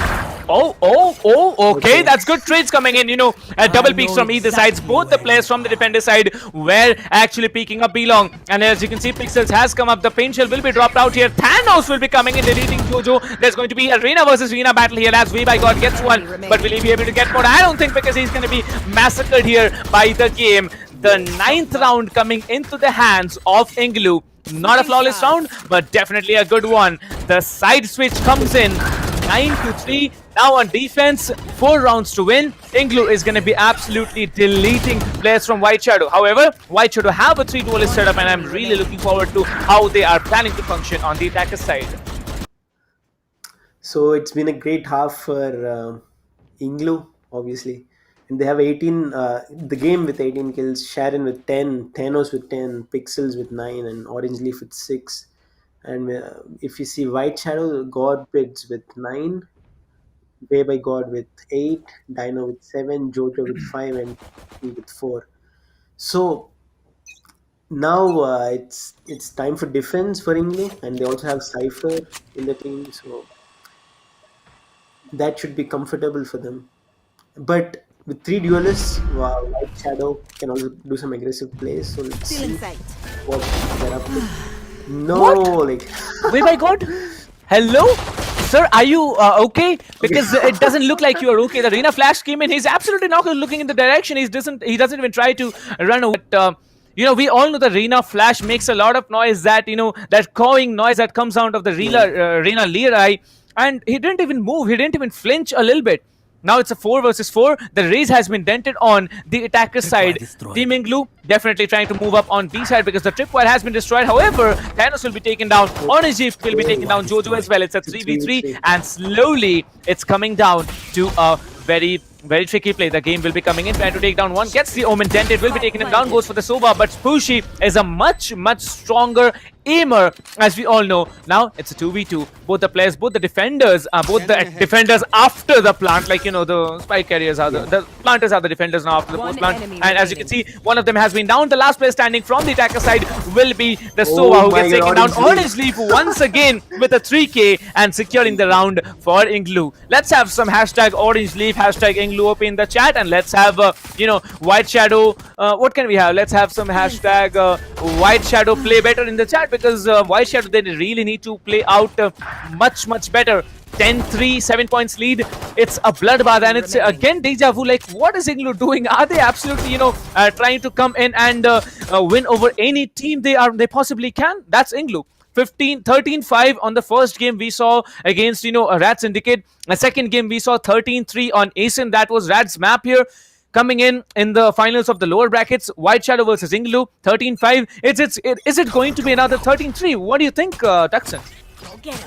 Definitely it can be 13-3 because the way they're performing, like we spoke about Orange Leaf coming in when there's a 2v2 or a 3v3 and turning it into 3v1. So he's been doing that again and again.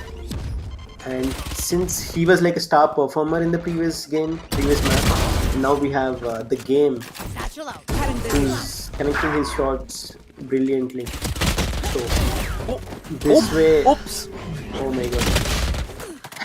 Oh, Gorbitz, I believe he has the better weapon. I believe Gorbitz has a better weapon because you saw how confident he was now coming in. Now Sharon and the Cypher, both of them are going to rotate onto A side as the A side is going to be recon. Gorbitz will be planting the spike here. You can see Sharon from the defender side.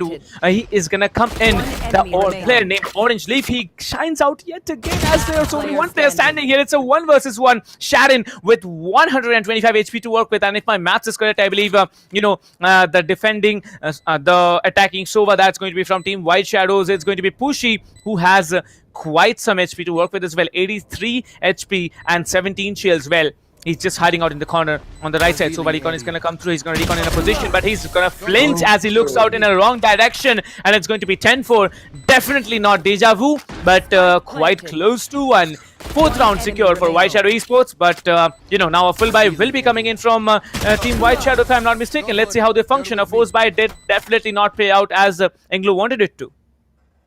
Yeah, so here again we witnessed once again, checking the corner, how crucial, how important that is. I mean, he cleared the left side anyway with his abilities, so he should have clearly check the right side. You know, sometimes the simple things really change the round. Scanning ahead. And get you the frags.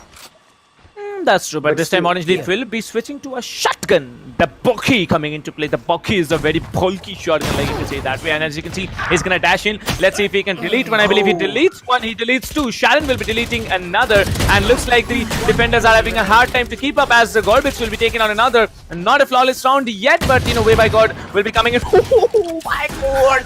That's painful. That's really painful. Getting one tap with the Sheriff to the head. It's so very painful as Gorbits will be returning the favor with one knife to the head from his blades. So 5 rounds now secured. The lead is closing up a little bit. 5 more rounds to go, and Team White Shadow can have a comeback story to tell. INGLU, they are messing it up.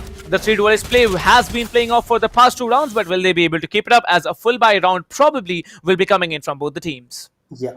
So INGLU now has 4 Vandals and a Phantom. And the White Shadow Esports has a Phantom, a Vandal, 2 Spectres and a Shotgun.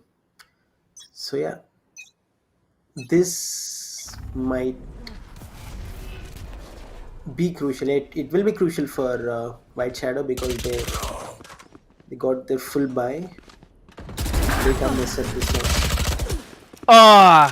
He did not need to heal. He did not need to heal at all, and that's a mistake that he made here. 2 defenders now stand against 4, and it's a very, very tough retake. INGLU are actually, you know, I could say that they are throwing rounds because the way that they are playing, it's absolutely, I don't know what to say, but I believe it's some... am I allowed to say it? I'd say it's some careless mistakes that are getting done here from INGLU here. And as you can see, he'll be shutting down one Orange League with already 1 frag, but coming in from behind. Dino is going to shut him down, pulling off a successful 3K. White Shadow now closing up the lead to 4 points. It's a very, very close-cut competition. Maybe a comeback even. The Reina did not need to heal, and that is exactly where the game changed for this team. Yeah, like we said, like we spoke previously, you know, healing when it was not required. Not checking a corner, you know, even these silly mistakes sometimes, you know, they change the game. Indeed. Yeah. So you must be knowing Simple, one of the best FPS players. So yeah, even Simple, he named him Simple. Oh, yeah, okay, you're talking about Simple. Yeah, tell me that. I was confused, like, you know, whether you're talking about some guy who plays Simply. But yeah, everyone knows Simple. Who doesn't know Simple? Like, that's something massacres. But looks like the attackers are again pulling off another round because just 2 defenders are standing. It's going to be Thanos and Pixels as they are into an eco round. Way by God will be shutting down one. Thanos trying to get another, but it looks like the Reina will be overhealing and falling back into cover. Well, the Reina will be coming in, shutting down Gorbits as well. Now it's 1v3. Reina can pull it off. The Reinas are very, very powerful agents in this game, and with the overheals that they get, they can actually clutch it out. 1 in hookah, 1 in elbow, 1 in CT. These are the 3 positions that you need to care for, and looks like the Reina will be getting some trouble in her way as the Omen will be smoking off long. Well, no info on the race, still sitting down there, and very low tide as well. No, I don't think Reina has time now. Yeah, but Jojo finally gets Reina. So yeah, so keeping it simple, you know, checking the corners, you know, only healing when it's required or not healing when it's required. You know, these simple mistakes, they really matter and they really change the game. And you know, even the communication, when you give a call, when you give an accurate call, or sometimes when it's necessary and you don't give a call, you don't give the information to your teammate. You know, all these simple things, they really turn out huge in the game. Let's see what we can, you know, find here. It looks like it's going to be a B-long recon. The game will be deleting Gorbits with that operator. The game, whenever you need him to shine, he's going to be there with the operator. Takes down one and immediately falling back into cover. Well, looking to get information as the Omen will be coming in behind them. And he actually moves on to site. No one has the information that they're going to actually come in on site here. Well, it's going to be the Hunter's Fury tagging up 1 player already. But will he be able to get more? Looks like he's not going to get one. However, the HP on that raise is pretty low, and by the looks of it, the game can secure even more frags here. The Reina from the defender side will also be triggering that ultimate. Looking forward for some battle here. Gonna flash up here, trying to take down the Sova. Will do, but the Reina will be leering out right in time. The ultimate has been triggered for. The race will be playing out here. He's going to trigger that ultimate here, and as you can see, it's going to be 3 attackers left alive. Well, now it's a 2v2, and only one defender stand. It's going to be the Cypher. The attacking Reina definitely doing a lot of work here. It's going to be 1 versus 1. The Reina versus Orange Leaf. Orange Leaf coming in, trying to clutch it out, but I believe the ulted Reina is a very, very difficult one to kill. 3k for himself, and another round for White Shadow Esports. 8-10, down from a 10-3. Now it's a 10-7. What a spree is White Shadow having. They have started off strong, and they have started off fighting really hard for what they want, that is to win the match. Yeah. So exactly, like they have this lineup for the attackers. So they were having trouble in the defenders because they lacked the Sentinel, and now on the attacker they're actually performing really, really well. And under pressure with a huge difference in score, they actually came back pretty hard. So that was really awesome by White Shadow. 8-10 now. Any team can win at this stage, at this moment. Anything can happen. Now well, the most rounds we have seen has been given off in the attacker side. Like, on the defender side. Like, Team INGLU, they got 9 rounds on the attacker side. Talking about Team White Shadow, they got 5 rounds on the attacker side. So that's a good thing. But this time, it looks like Orange Leaf is gonna, have to do a lot of the heavy lifting here, as there are gonna be multiple players trying to come in, trying to shut down the raise here, but gets downed from behind. Push will be taken on 1, Push will be taken on 2, and it might be a flawless round, as the game will be coming in with a judge. He might be trying to judge some players, but where is the game? He's sitting down there with a shotgun. Way by God will be coming in, deleting 1, giving away for more. He picks up the Vandal here, 17 bullets in that Vandal, and a Dream to make it happen. A Judge also on one of the hands here, 81 HP to work with. Gorbits will be going back, and he's gonna come and jump up with that Judge here. He's gonna come in as Jojo will be shutting him down, and it's going to be another round for Team White Shadow. 10-9, a very, very close performance now. Yeah. He was trying to damage the economy, but he could only manage 1 kill. And now things are starting to get scary for INGLU, because they have no economy.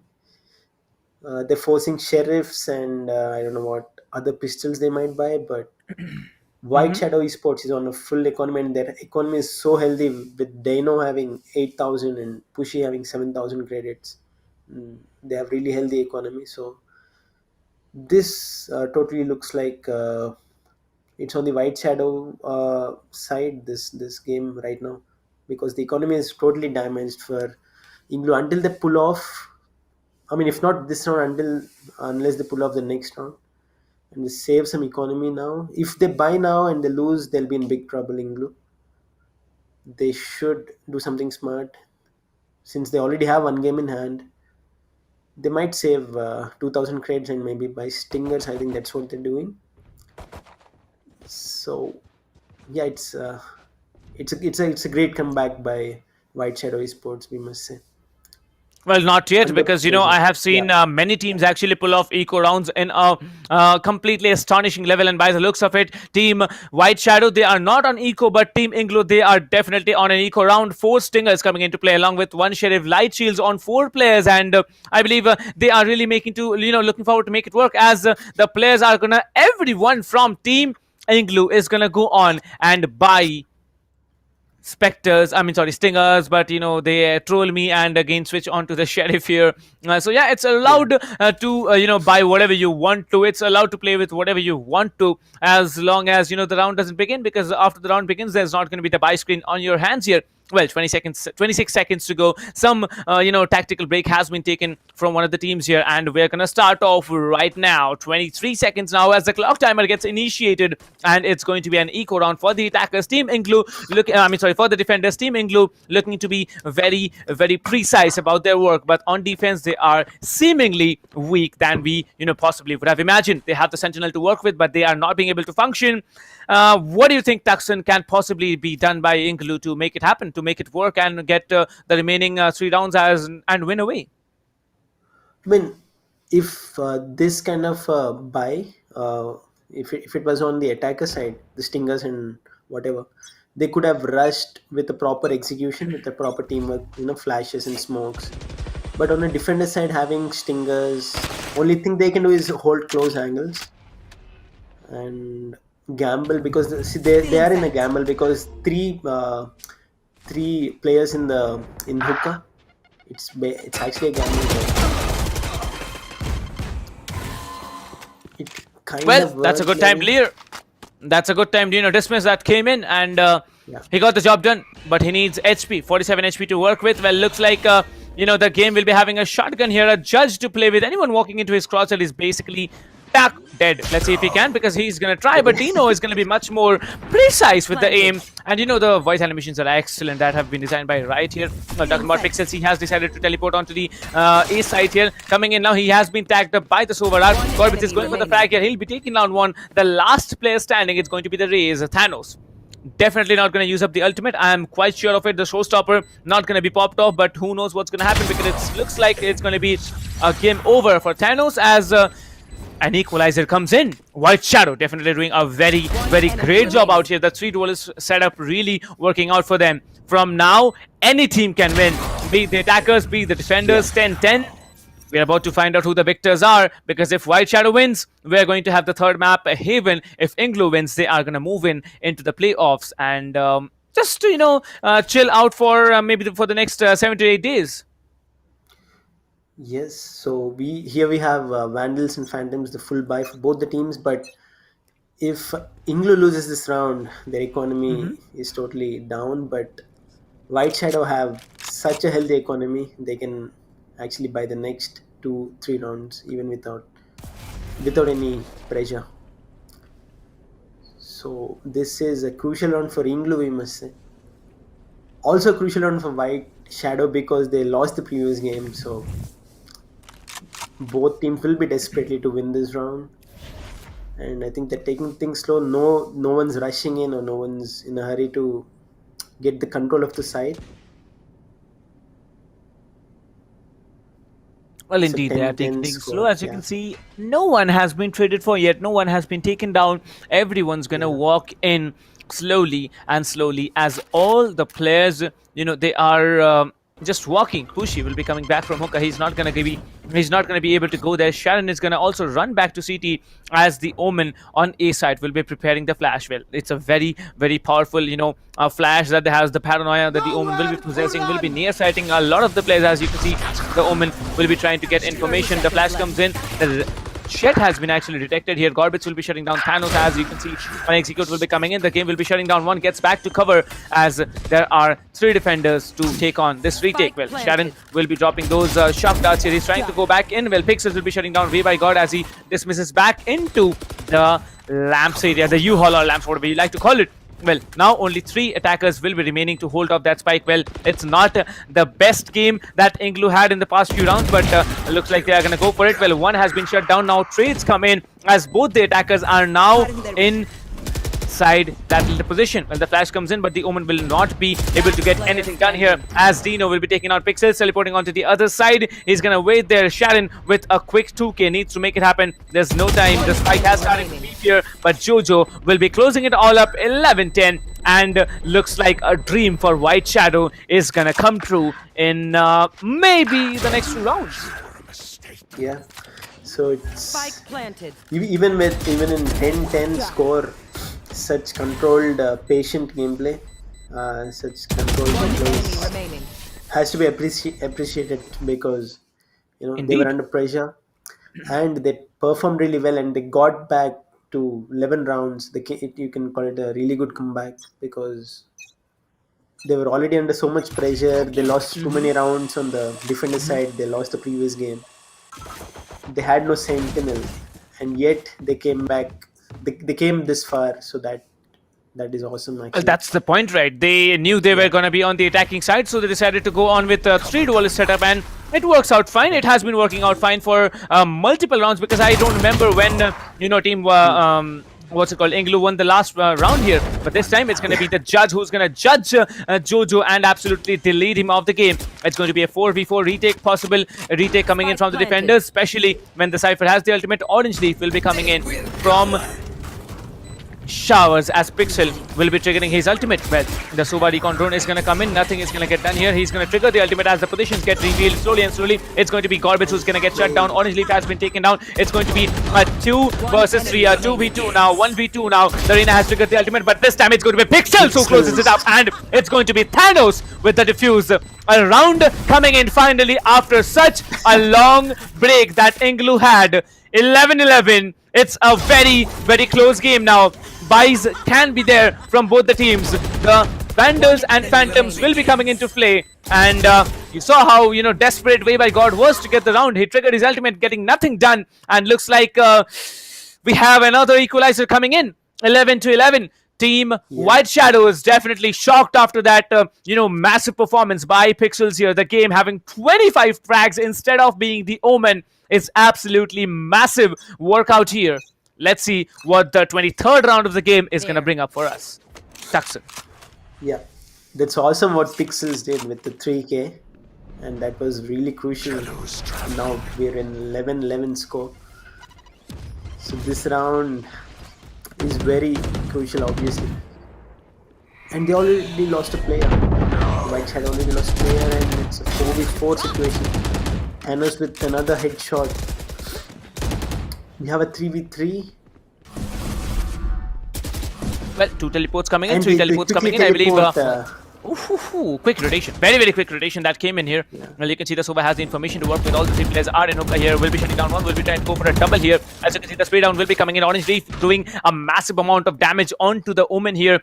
60 HP to work with. Pixels will be coming in slowly from behind. He tries to tag up one player. He tries to go for it. He's just pinging the positions of the players here. Trying to tag up one. Every position has been pinged for. As you can see, the Omen can be actually wall bang here. Well, the Omen gets taken down. And there it is. Pixels with a very, very wide flank securing the game point round for Team INGLU.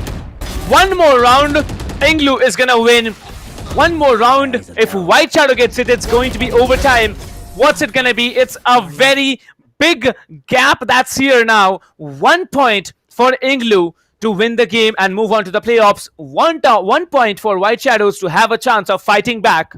Well, you never know what's going to happen, because looks like both the teams are going to be having a full buy. If it's an OT, the creds are going to be there for both the teams equally shared. But now, looks like White Shadow, they need to perform whatever they have been doing for this long. They need to be performing to the best level. 27 seconds on the clock. What are your thoughts now, Tuxon, about the upcoming round? Yeah, I mean, the White Shadows, they come this far, and this one round is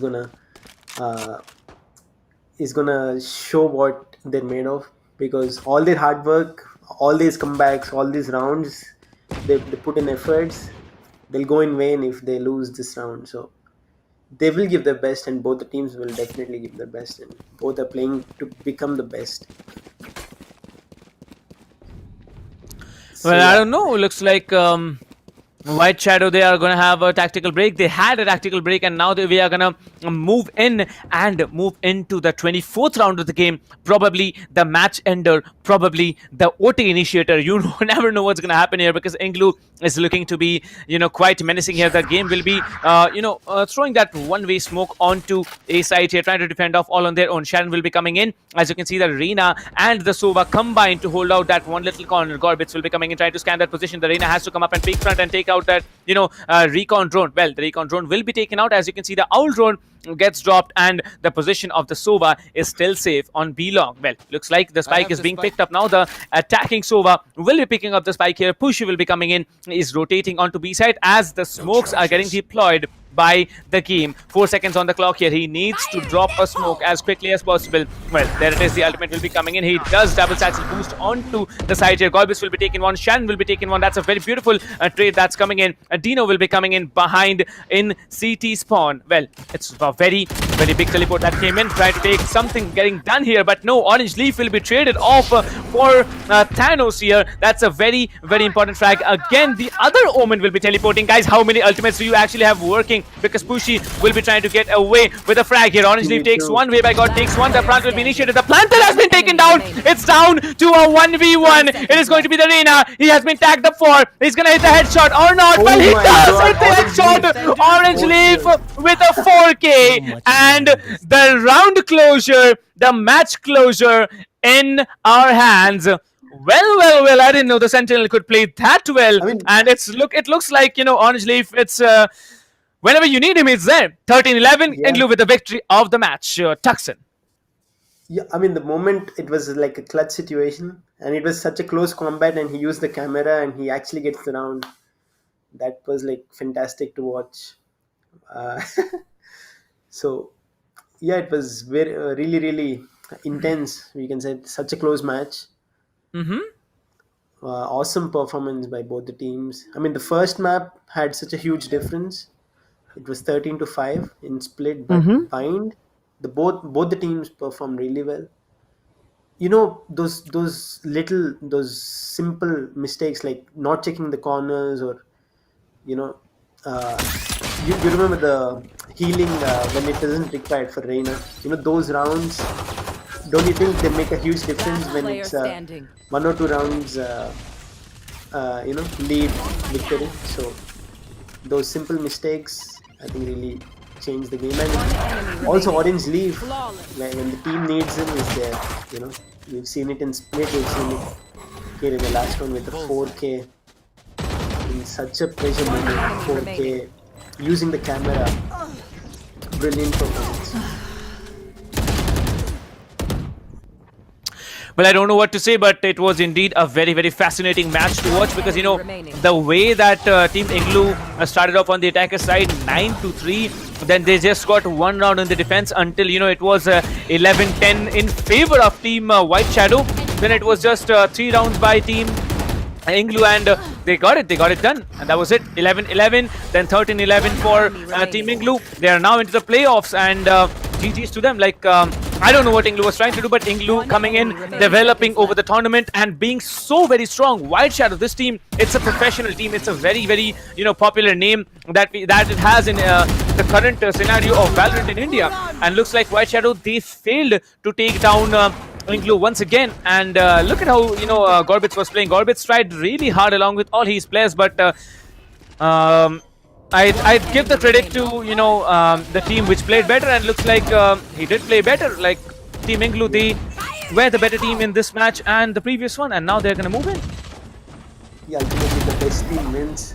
Like you saw the performance of even the game, the clutches he did in split, and also the entry frags he did.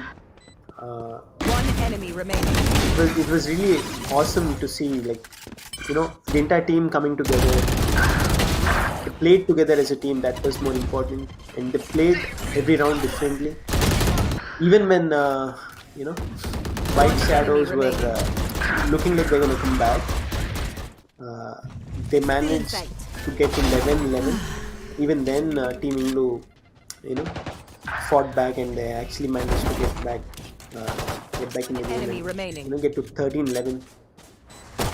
And okay, let me ask you a little bit of a personal question, Tuxin. How much are you into gaming?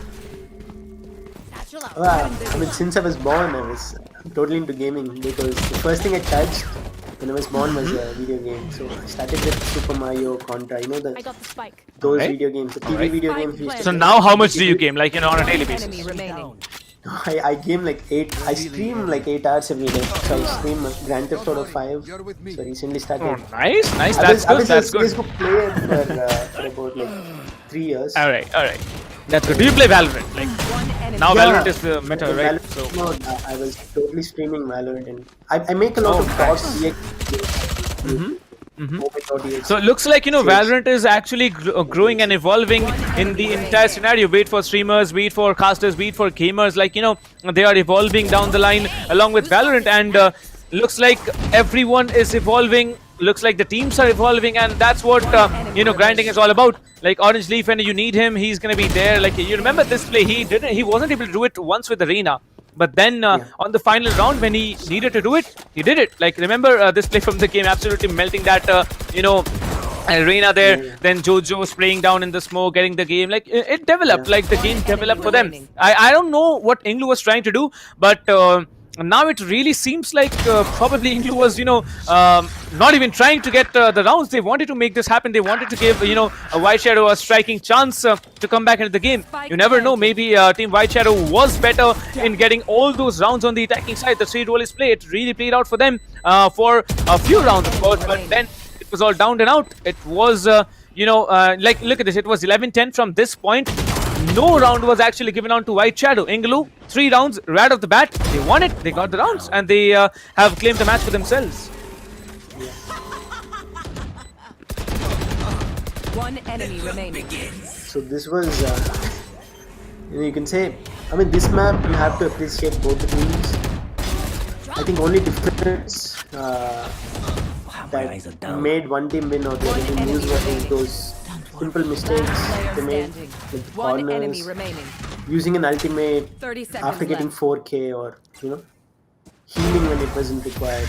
Really small tiny mistakes you made, they made a huge difference. Well, and indeed, just like Orange Leaf performed in the previous map, the game performed really well in this map. Like, he's top fragging. Also everyone contributed the same way. You see Way by God or Pixels, God Pits, so they all played well. It's only those, just a matter of 1 or 2 rounds that made one team a winner and the other team the runner. So not the winners. I really don't like calling someone losers, because it really I don't know, people like, personally speaking, all right, I think okay, we'll get back to that, but let me just tell to the audience what we have on our screens, because it's this was the match number 2 of the lower bracket finals here. White Shadow Esports did not they were not able to, clutch out against INGLU.XFT, formerly known as NaCly, aka Salty. They played far better than White Shadow did, and they have claimed the second game in their hands as well. 13-11, the victors of this match. As you can see the scoreboard, the game will be sitting there as the match MVP, in spite of being a controller. 25 frags, 1 ace, and I believe at least 2 to 3 3Ks. That was it. 18 deaths for him, and plus 10 assists. Like, if you count the assists, it's probably going to be more than 30 kills that he had. Pixels with 22 for Way by God, Gorbits with 21, Dino with 18, Orange Leaf 18, Thanos and Jojo, not the ideal duelist plays coming in for them. 14 and 13 frags for them, 21 deaths on Jojo. That's a massive, that shouldn't have happened in such a competitive game. Sharon with 14 frags, and Pushy with 11. Pushy definitely a better Sage than a Sova, and looks like that's going to be the scoreboard. Well, like I was, telling a little while ago, that this game, it's evolving so very much down the line that people are getting more involved into it. Like, the stream is going to be over in short time. Like, after the casting, we're going to maybe switch over to Valorant and watch it more. But yes, to the audience, group stages are not yet over. It's going to go on till the 21st of February, 2021. Well, we are in 2021. So, the people who still have habits like me, writing the date of, 13 to 2020 or something like that, just get over with the habit. We are already in 2021. The so big year has left us, and we are, moving into a great year, I suppose. Well, whatever be the case, till the 21st, you're going to watch the group stages here. And after that, we have the playoffs coming in. We have the semi-finals. We have the finals left there. And let me remind you, ladies and gentlemen, that we are done with Group A, upper bracket and lower bracket finals. We have Global Esports and Team INGLU. The team which was downed at first by Global, they came in. They took down Rad. They took down White Shadow, and now they are gonna have a chance to fight back against Global Esports in the latter stages of the tournament. But talking about that, Group A is done for. Group B is going to begin tomorrow at sharp 12 noon. Well, it's going to be for you guys, it's going to be 12 noon. It's not going to be so late for us. We are going to be here preparing for, entertaining all you guys out here much earlier. So yes, tomorrow the upper brackets is going to begin. And at 12 noon, we are going to start off with the first match of the day. And, it's going to be Team Mahi playing. So that's something of a big showcase that we are going to have tomorrow. But besides that, we also have giveaways going on the stream here. You can come over to the stream every day you can head over to the description, head over to the ESPL Welcome Gift Giveaway Sweep Widget link, and you can make your entries for winning so many prizes that are listed on your screens. The grand prize of an entire set of Alloy Origins keyboard, Cloud Core 7.1 gaming headsets, Pulsefire Core gaming mice, and Fury Ultra RGB mousepad. So that's it. Plus, you have the tier 2, 3, and 4 rewards. Okay. So, Tuxon, out of all the rewards, individually, the mousepad, mice, the keyboard, and the headsets, which one is your favorite? I think I like the headphones. I also used HyperX headphones, so I think they're one of the best. I mean, since I can also tell about the headphones. The sound quality is so precise, whether you watch a movie or you play a game. And in games like these, you need to listen to the footsteps of the enemies. So HyperX offers the best sound quality out there. So well, indeed. And, I think today it was a great day. I really had fun, casting with you, Tuxon. First time for me with you. So that was a great thing. I hope you had quite some fun as well. So yeah, it's going to be done and dusted for the day. Group A group stages are done. For the upper brackets and lower brackets have been done and dusted. White Shadow and Team INGLU are going to be there playing in the playoffs in the later stages of the tournament. But tomorrow it's going to be Group B matches. Team Mahi coming in front of you as in the first BO3. So stay tuned to all the channels you have been staying tuned to. This is me, Captain Price, and with me is Super Tuxon. It's going to be GG. A good night for you, and bye bye. We'll be seeing you tomorrow. Take care. Bye bye, guys. Good night.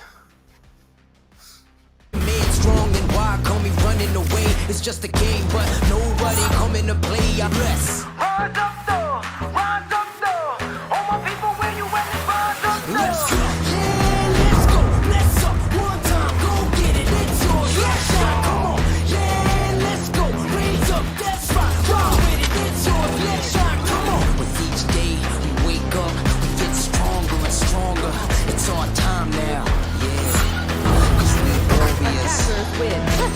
Cause we warriors. Yeah, let's go, let's up. One time, go get it, it's yours, let's shine, come on. Cause we warriors. Yeah, we warriors.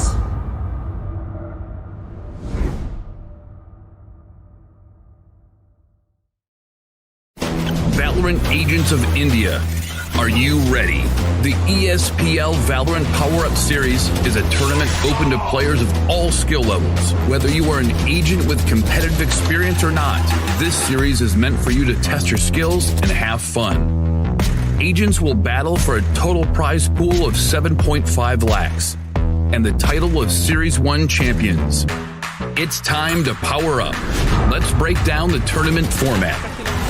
At the beginning of the tournament, there will be 4 open qualifiers. In the qualifying rounds, players will go through a best-of-1 single elimination, battling their way up the ranks. Those ranked top 16 onwards of the qualifiers will face single elimination in a best-of-3 match. The top 4 teams from each qualifier will earn a spot in the group stage, resulting in a total of 16 teams. These teams will then be split into 4 groups, with 4 teams per group. Teams will then compete in a GSL format, where 2 opening matches are played. The winners will then battle in the winner's match, which will determine who tops the group. The losers will battle for survival. The victor of this match will then battle the loser from the winner's match to determine who progresses further in the tournament. The 2 teams from each group move on to the playoffs, where 8 teams will compete via sudden death, single elimination, in a best-of-3. The quarterfinals and semifinals will be an exhilarating battle of skills, wits, and strategy to win through a best-of-3 elimination process. And finally, we reach the grand finals, where our final top 2 teams of the series will battle for glory through a best-of-5 elimination. Valorant Agents of India, will you and your team be the one that reigns supreme? It's time to power up.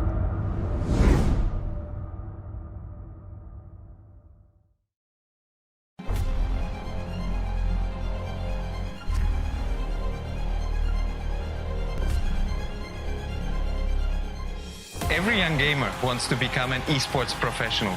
We make it happen. You just keep on winning.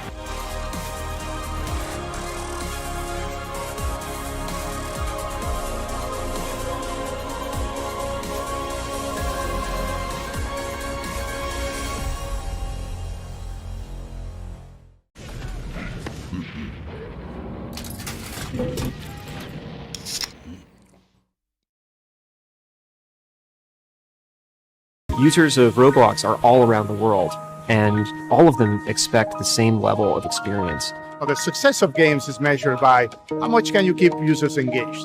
So Rod's mission is all about player experience first. Everything we do, the player is sort of core to our thinking. ここ数年で、リッチなユーザーエクスペリエンスを提供するために If you don't want to worry and you don't want to think about things like asset delivery and the ability to have your connectivity between your devices and your servers as fast as you can, just go with Akamai. Akamai gets into places and markets that other providers of similar services don't quite hit as easily. その上で、アカマイさんのシステムを使うことで、大容量のセットを高速に配信させて、いただけてるかなと。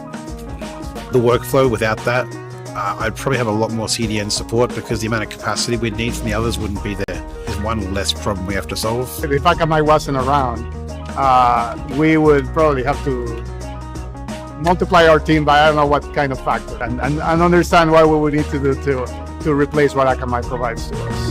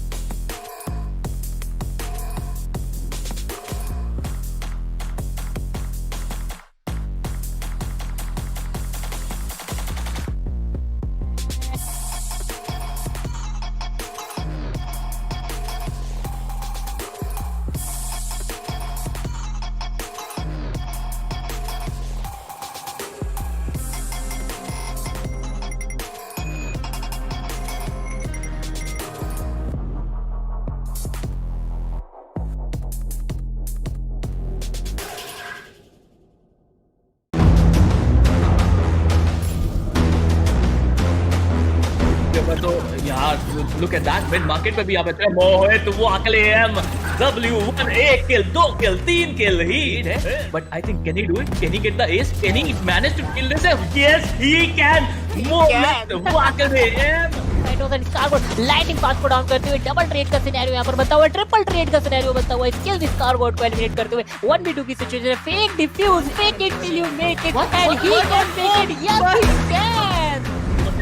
निकाल दिया मेरे ख्याल से। ओह ये SK रोती का जलवा वहां पे देखिए।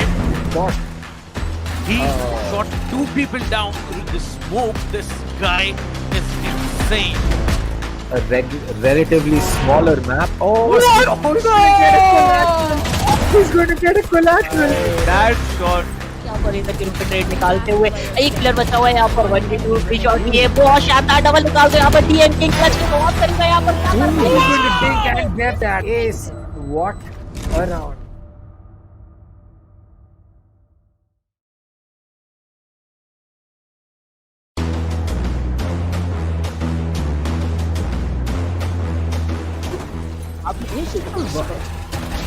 बिल्कुल यहाँ पे एक बेहतरीन बैटल है और यहाँ पे टेम्पेस्ट यहाँ पे जो डिफेंडिंग करके दिखाई एक प्राइम एग्जांपल है क्यों हम कहते हैं कि ऐसे का मैप कमाल का है but is gonna hold a very nice angle for himself. He saw one player there.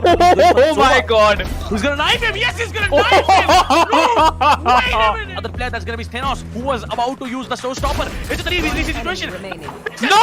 Take one down, and it's the last man standing. इनके पास डबल सैचल बूस्ट जरूर रहेगा, क्या वो यूज करना चाहेंगे वही एक बड़ी बात है। सेज काफी डिस्टेंस से आ रहे हैं लेकिन कोई गलती नहीं होगी, तो प्लेयर को टेक डाउन किया जाएगा। तीसरा प्लेयर भी यहाँ पे आके आता हुआ बहुत ही शानदार तरीके से टेक डाउन किया जाएगा। And that's gonna be I am the hunter. That's gonna be Hunter's durability. Sharon gets taken down. Oh my god! And look at that ultimate! Brad with so much information doing the job out here. Yeah, maybe.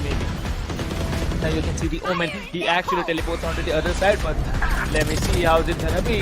The Brimstone is caught off guard, goes for the reload. Rina needs to come up front. That's a beautiful heading. That's a double heading coming in. But now he comes up strong. 3k already. This might be another round in the hands of the defense. And a 4k for Akku. Oh my god! Akku goes on! And he builds an ace for himself. What a ace play did this guy have.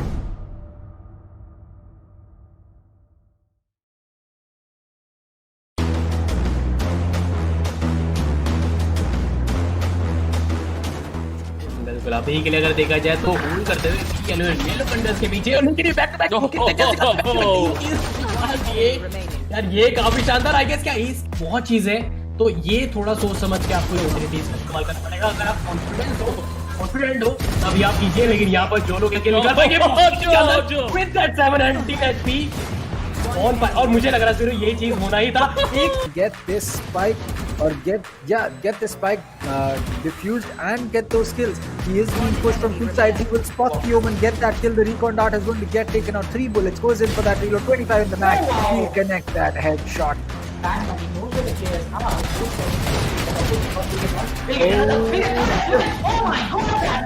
Out, but now it's all down to Dino as he will take antidote once and get that kill. He'll get another one onto that. No, third one on Scally.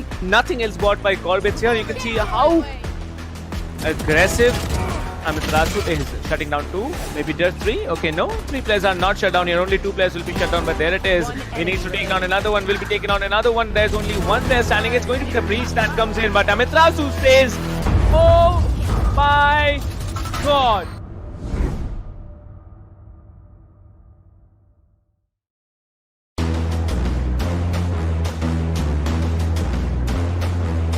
will get the kill as well. Pasha साहिल यहाँ पे एक अच्छा किल निकालता है खोली के ऊपर आगे जाने की कोशिश है. एक चीज मुझे अच्छी लग रही है ये देख के कि बैंग्स भी यहाँ पे एक साथ खड़े हैं, स्टैक अप करते आपको नजर आ रहे हैं. Cactus is too spiky. By the specters, you can buy the shields here, but you can see the Arena being very smart here, checking that corner where Prophet was holding, takes down 2. It's impossible for Team Playground Esports. They have been shut down all week from sight. What was that, dude? You can't do that. That is manhunt. This guy is an absolute beast, dude, going out there.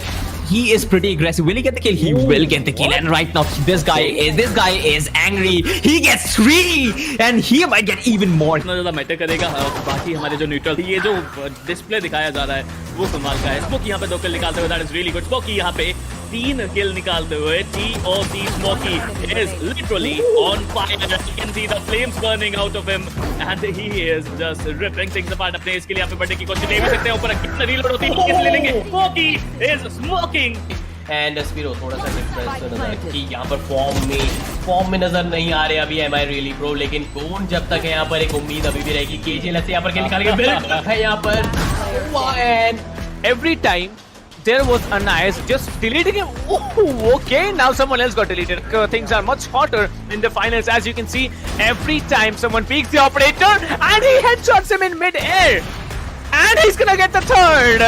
Well, he's gonna get a 4th. वही काम अब किया जा रहा है the red syndicate के द्वारा. वो प्रेशर बनाना चाहते हैं अपने अपोनेंट के पास में, क्योंकि एक बार आपने माइंड प्ले कर दिया तो फिर माइंड प्ले से उभर बहुत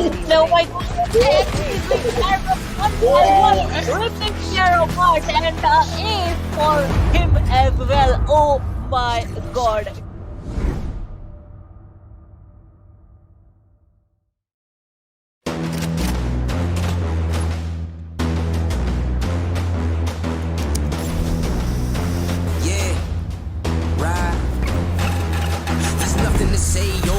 Nothing to say, I ain't have words, I erupted in thunder and rain. If your man's strong, then why call me running away? It's just a game, but nobody coming to play. I bless. Rise up though, all my people where you at, rise up though. Let's go, yeah, let's go, let's up, one time, go get it, it's yours, let's shine, come on, yeah, let's go, raise up, that's right, ride with it, it's yours, let's shine, come on. With each day we wake up, we get stronger and stronger.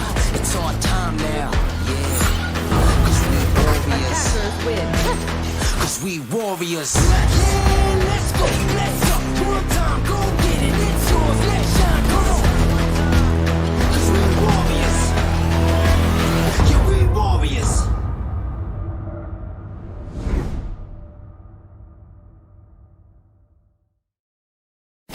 Valorant Agents of India. Are you ready? The ESPL Valorant PowerUp Series is a tournament open to players of all skill levels. Whether you are an agent with competitive experience or not, this series is meant for you to test your skills and have fun. Agents will battle for a total prize pool of 7.5 lakhs and the title of Series 1 champions. It's time to power up. Let's break down the tournament format. At the beginning of the tournament, There will be 4 open qualifiers. In the qualifying rounds, players will go through a best-of-1 single elimination, battling their way up the ranks. Those ranked top 16 onwards of the qualifiers will face single elimination in a best-of-3 match. The top 4 teams from each qualifier will earn a spot in the group stage, resulting in a total of 16 teams. These teams will then be split into 4 groups, with 4 teams per group. Teams will then compete in a GSL format, where 2 opening matches are played. The winners will then battle in the winner's match, which will determine who tops the group. The losers will battle for survival. The victor of this match will then battle the loser from the winner's match to determine who progresses further in the tournament. The 2 teams from each group move on to the playoffs, where 8 teams will compete via sudden death, single elimination, in a best-of-3. The quarterfinals and semifinals will be an exhilarating battle of skills, wits, and strategy to win through a best-of-3 elimination process. And finally, we reach the grand finals, where our final top 2 teams of the series will battle for glory through a best-of-5 elimination. Valorant Agents of India, will you and your team be the one that reigns supreme? It's time to power up.